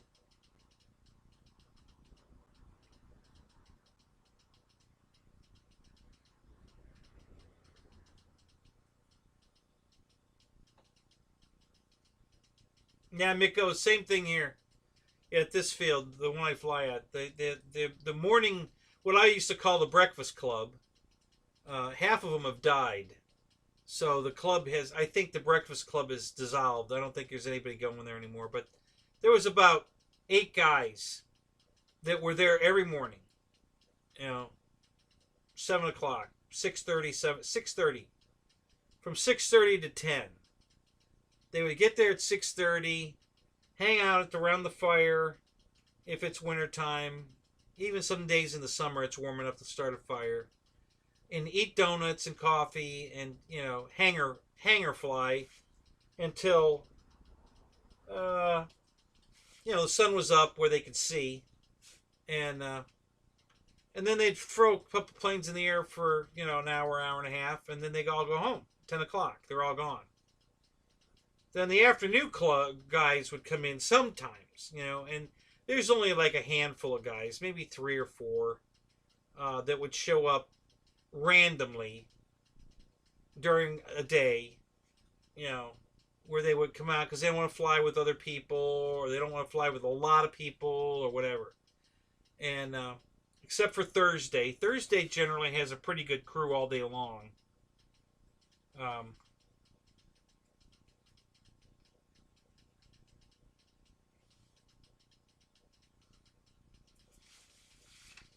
and then Saturday and Sunday is usually pretty good. You know, there's usually, you know, 20, 30 people there on a Saturday or Sunday on average.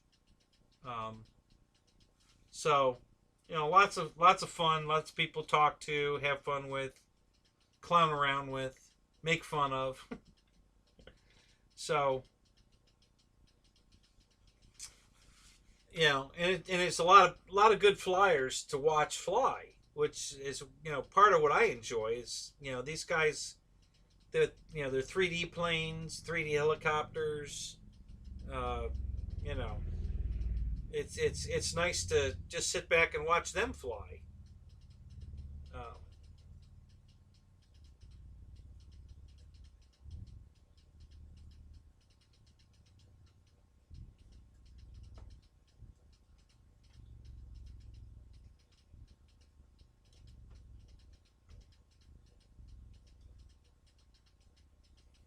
yeah, Dana. If I go to the field, I'm there all day.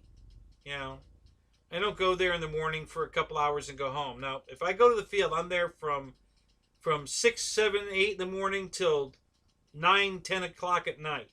I'm there all day. Um, I have night fly airplanes always with me, so when it gets dark, I keep flying.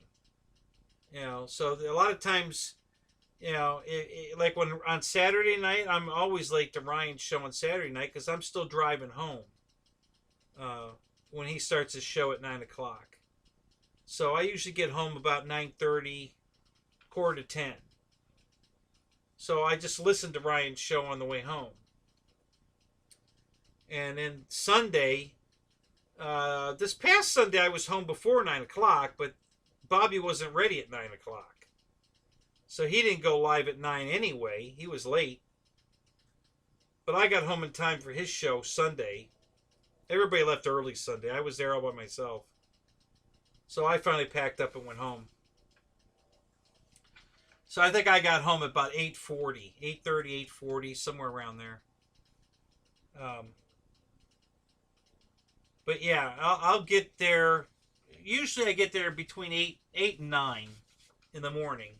And then I don't go home until 8 or 9 at night.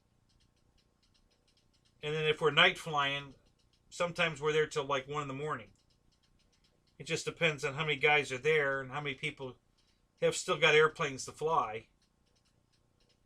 There's a group of guys that have these wings with lights on them. They're fully lit.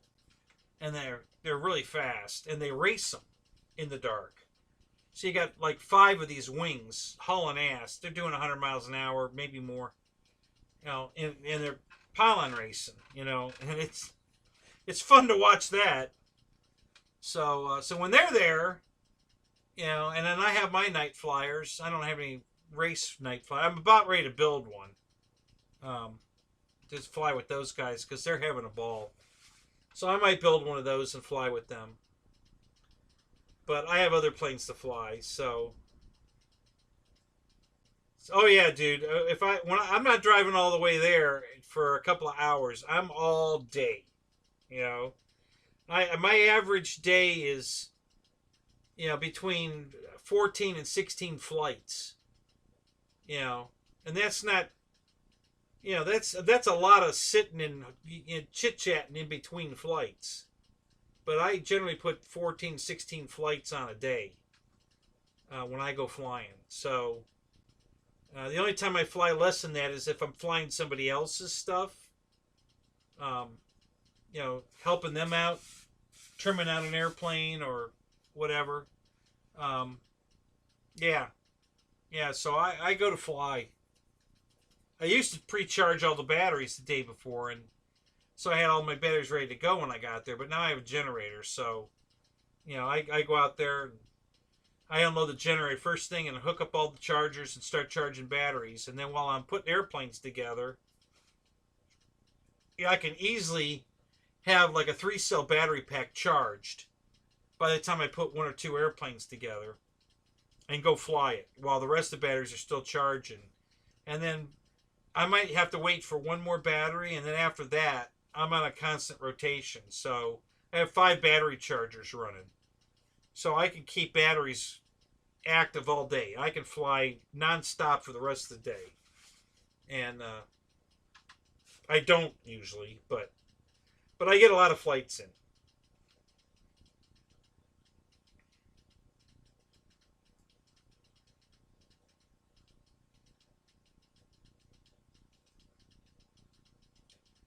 That's not Lismore.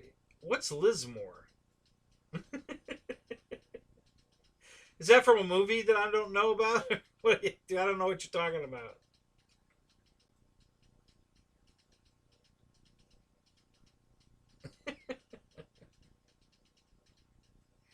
Raymond, what's up? How you doing, man? So, yeah, one of the guys I fly with, we fly formation. He's a good pilot. But he gets there, he pre-charges all of his batteries. He refuses to bring his charger and use my generator. But he doesn't stay very long. So if he gets there at like 9, he usually gets there between 9 and 9:30. And he's gone by noon.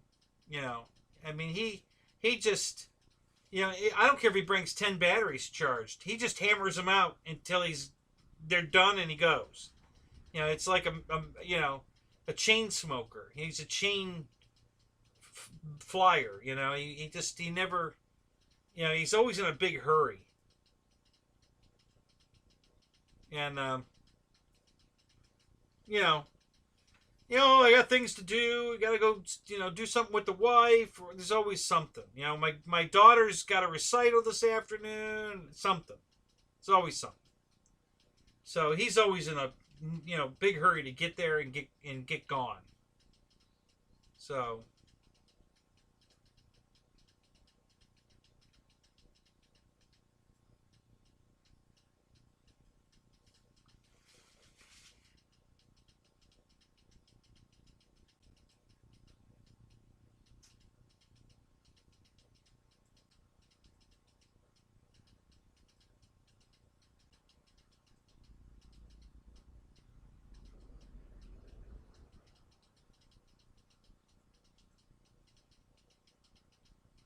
Oh, you got the new HSD Cessna? Oh, that's awesome, man. Good for you.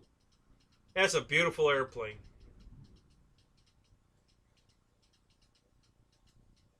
No, Mickey, I listen. I love the hangar, hang out and hangar and just bullshit. But I love to fly. That's why I bring so many airplanes with me. I don't go out there with one or two airplanes. I usually have, you know, at least 8 to 11, 13. I think I've had 13 planes in the car. And now, if I have 13 in the car and another 18 in the trailer, I'm set. So if it's everybody's flying their timber today, well, I probably have it with me, so I can fly that. Or if everybody's flying, biplanes today, well, I'll have that. I'll have a good assortment of airplanes with me. So I always have something to fly. Same thing with the weather. If it gets super windy, well, I've got good planes for windy days, and I've got planes that don't fly with a crap in windy days. So if they're both in the car, I'm covered. If it's calm, I can fly the calm planes, and if it's windy, I pull out the windy day planes. So that's why I always have all these options with me. I bring a wide array of airplanes with me to make sure if I'm going to drive all the way to the field, which isn't all that far, but still, I don't want to drive 40 minutes for nothing. I want to make sure I have something to fly. So that's why I bring such an assortment of airplanes. And now I'm going to be able to bring even more. And the big difference, too, is with the trailer is I should be able to get them to the field and home without damaging them. I get a little overzealous with the wagon, and sometimes I get some hanger rash on them because, this one, if when I put it in there and it's all sitting just right, nothing's touching. But after you drive down the road and you hit a couple bumps and stuff moves around, the next thing you know, two planes are banging into each other, and now I've got a dent in one of them or something. So that happens from time to time. And so yeah, now with the trailer, I should be able to stop that. They should all ride safely. So that's the plan also.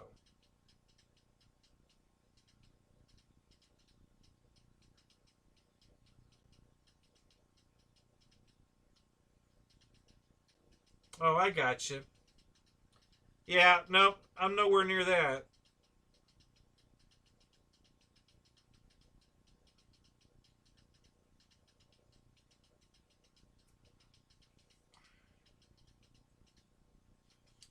Yeah, you next time you go to Disney, you better come fly with me.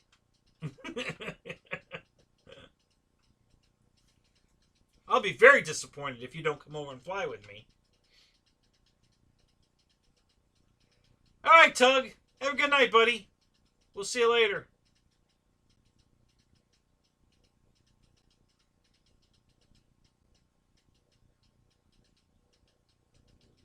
See you, Mafia.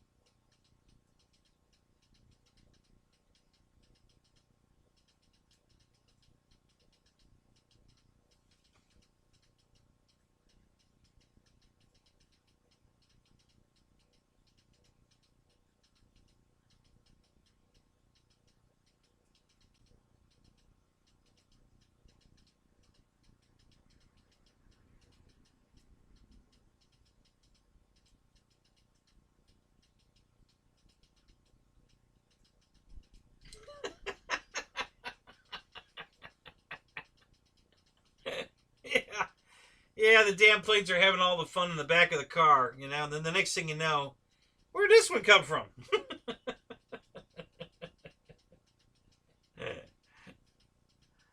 So yeah, I always have the I always have at least one jet in the car. I always have the UMXs in the car, the two timbers, the timber and the turbo timber, because they're always a hoot. Even in high winds, they're a hoot. And the EC 1500 has been a permanent fixture in the front seat of my car for quite a while. I always have that with me. It breaks down easy. It fits in the front seat really easy. It doesn't get a lot of hanger rash on it from there, and that's a good airplane all around. High wind, low wind, you know. You get bored and you want to drop a parachute out of it, you know. You can. It's just a very versatile airplane. So yeah, that one's almost always in the car. Um,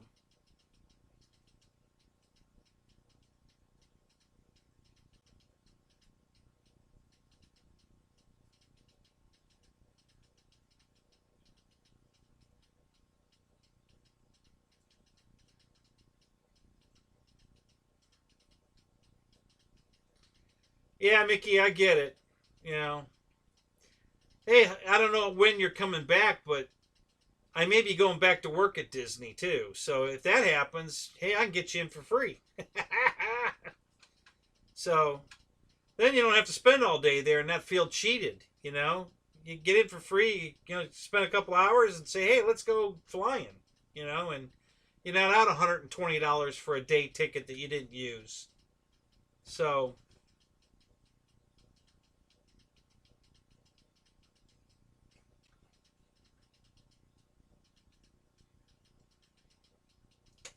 Dana, all UMX airplanes have gyros in them.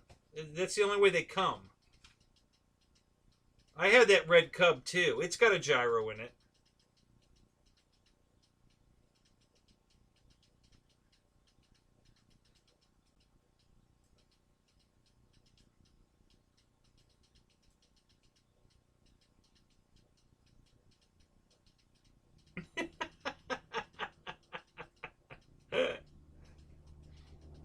All right, Mickey. So I've got a mission for you.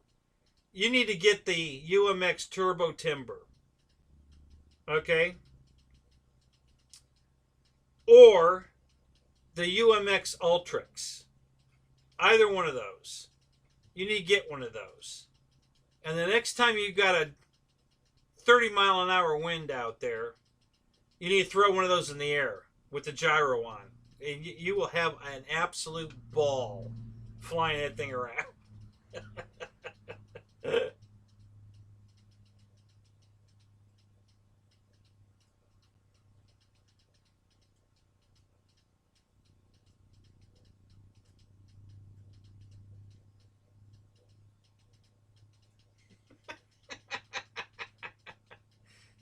We're talking about your nuts, Marshall? Is that what we're talking about?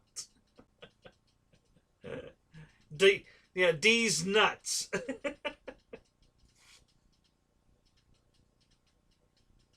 Yeah, when we've got the stupid windy days, I mean, like just stupid windy, that's when I throw my UMX turbo timber in the air.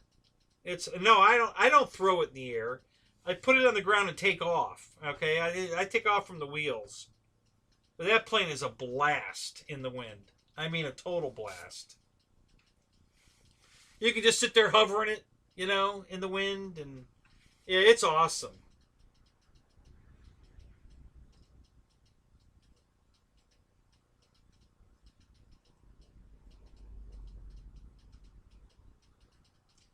Yeah, Dana, take the damn thing out of the box. You might learn something.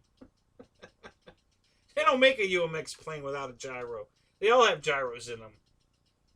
Hell, that's the only way half of them will fly. You know, I mean, they're some of them are terrible to fly with the gyro on. Um, but like the turbo timber is a total blast with the gyro on or off. It doesn't matter. It's a total blast to fly either way. Um, with it on, you know I wouldn't fly it in those high winds with it off. No way. It just get tossed around really bad. But with the gyro on, oh my god, that thing is rock solid, man. It just flies perfect. You know, because the gyro is correcting for the wind, trying to blow it, you know, all over the place, and it corrects it, and it's just rock solid. So it's a total blast to fly in high wind. It's easy to transport. You know, it's so little you can throw it in the car anytime.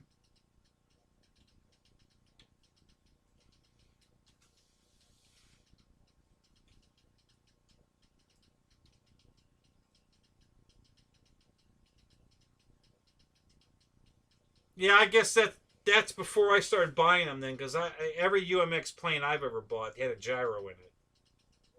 So we must be talking like way back because, you know, I don't own a. Yeah, the red discontinued Cub. I have it too. Um, it's it's got a bad servo in it, and I haven't gotten around to ordering one to fix it. I'm not sure I'm gonna. Um, I'll have to see.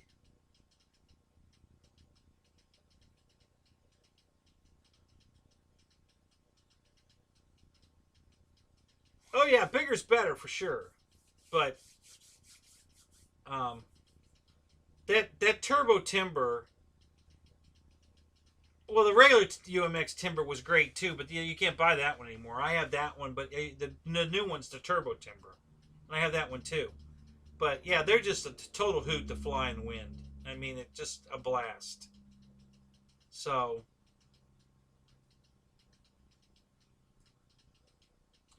oh yeah, I haven't flown anything with a geared motor in it. I have a, you know, it's funny. I have an airplane in the house that I bought for like $10. That is a, it's made out of that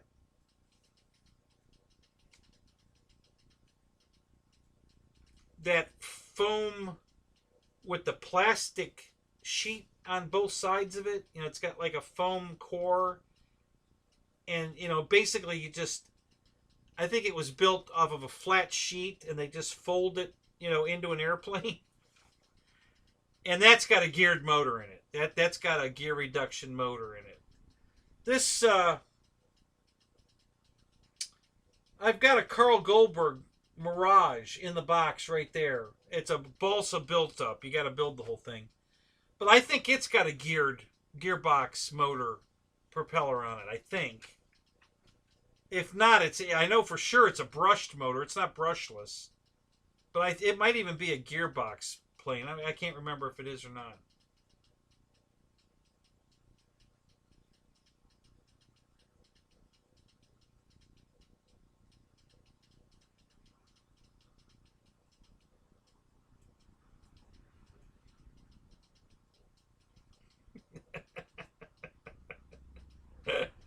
Oh my God, Marshall.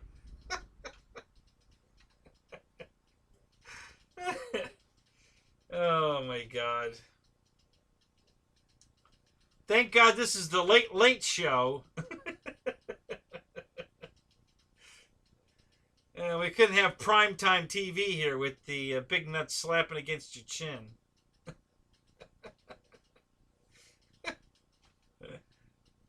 Oh my God.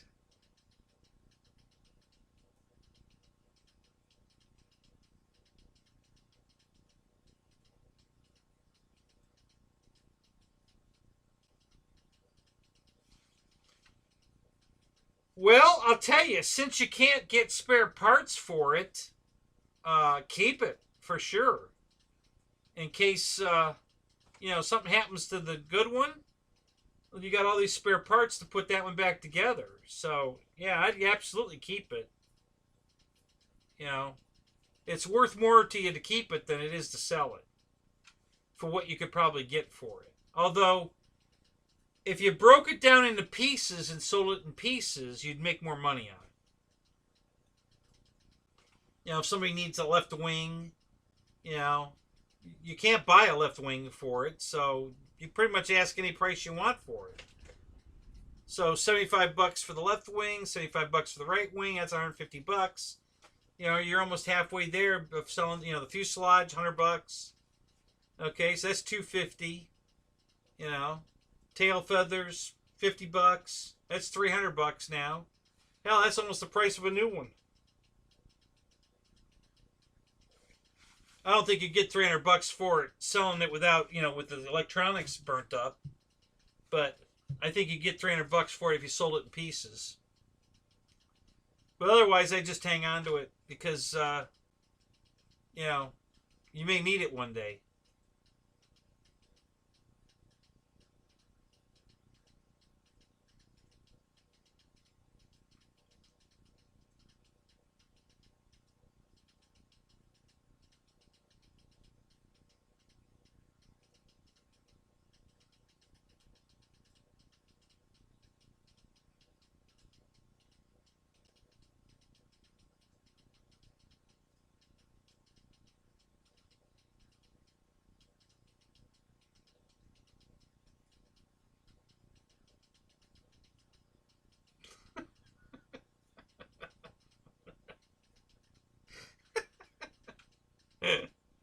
Oh my God.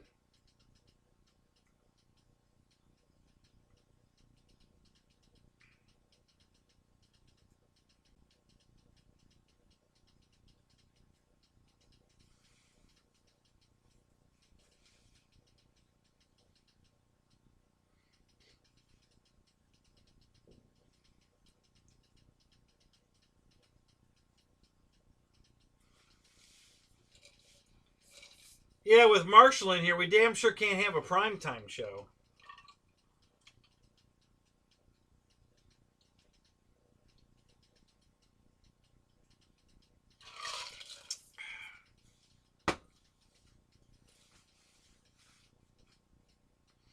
Thunderclap.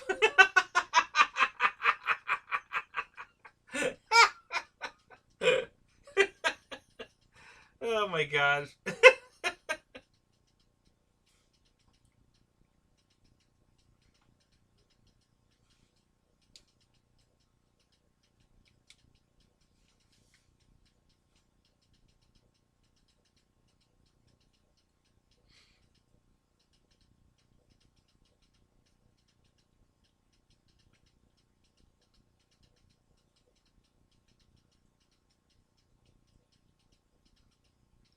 No, Dana, he hasn't come by yet. He should have been by already. But any minute now would be too. You know, sometimes he comes by like twice. You know, like once at 1 and then again at like 2:30. So, yeah, I'm surprised he hasn't shown up.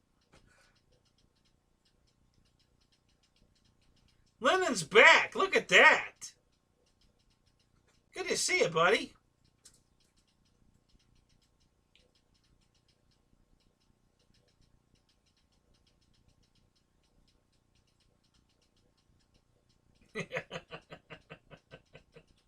Yeah, Juno.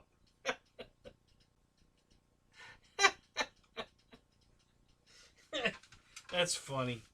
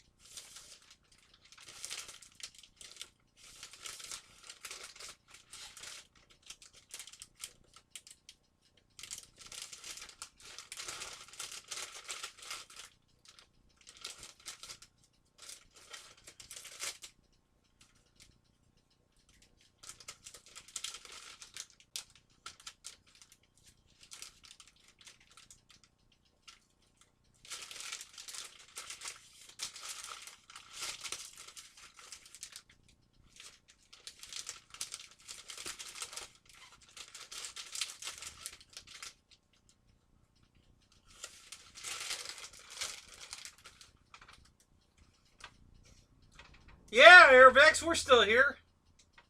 No, we're not here. This is a figment of your imagination.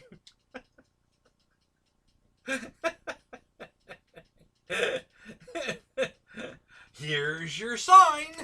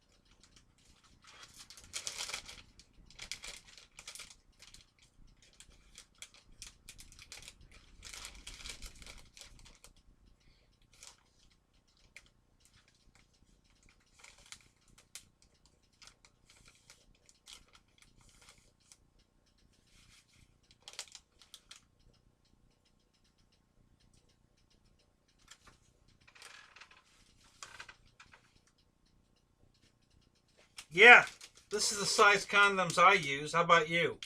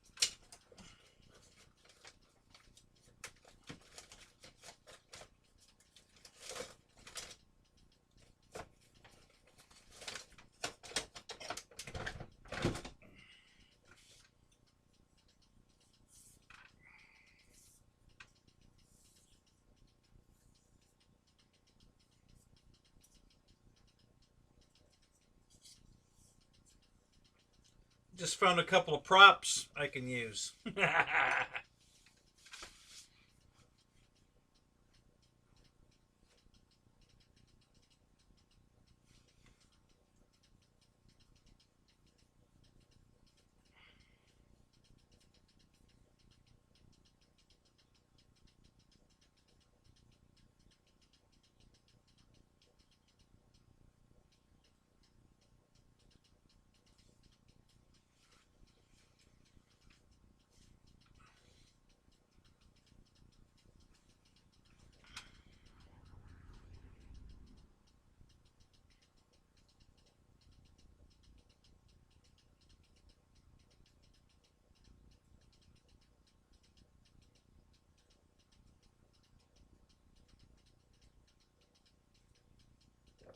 I'll be right back, guys.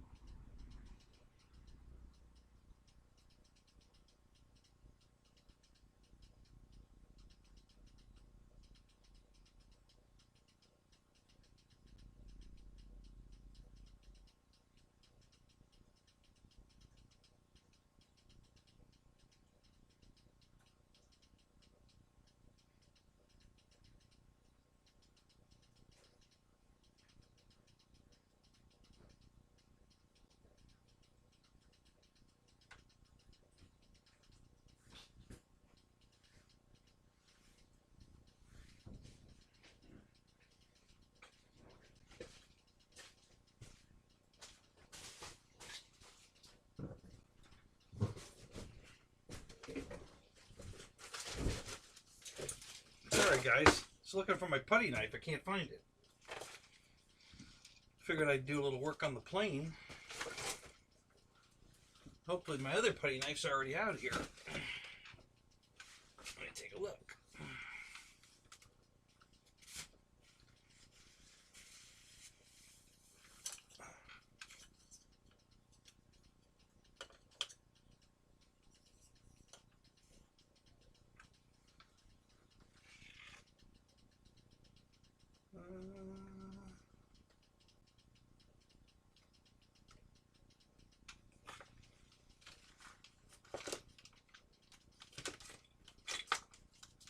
Crap.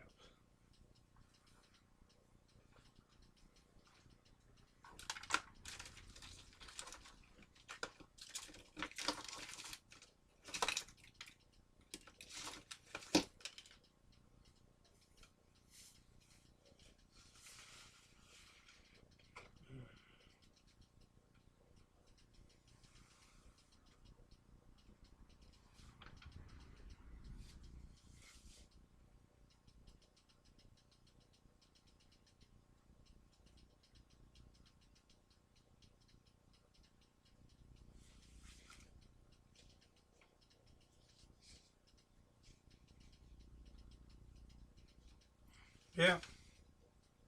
Yeah, the old spackle knife. Can't find my spackle putty knife. Where the hell did it go? Got two of them son of bitches. I can't find either one of them.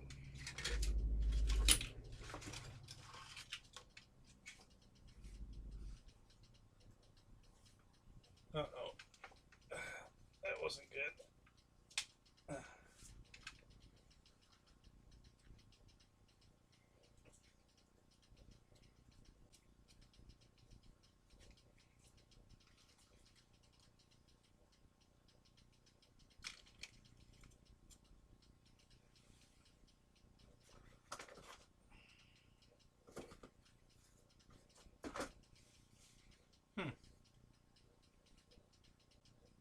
What the hell did I do with them things?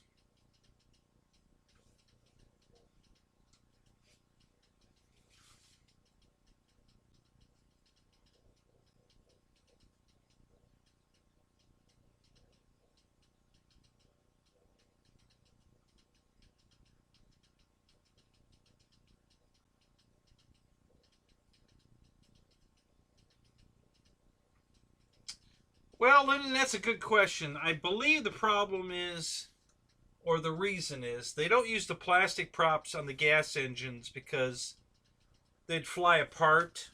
And the vice versa. I think the other way around is the wood props are generally too heavy for the electric motors. That's just my guess on it, but that's what I think is the situation. I know they don't recommend running the plastic props on the gas motors. So my guess is the reason is they don't think that the prop will hold up. But I don't think there's the only problem with running a wood prop on an electric motor is it might be too heavy. Now these particular racing props I just happen to have found. These here are pretty thin wood, pretty light. I think these will probably be fine to run on here. These are racing props, so that they don't have the big, these are really thin profile type props. So they'll probably work fine. I don't know. We're going to try them. What the hell? They don't say not to run wood on electric motors. They say don't run plastic props on gas motors.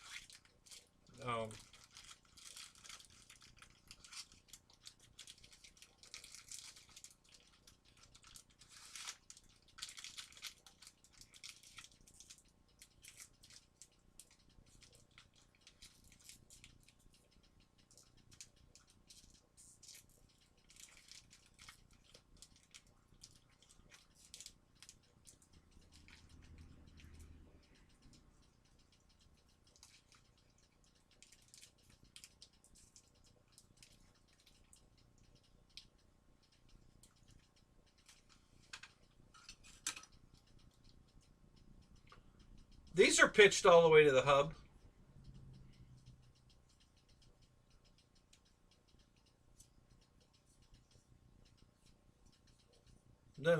This is actually pitched past the hub.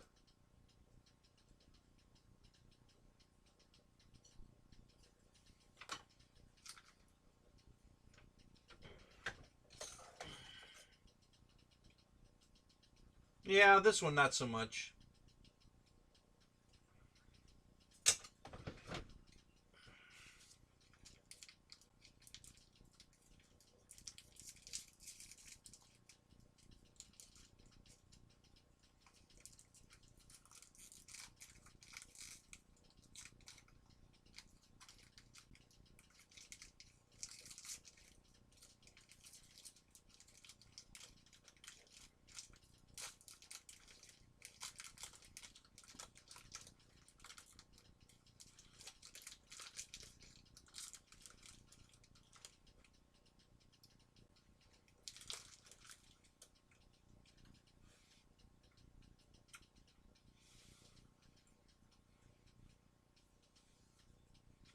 I wonder where the hell that putty knife went.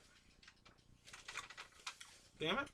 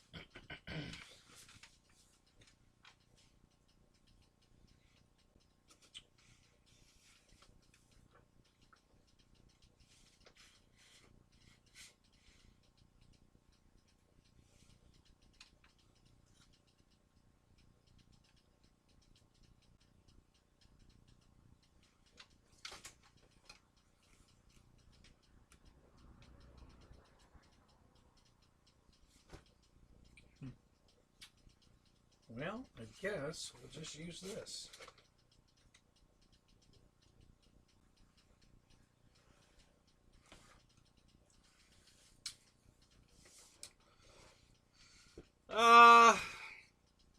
Not entirely. I still have a little bit more. I have 3 stumps that I have to finish cutting up. What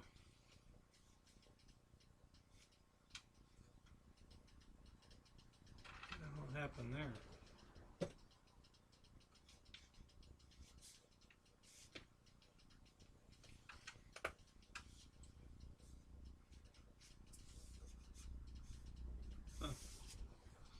Yeah, so I got a little bit more wood to burn, but I'm just burning it to get the stumps out of the ground, you know, to burn them up. So yeah, that's where I'm at with that. I have a little bit more to burn. I bought a better chainsaw, a bigger one, so hopefully I can get through these last 3 stumps and get them out of the way. That's the plan anyway. I'm hoping.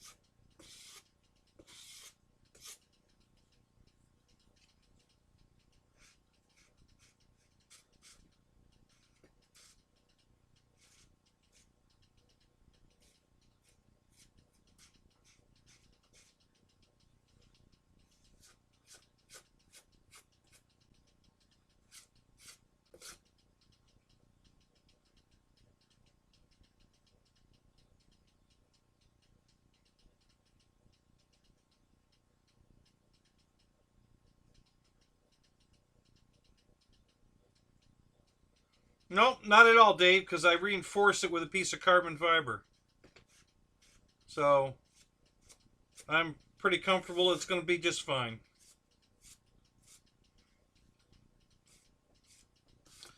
I've already test flown the plane quite a few times, and I've been yanking on it pretty hard to see if it's going to hold up. I wouldn't say I've been trying to break it, but I've been trying to push its limits to where I think under race conditions that's where I'll be.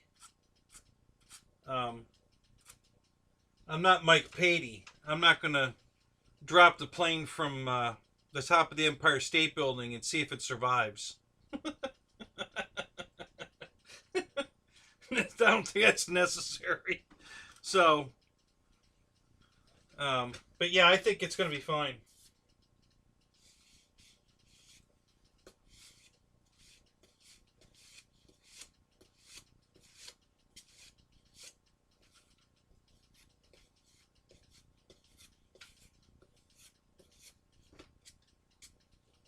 It came with that stupid steel, rod that they bend into a U, a big long U, and I hate those. That never works. So that's why I added the carbon fiber, because I didn't think that was going to hold up.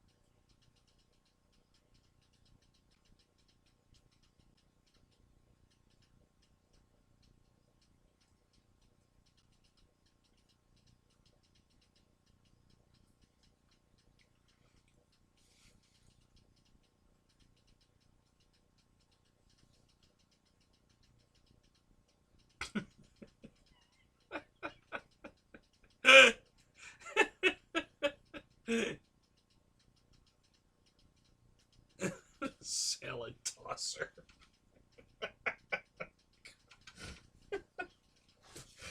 Oh, God.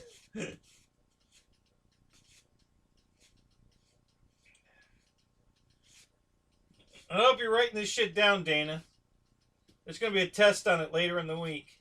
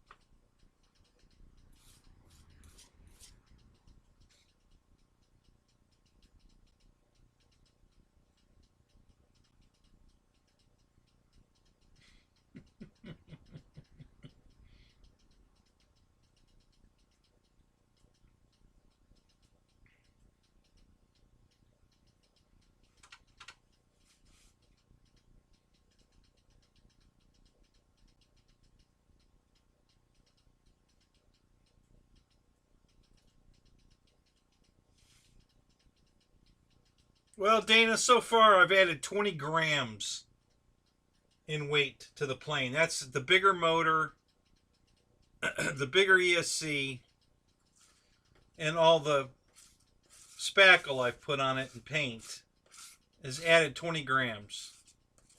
So it's just over 3 pounds with the battery. So it's not much of a brick. I think it's going to be fine.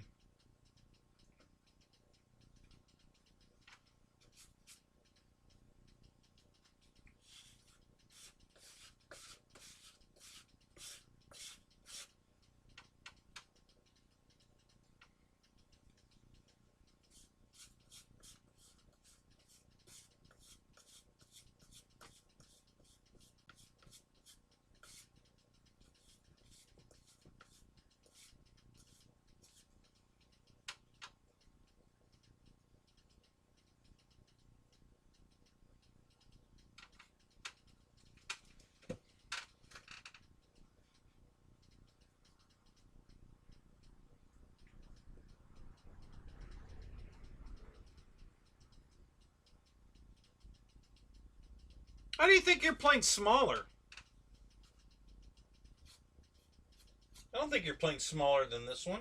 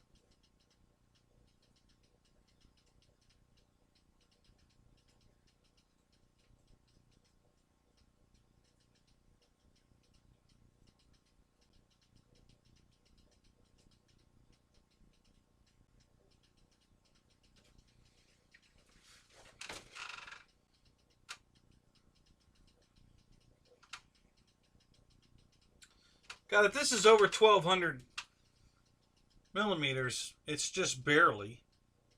Yeah, like 1225 maybe. This plane's not very big.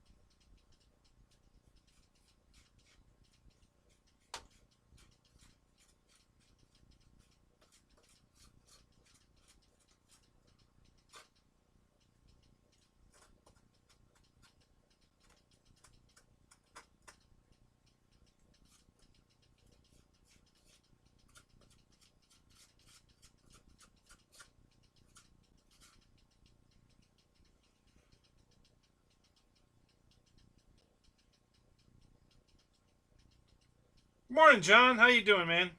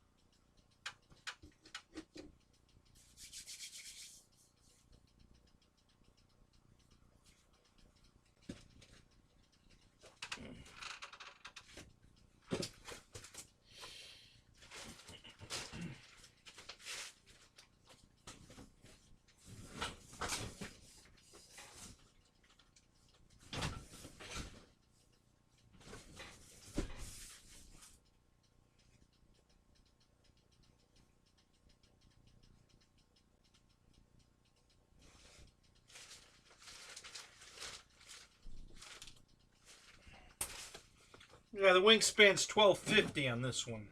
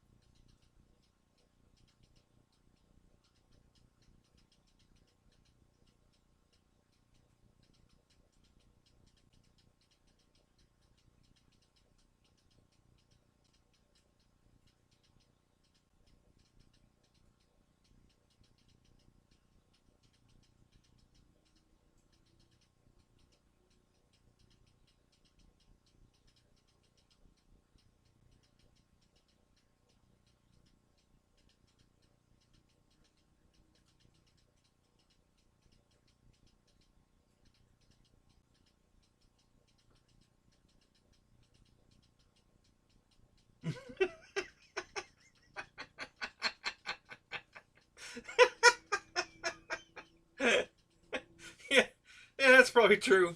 I think they will both fit the same size trash bag.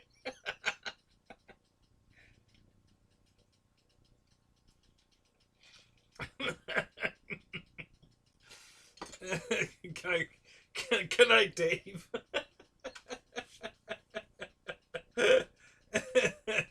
Oh man, that's funny.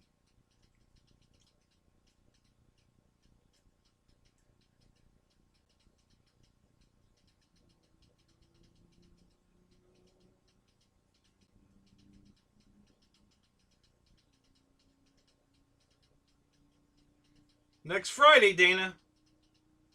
Next Friday is Draco Day.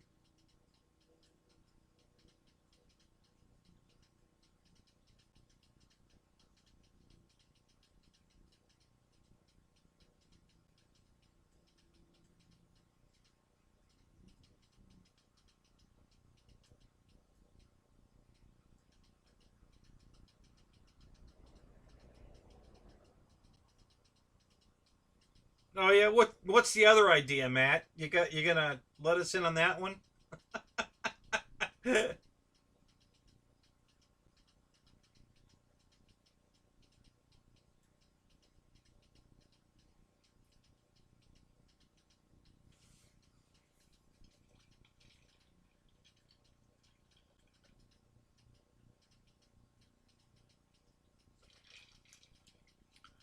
Yeah, I'm not planning on any trash bags either. Marshall has other ideas.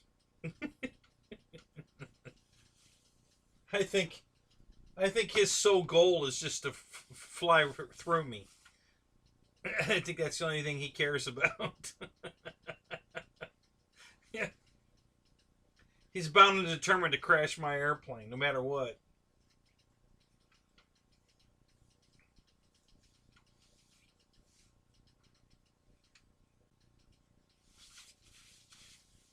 Don't be jealous, Miko. Just get your butt over here.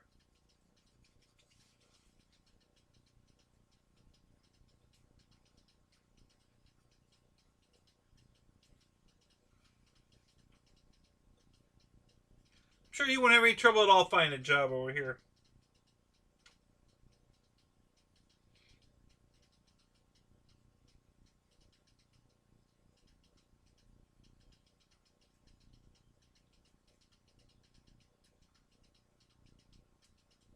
Oh, Mickey, I'll tell you, the last event we were at with everybody there, Marshall and Mike SSI and Wes Miller and me and Matt and who else was there that's in the show here? Um,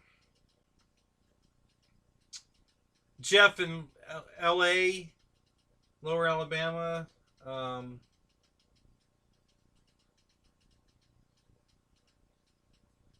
Dennis Farley and his kids. I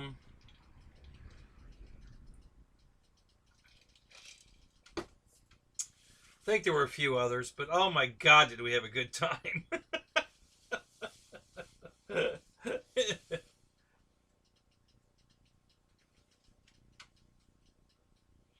It'd have a 14-inch four-bladed prop. Holy crap! Holy shit, dude!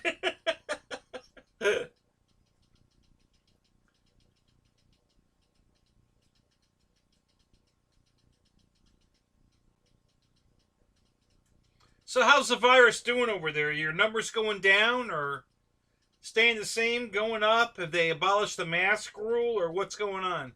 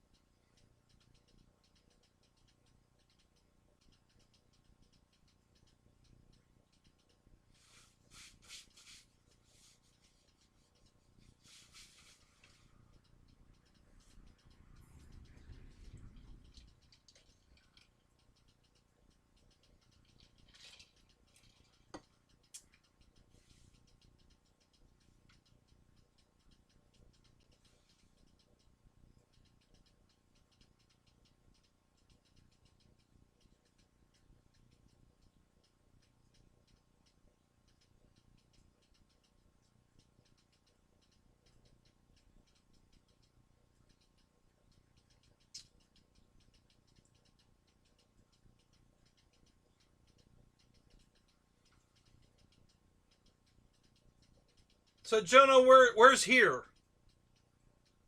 Where are you at again?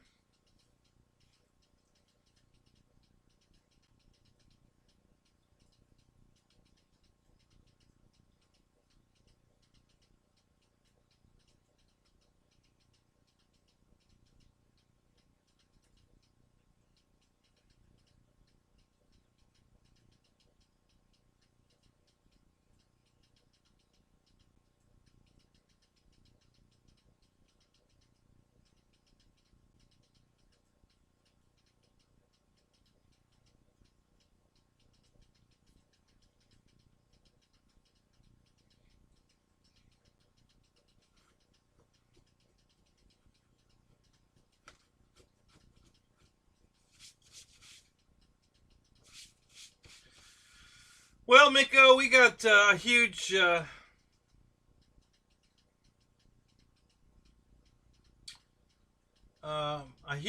of people here in America that don't want to get the virus. I mean, the vaccine. They're not going to take it. So I don't know how that's going to work out. If they keep spreading around to each other or around to everybody else, I don't know. But I don't see how that's going to work out very well for us. Um,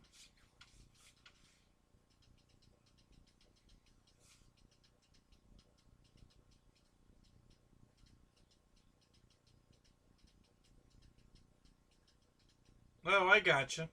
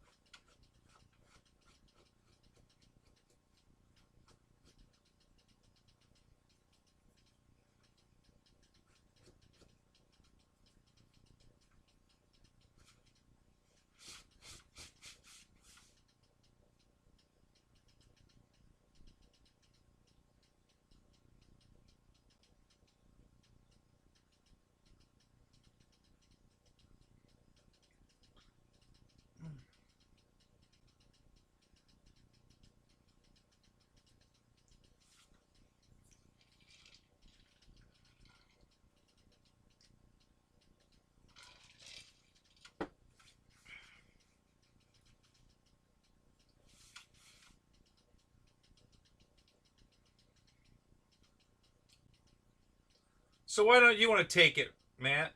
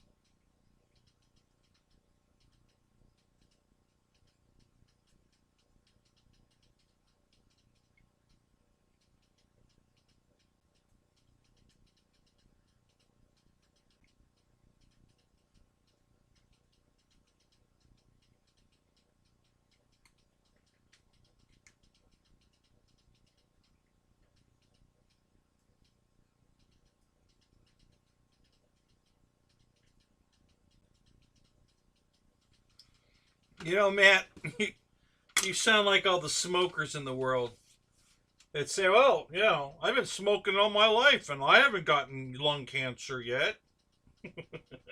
Well, okay, but guess what? You're gonna. So,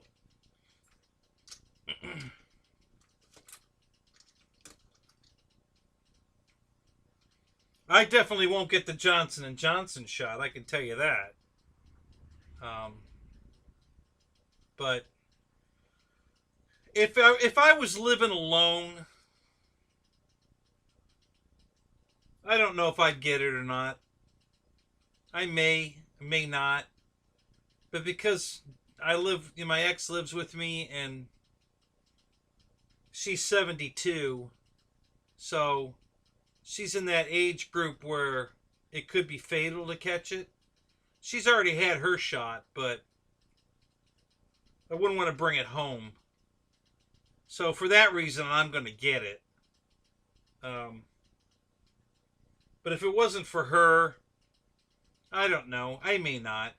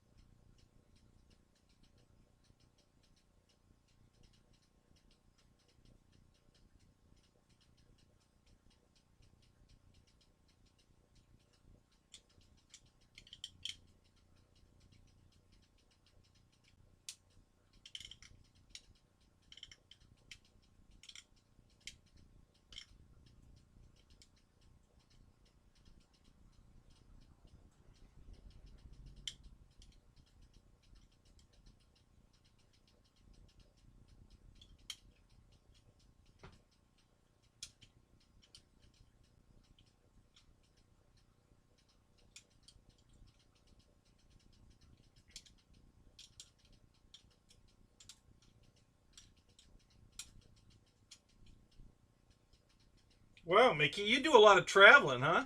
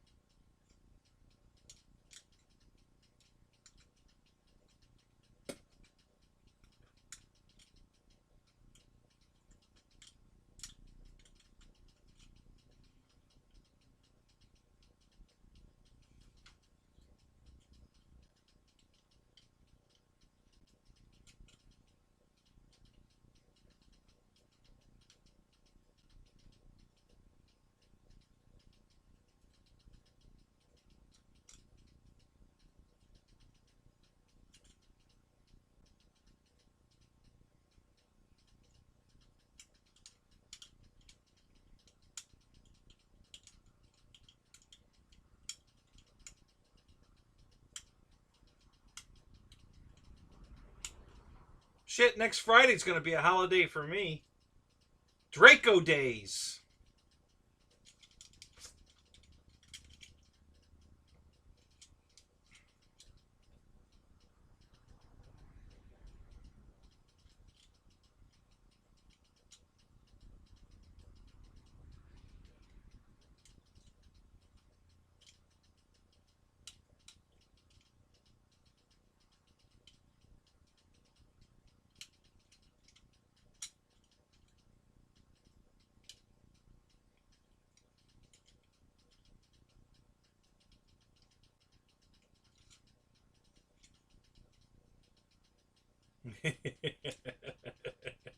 Draco, Draco, Draco.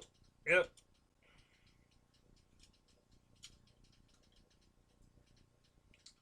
One more week, man. One more week. Finally.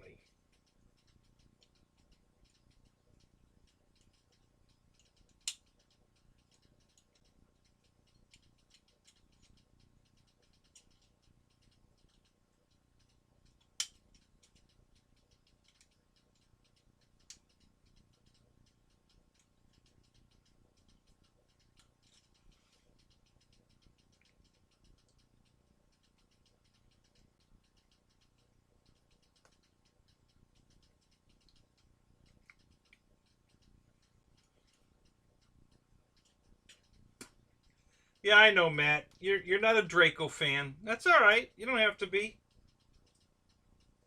It's not everybody's cup of tea.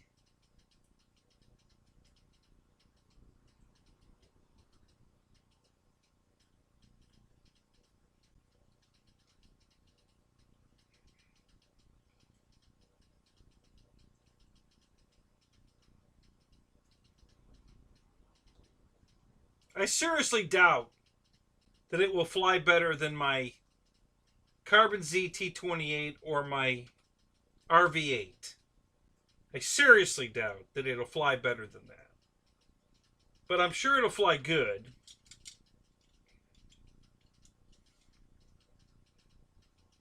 And with the amount of lights and everything and the beta propeller and all that stuff, it's just going to be cool. It's going to have a very high cool factor. It's kind of like the turbine that the two guys fly out at our field. It's the ugliest piece of crap you've ever seen in your life. It's a square box fuselage that comes to a point. And I don't mean a round point. The sides taper in, squared off, and the top and bottom taper in, squared off to a point. And it's got a constant chord wing. It's just the ugliest thing you've ever seen in your life. But it's got a real turbine in it, so it sounds really cool, and but it's the ugliest, coolest thing we've ever seen. So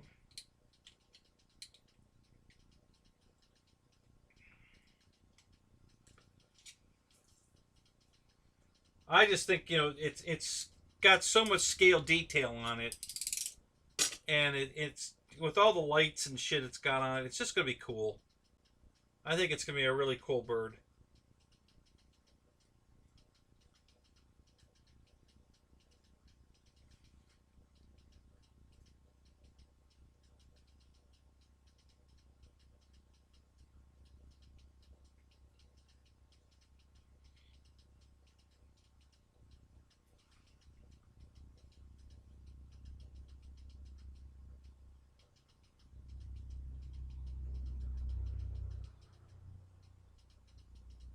Oh, Brian, I don't know where you're coming up with that. It's not like they don't have them. They're in stock. They just aren't allowed to ship them until the 23rd. So and they're going to ship them so that we have them by the 23rd. So most of us that ordered one early, like I did, are going to have their plane on or about the 23rd of this month.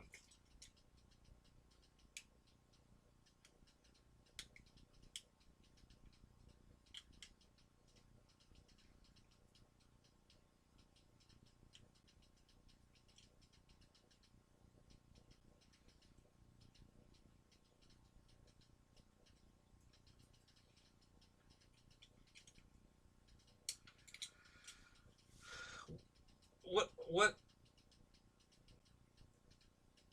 that's what am 10s for ugly cool or tens.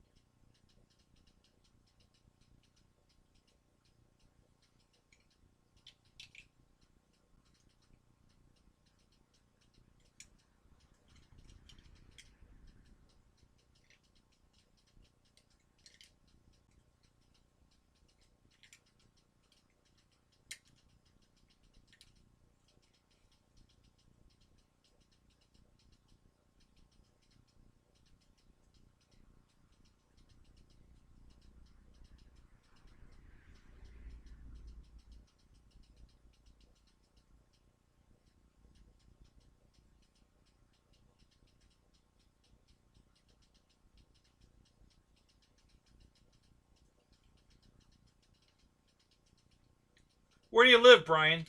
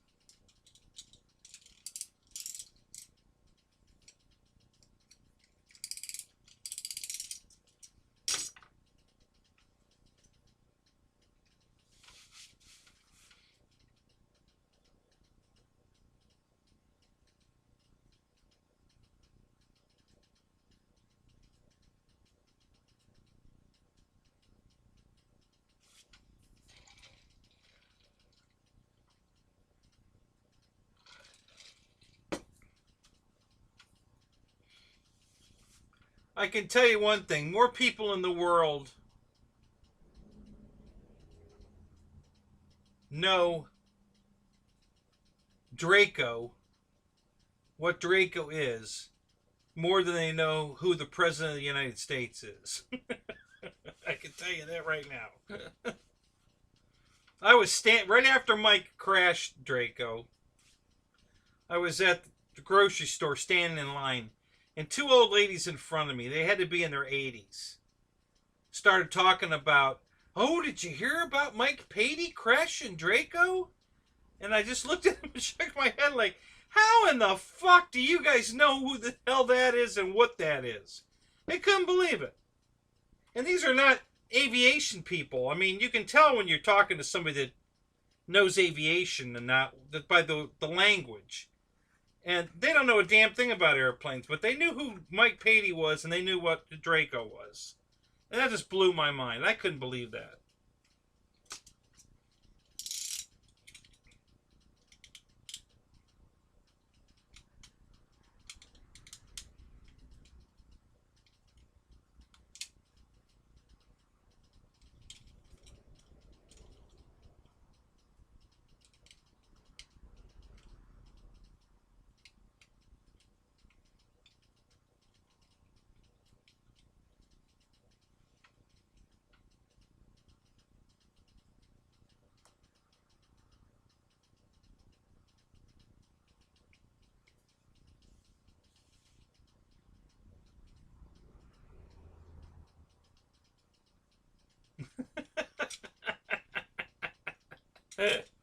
Really?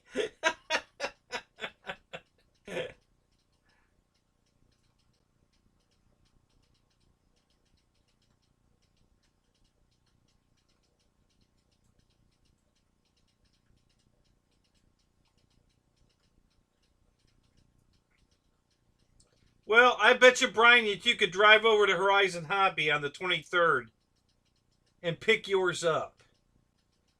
Just tell them you want to do a warehouse pickup, and you can drive over there and get it on the 23rd. Guaranteed.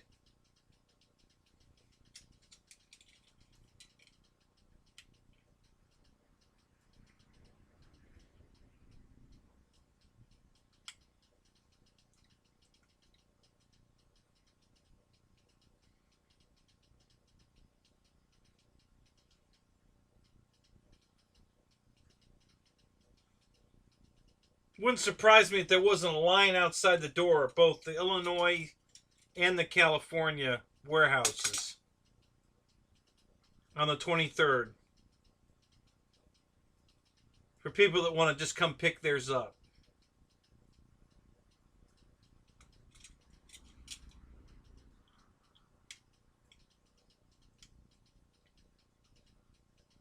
Probably mostly out of fear that they're not going to get one.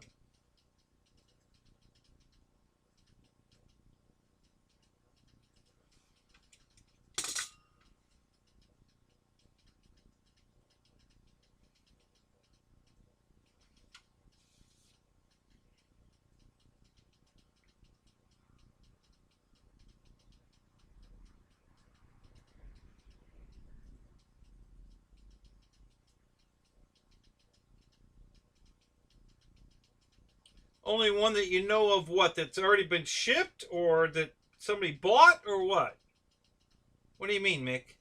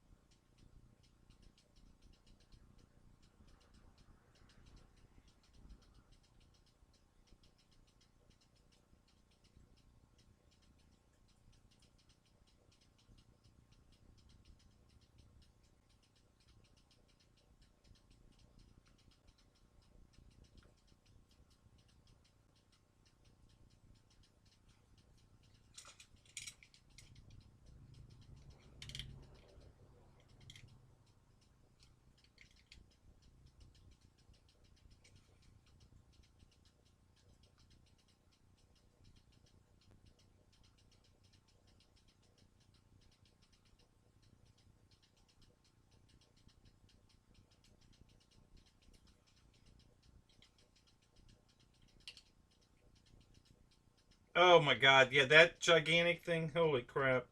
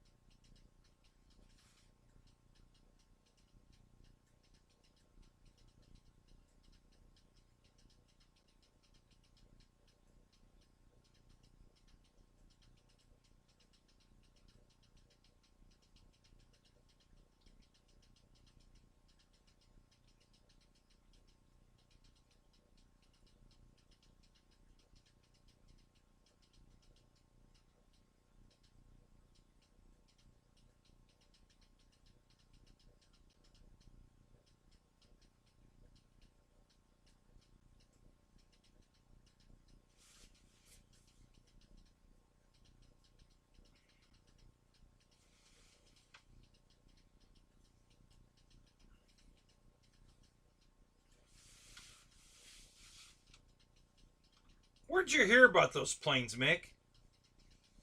You know, those Tetris planes?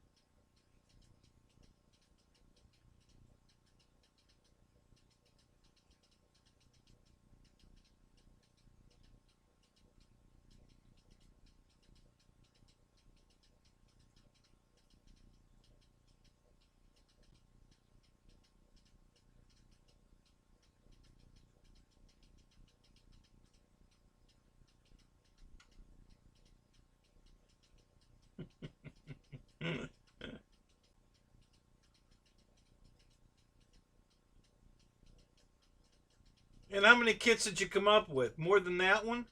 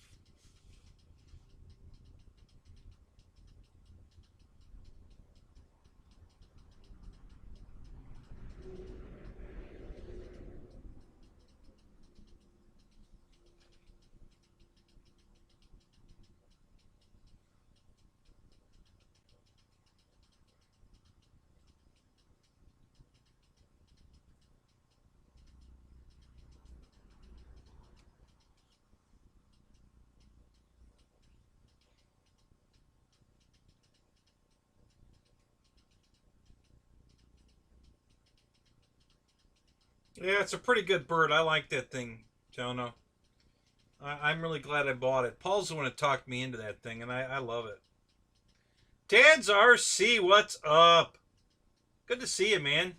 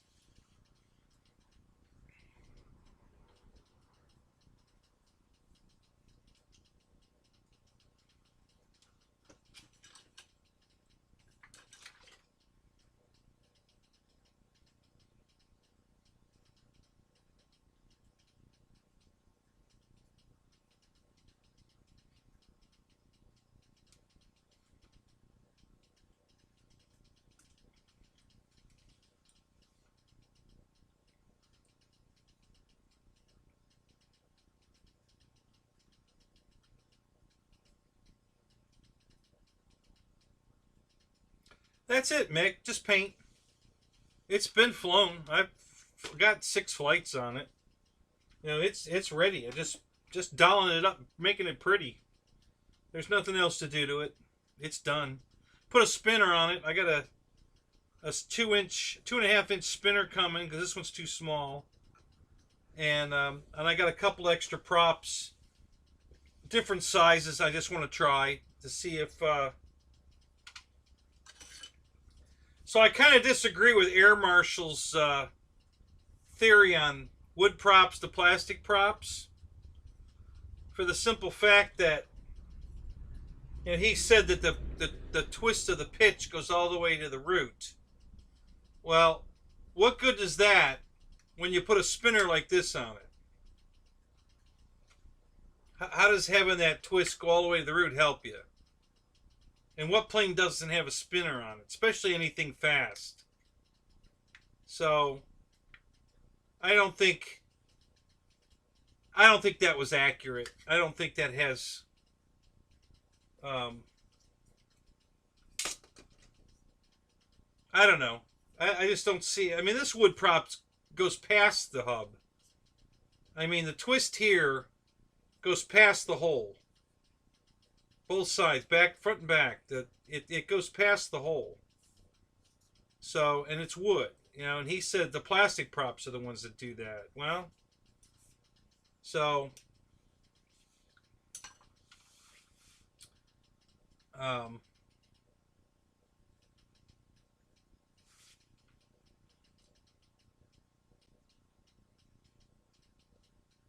so the plane's, it's ready to fly just the way it's sitting here. I mean, I could literally throw a battery in it and go fly it right now. It's been flown a bunch. Um, the so I just have to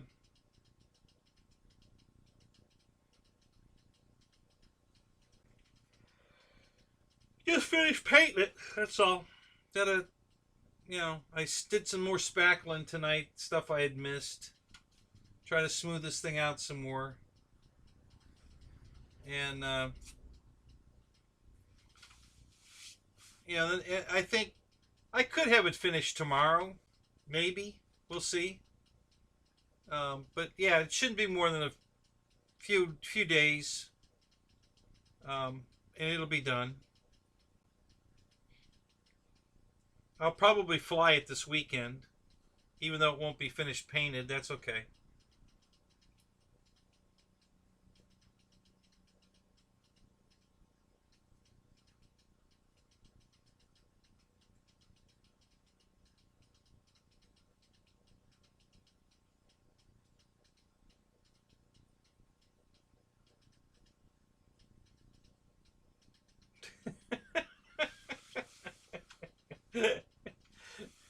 Jonah, how long have you been flying?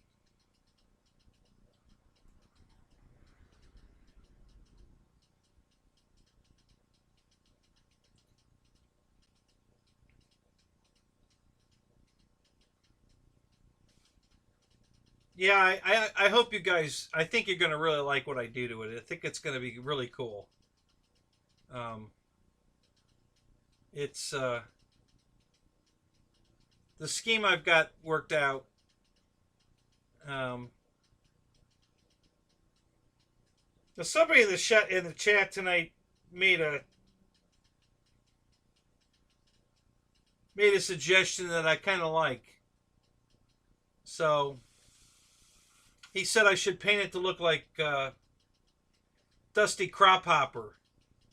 Put the googly eyes on it and on the on the canopy and all that. And I started thinking about that, and I'm like, it's not a bad idea. That would really look pretty cool. So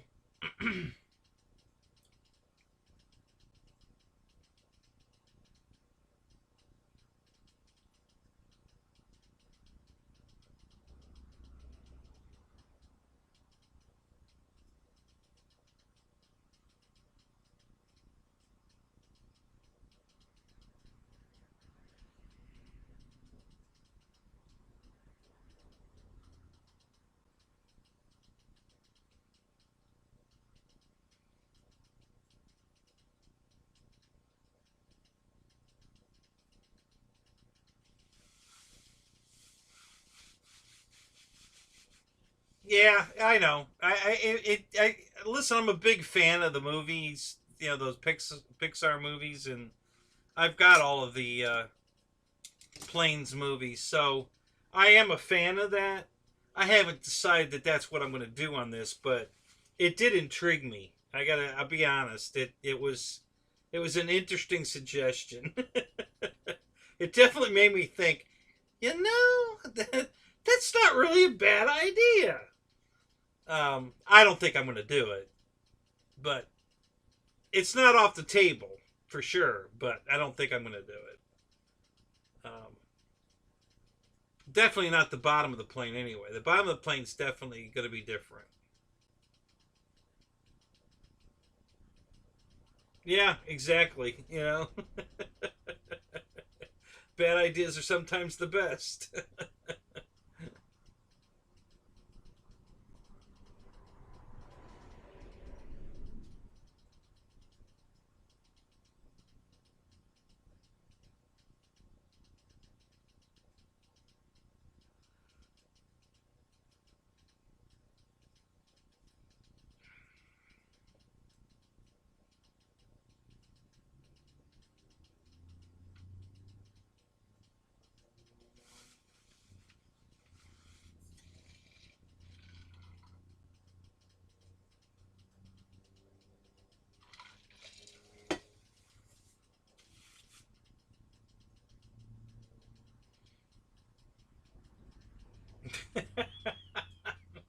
Bleeding eyeballs? Oh no.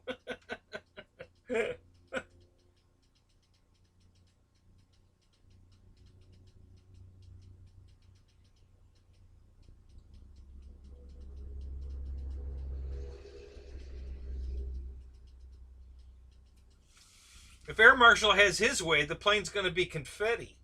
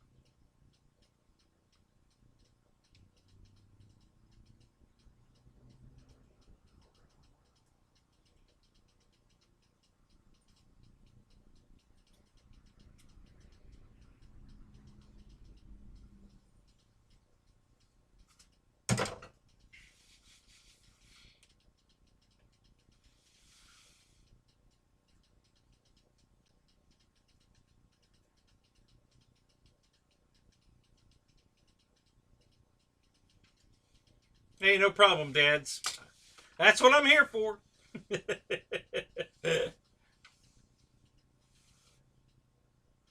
I get questions all the time about my videos, and people don't watch the whole thing, and they always ask me questions.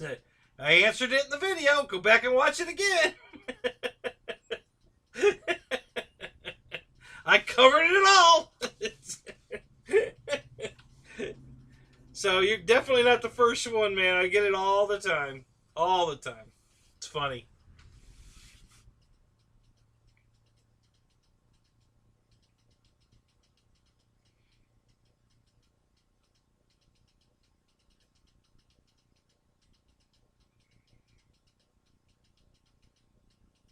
The yeah, that was one of the first things I noticed when I put the P40 together, because it has the exact same firewall, the exact same motor mount.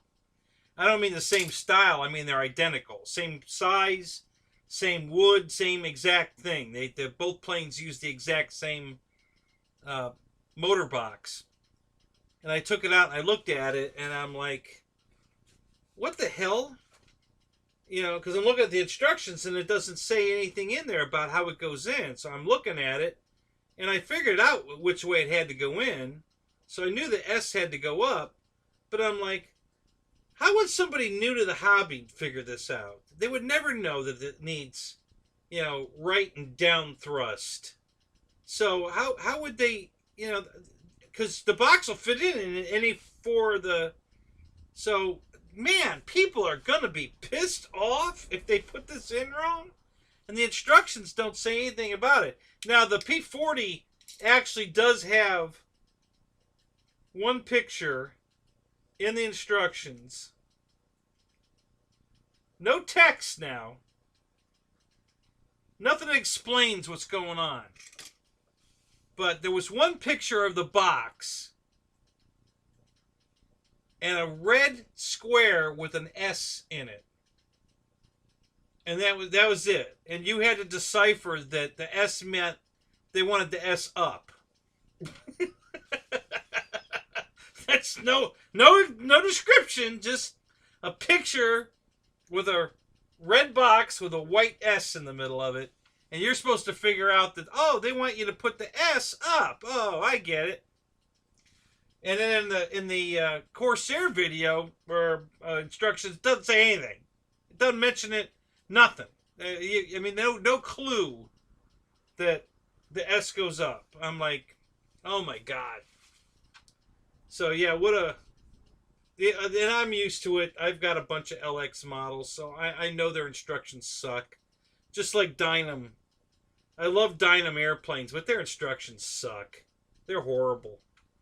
You know, just like this plane. The instructions were almost of no use at all. Um, yeah, it's got that Chinglish in it. Um, but yeah, on the LX planes, they not only is that the Chinglish in it, but they don't even explain what the hell you're doing. Really, it's horrible. So, but you know, I've been doing this for 48 years, so I figured it out. You know, it didn't take me long at all. I mean, I pretty much looked at it and immediately knew by the slope of the box which way it had to go in. Oh, Mickey, the HSD manual's 10 times better. 10 times better. Oh my god. At least it's got English in it. And yeah, way better instructions.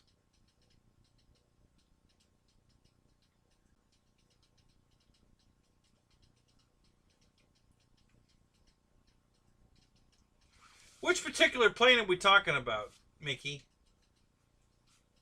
Which instruction book are you talking about that's not very good? Which HSD plane did you buy?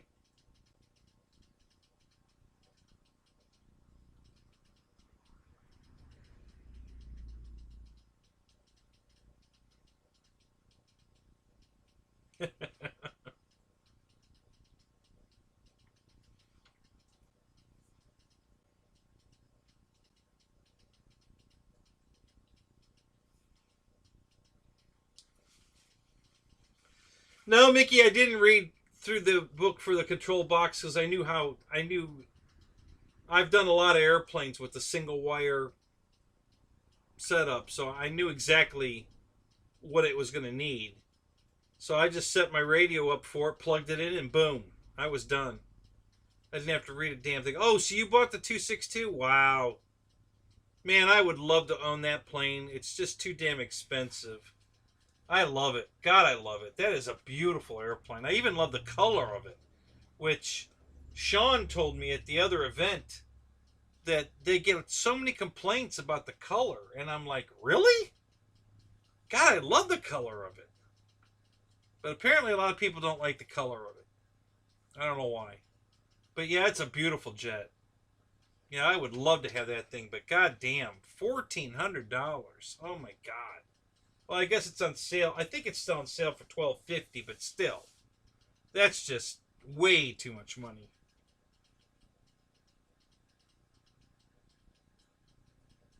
But it's badass. I've seen it fly.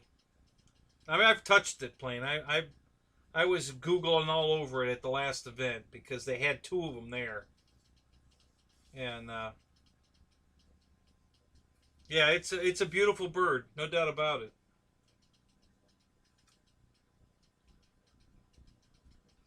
I hope this is just the beginning of what HST is going to bring to the table. Um,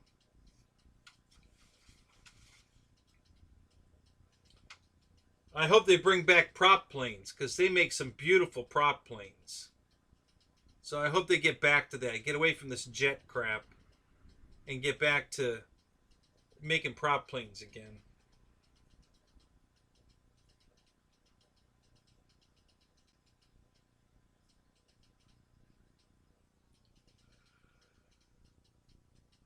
So, what did you do, Mickey? Like an unboxing video, a build video, a setup video, and then a flight video, or was it one long video, like, and then you broke it into four segments, part one, part two, part three, part four.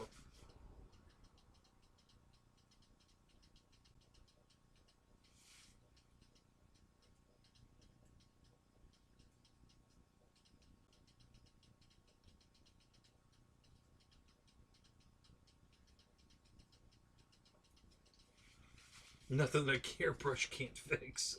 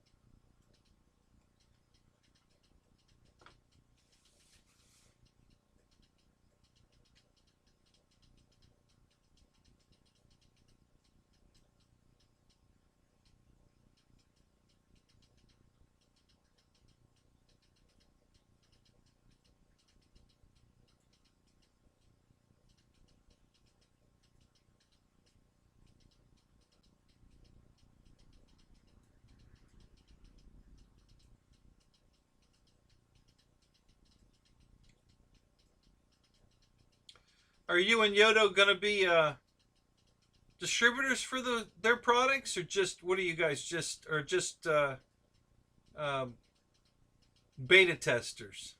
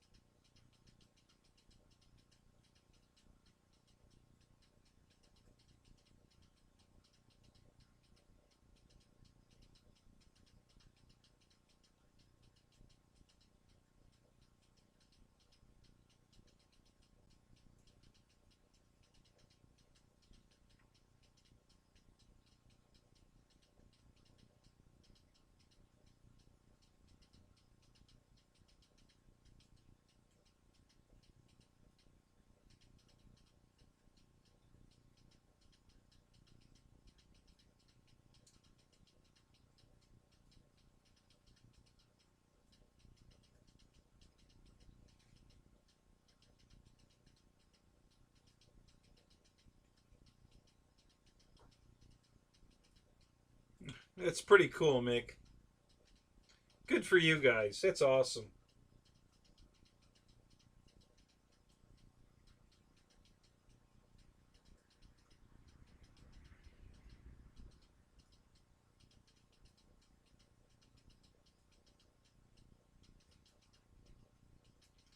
My lizard's running around back there again. Boy, he's getting fat. He's eating well out here. I don't know what he's eating, but boy, he's eating well.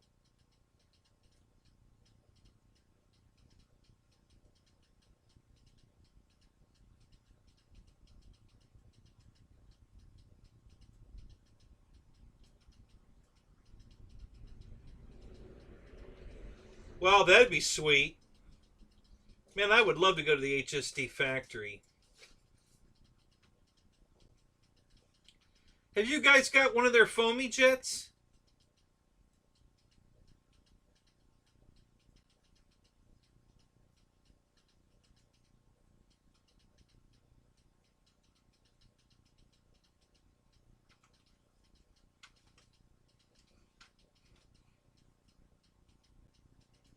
All right, dads.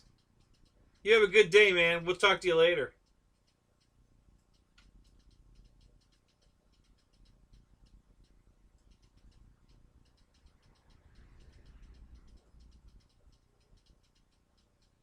All right, Michael. Have a good night, man.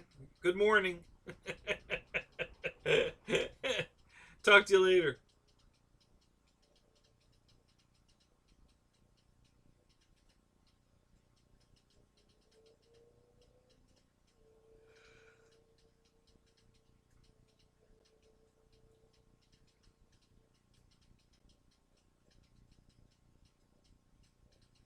Yeah, it's 4:07 here too. Wow, that's cool, Lyndon. You and I are in the exact same time zone. Holy crap. Isn't that interesting? Wow. Yep, it's 4:07 here.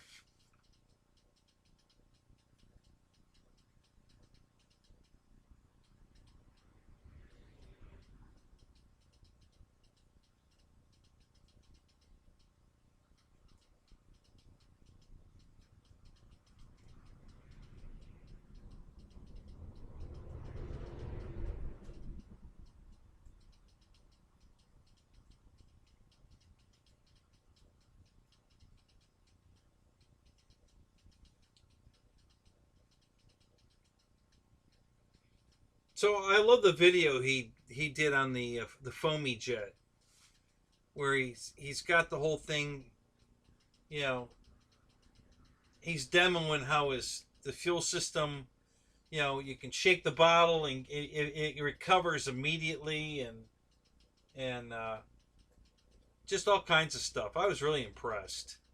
It was pretty impressive to see how well that thing does.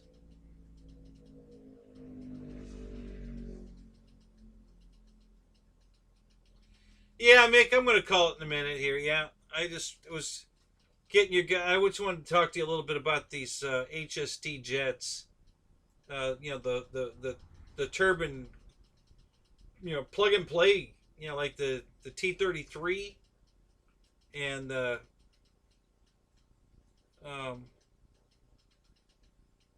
was it the Viper? They also have plug and play. I mean, it comes with a jet and everything.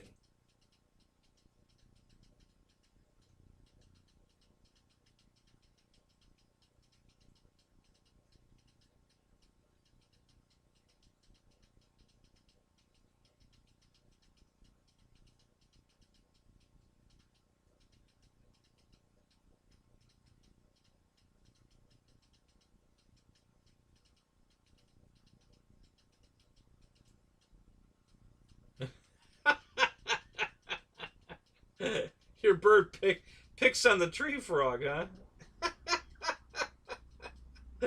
That's hilarious.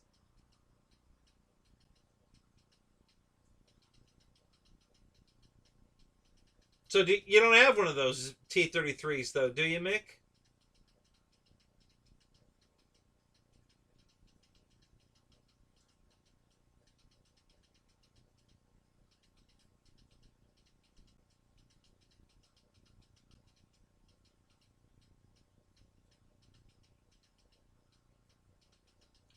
Yeah, Mick, that's what I've heard. Yeah, I've heard. What kind of problems are they having with those jets? Um, is it the quality of the bearings they're putting in them, or I mean, what's failing? What's the problem with these jets?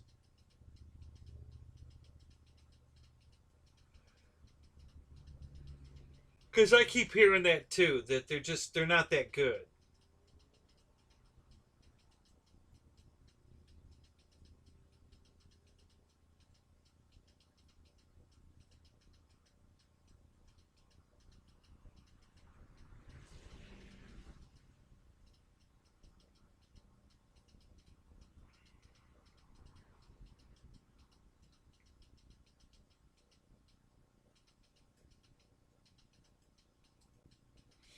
I gotcha. So they just need to tweak it a little bit here and there. It's just I look at the price of these things, and it's just it's a hard pill to swallow. I love them, but yeah, it's just I have to be so careful about spending money the way that they would wish we could do. I mean, they think everybody's made of money, I guess. Holy crap. Honest to God, if I had that kind of money to buy these super expensive airplanes, I'd be flying a real one. One I could put my butt in. I would dump all my models and go buy a real one. But, I buy all this cheap stuff. So,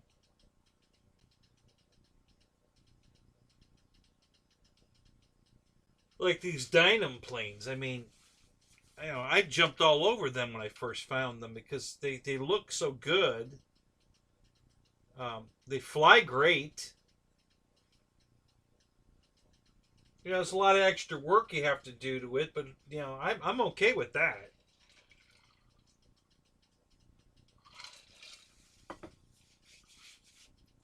See, what makes me mad about HSD, honestly, if they can build that 182 for 399 and make a profit on it, then there's no reason for that 262 to be $1,400. There's absolutely no reason for that other than greed.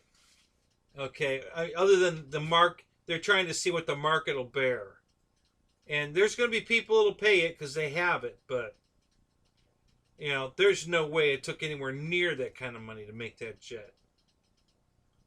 So, yeah, I'm very disappointed in HSD pulling that one because the 399 on the Cessna was a very fair price, but $1,400 on the 262 was ridiculous.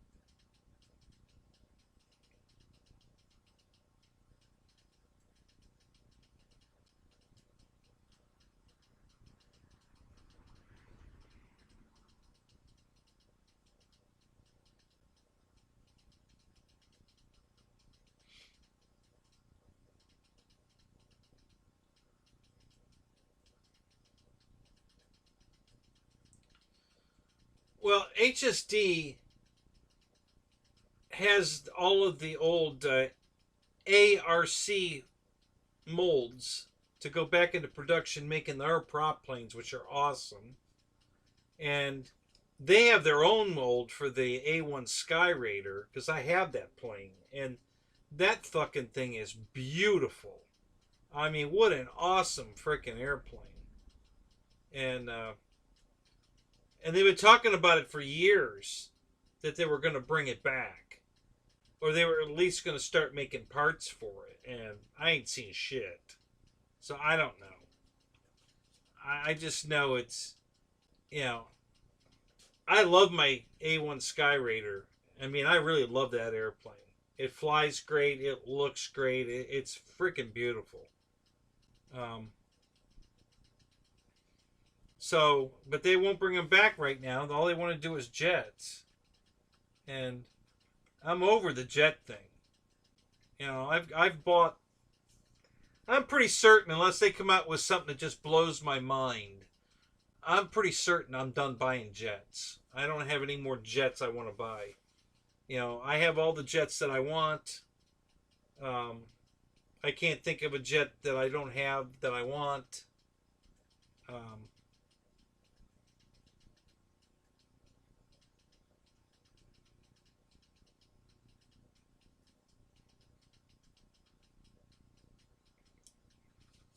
oh no, HSD's been around forever. They make most of FMS's stuff, at least a lot of it. Um, yeah, HSD is probably the best manufacturer of these foam airplanes of anybody. I think. I think their stuff's awesome. Um, I'm upset with them because they've decided that all they want to do is jets, and I'm over the jet thing. Um, they've been talking about bringing back the Skyraider for at least 5 years now, and they haven't. Um, you know, there's always some reason, you know. So yeah, I'm just a little bummed that HSGD. Now I love the foamy jet that they, you know, the Viper that they put out is awesome. Yeah, that's a great looking jet, and you can get that in a turbine or an EDF. So yeah, I just wish. Yeah, it seems like I don't know that they don't want to build any of the stuff they used to build. They want to just keep moving forward, and I don't know. I guess I can kind of see that, but you know,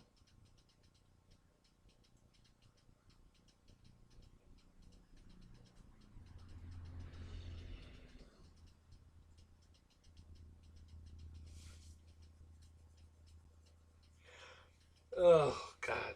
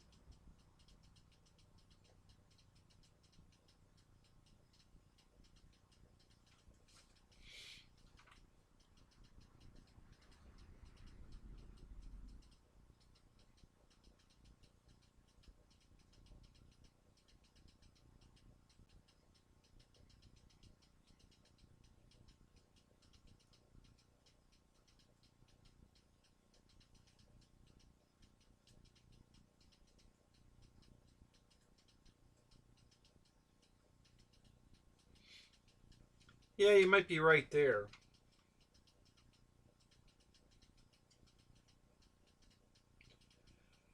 All right, guys, I'm gonna call it. I'm gonna go get some shut eye so tomorrow I can get up and start sanding on this. Get building on my trailer again. I'm excited about the trailer. It's working out really good. Can't wait to see how that looks when it's finished and how well it holds airplanes. So, all right, guys, thanks for coming. Had a great time again. Love this show. I love having it. Love having you guys. It's just a blast. So,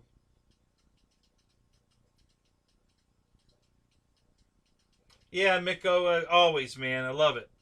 I absolutely love it. I'm just, I'm kind of running on empty now. All of a sudden, it just kind of hit me like a ton of bricks that, hey, I need some sleep.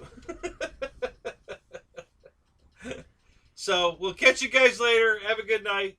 See you tomorrow in the Zoom or in Dave's show, whichever. So have a good night, guys.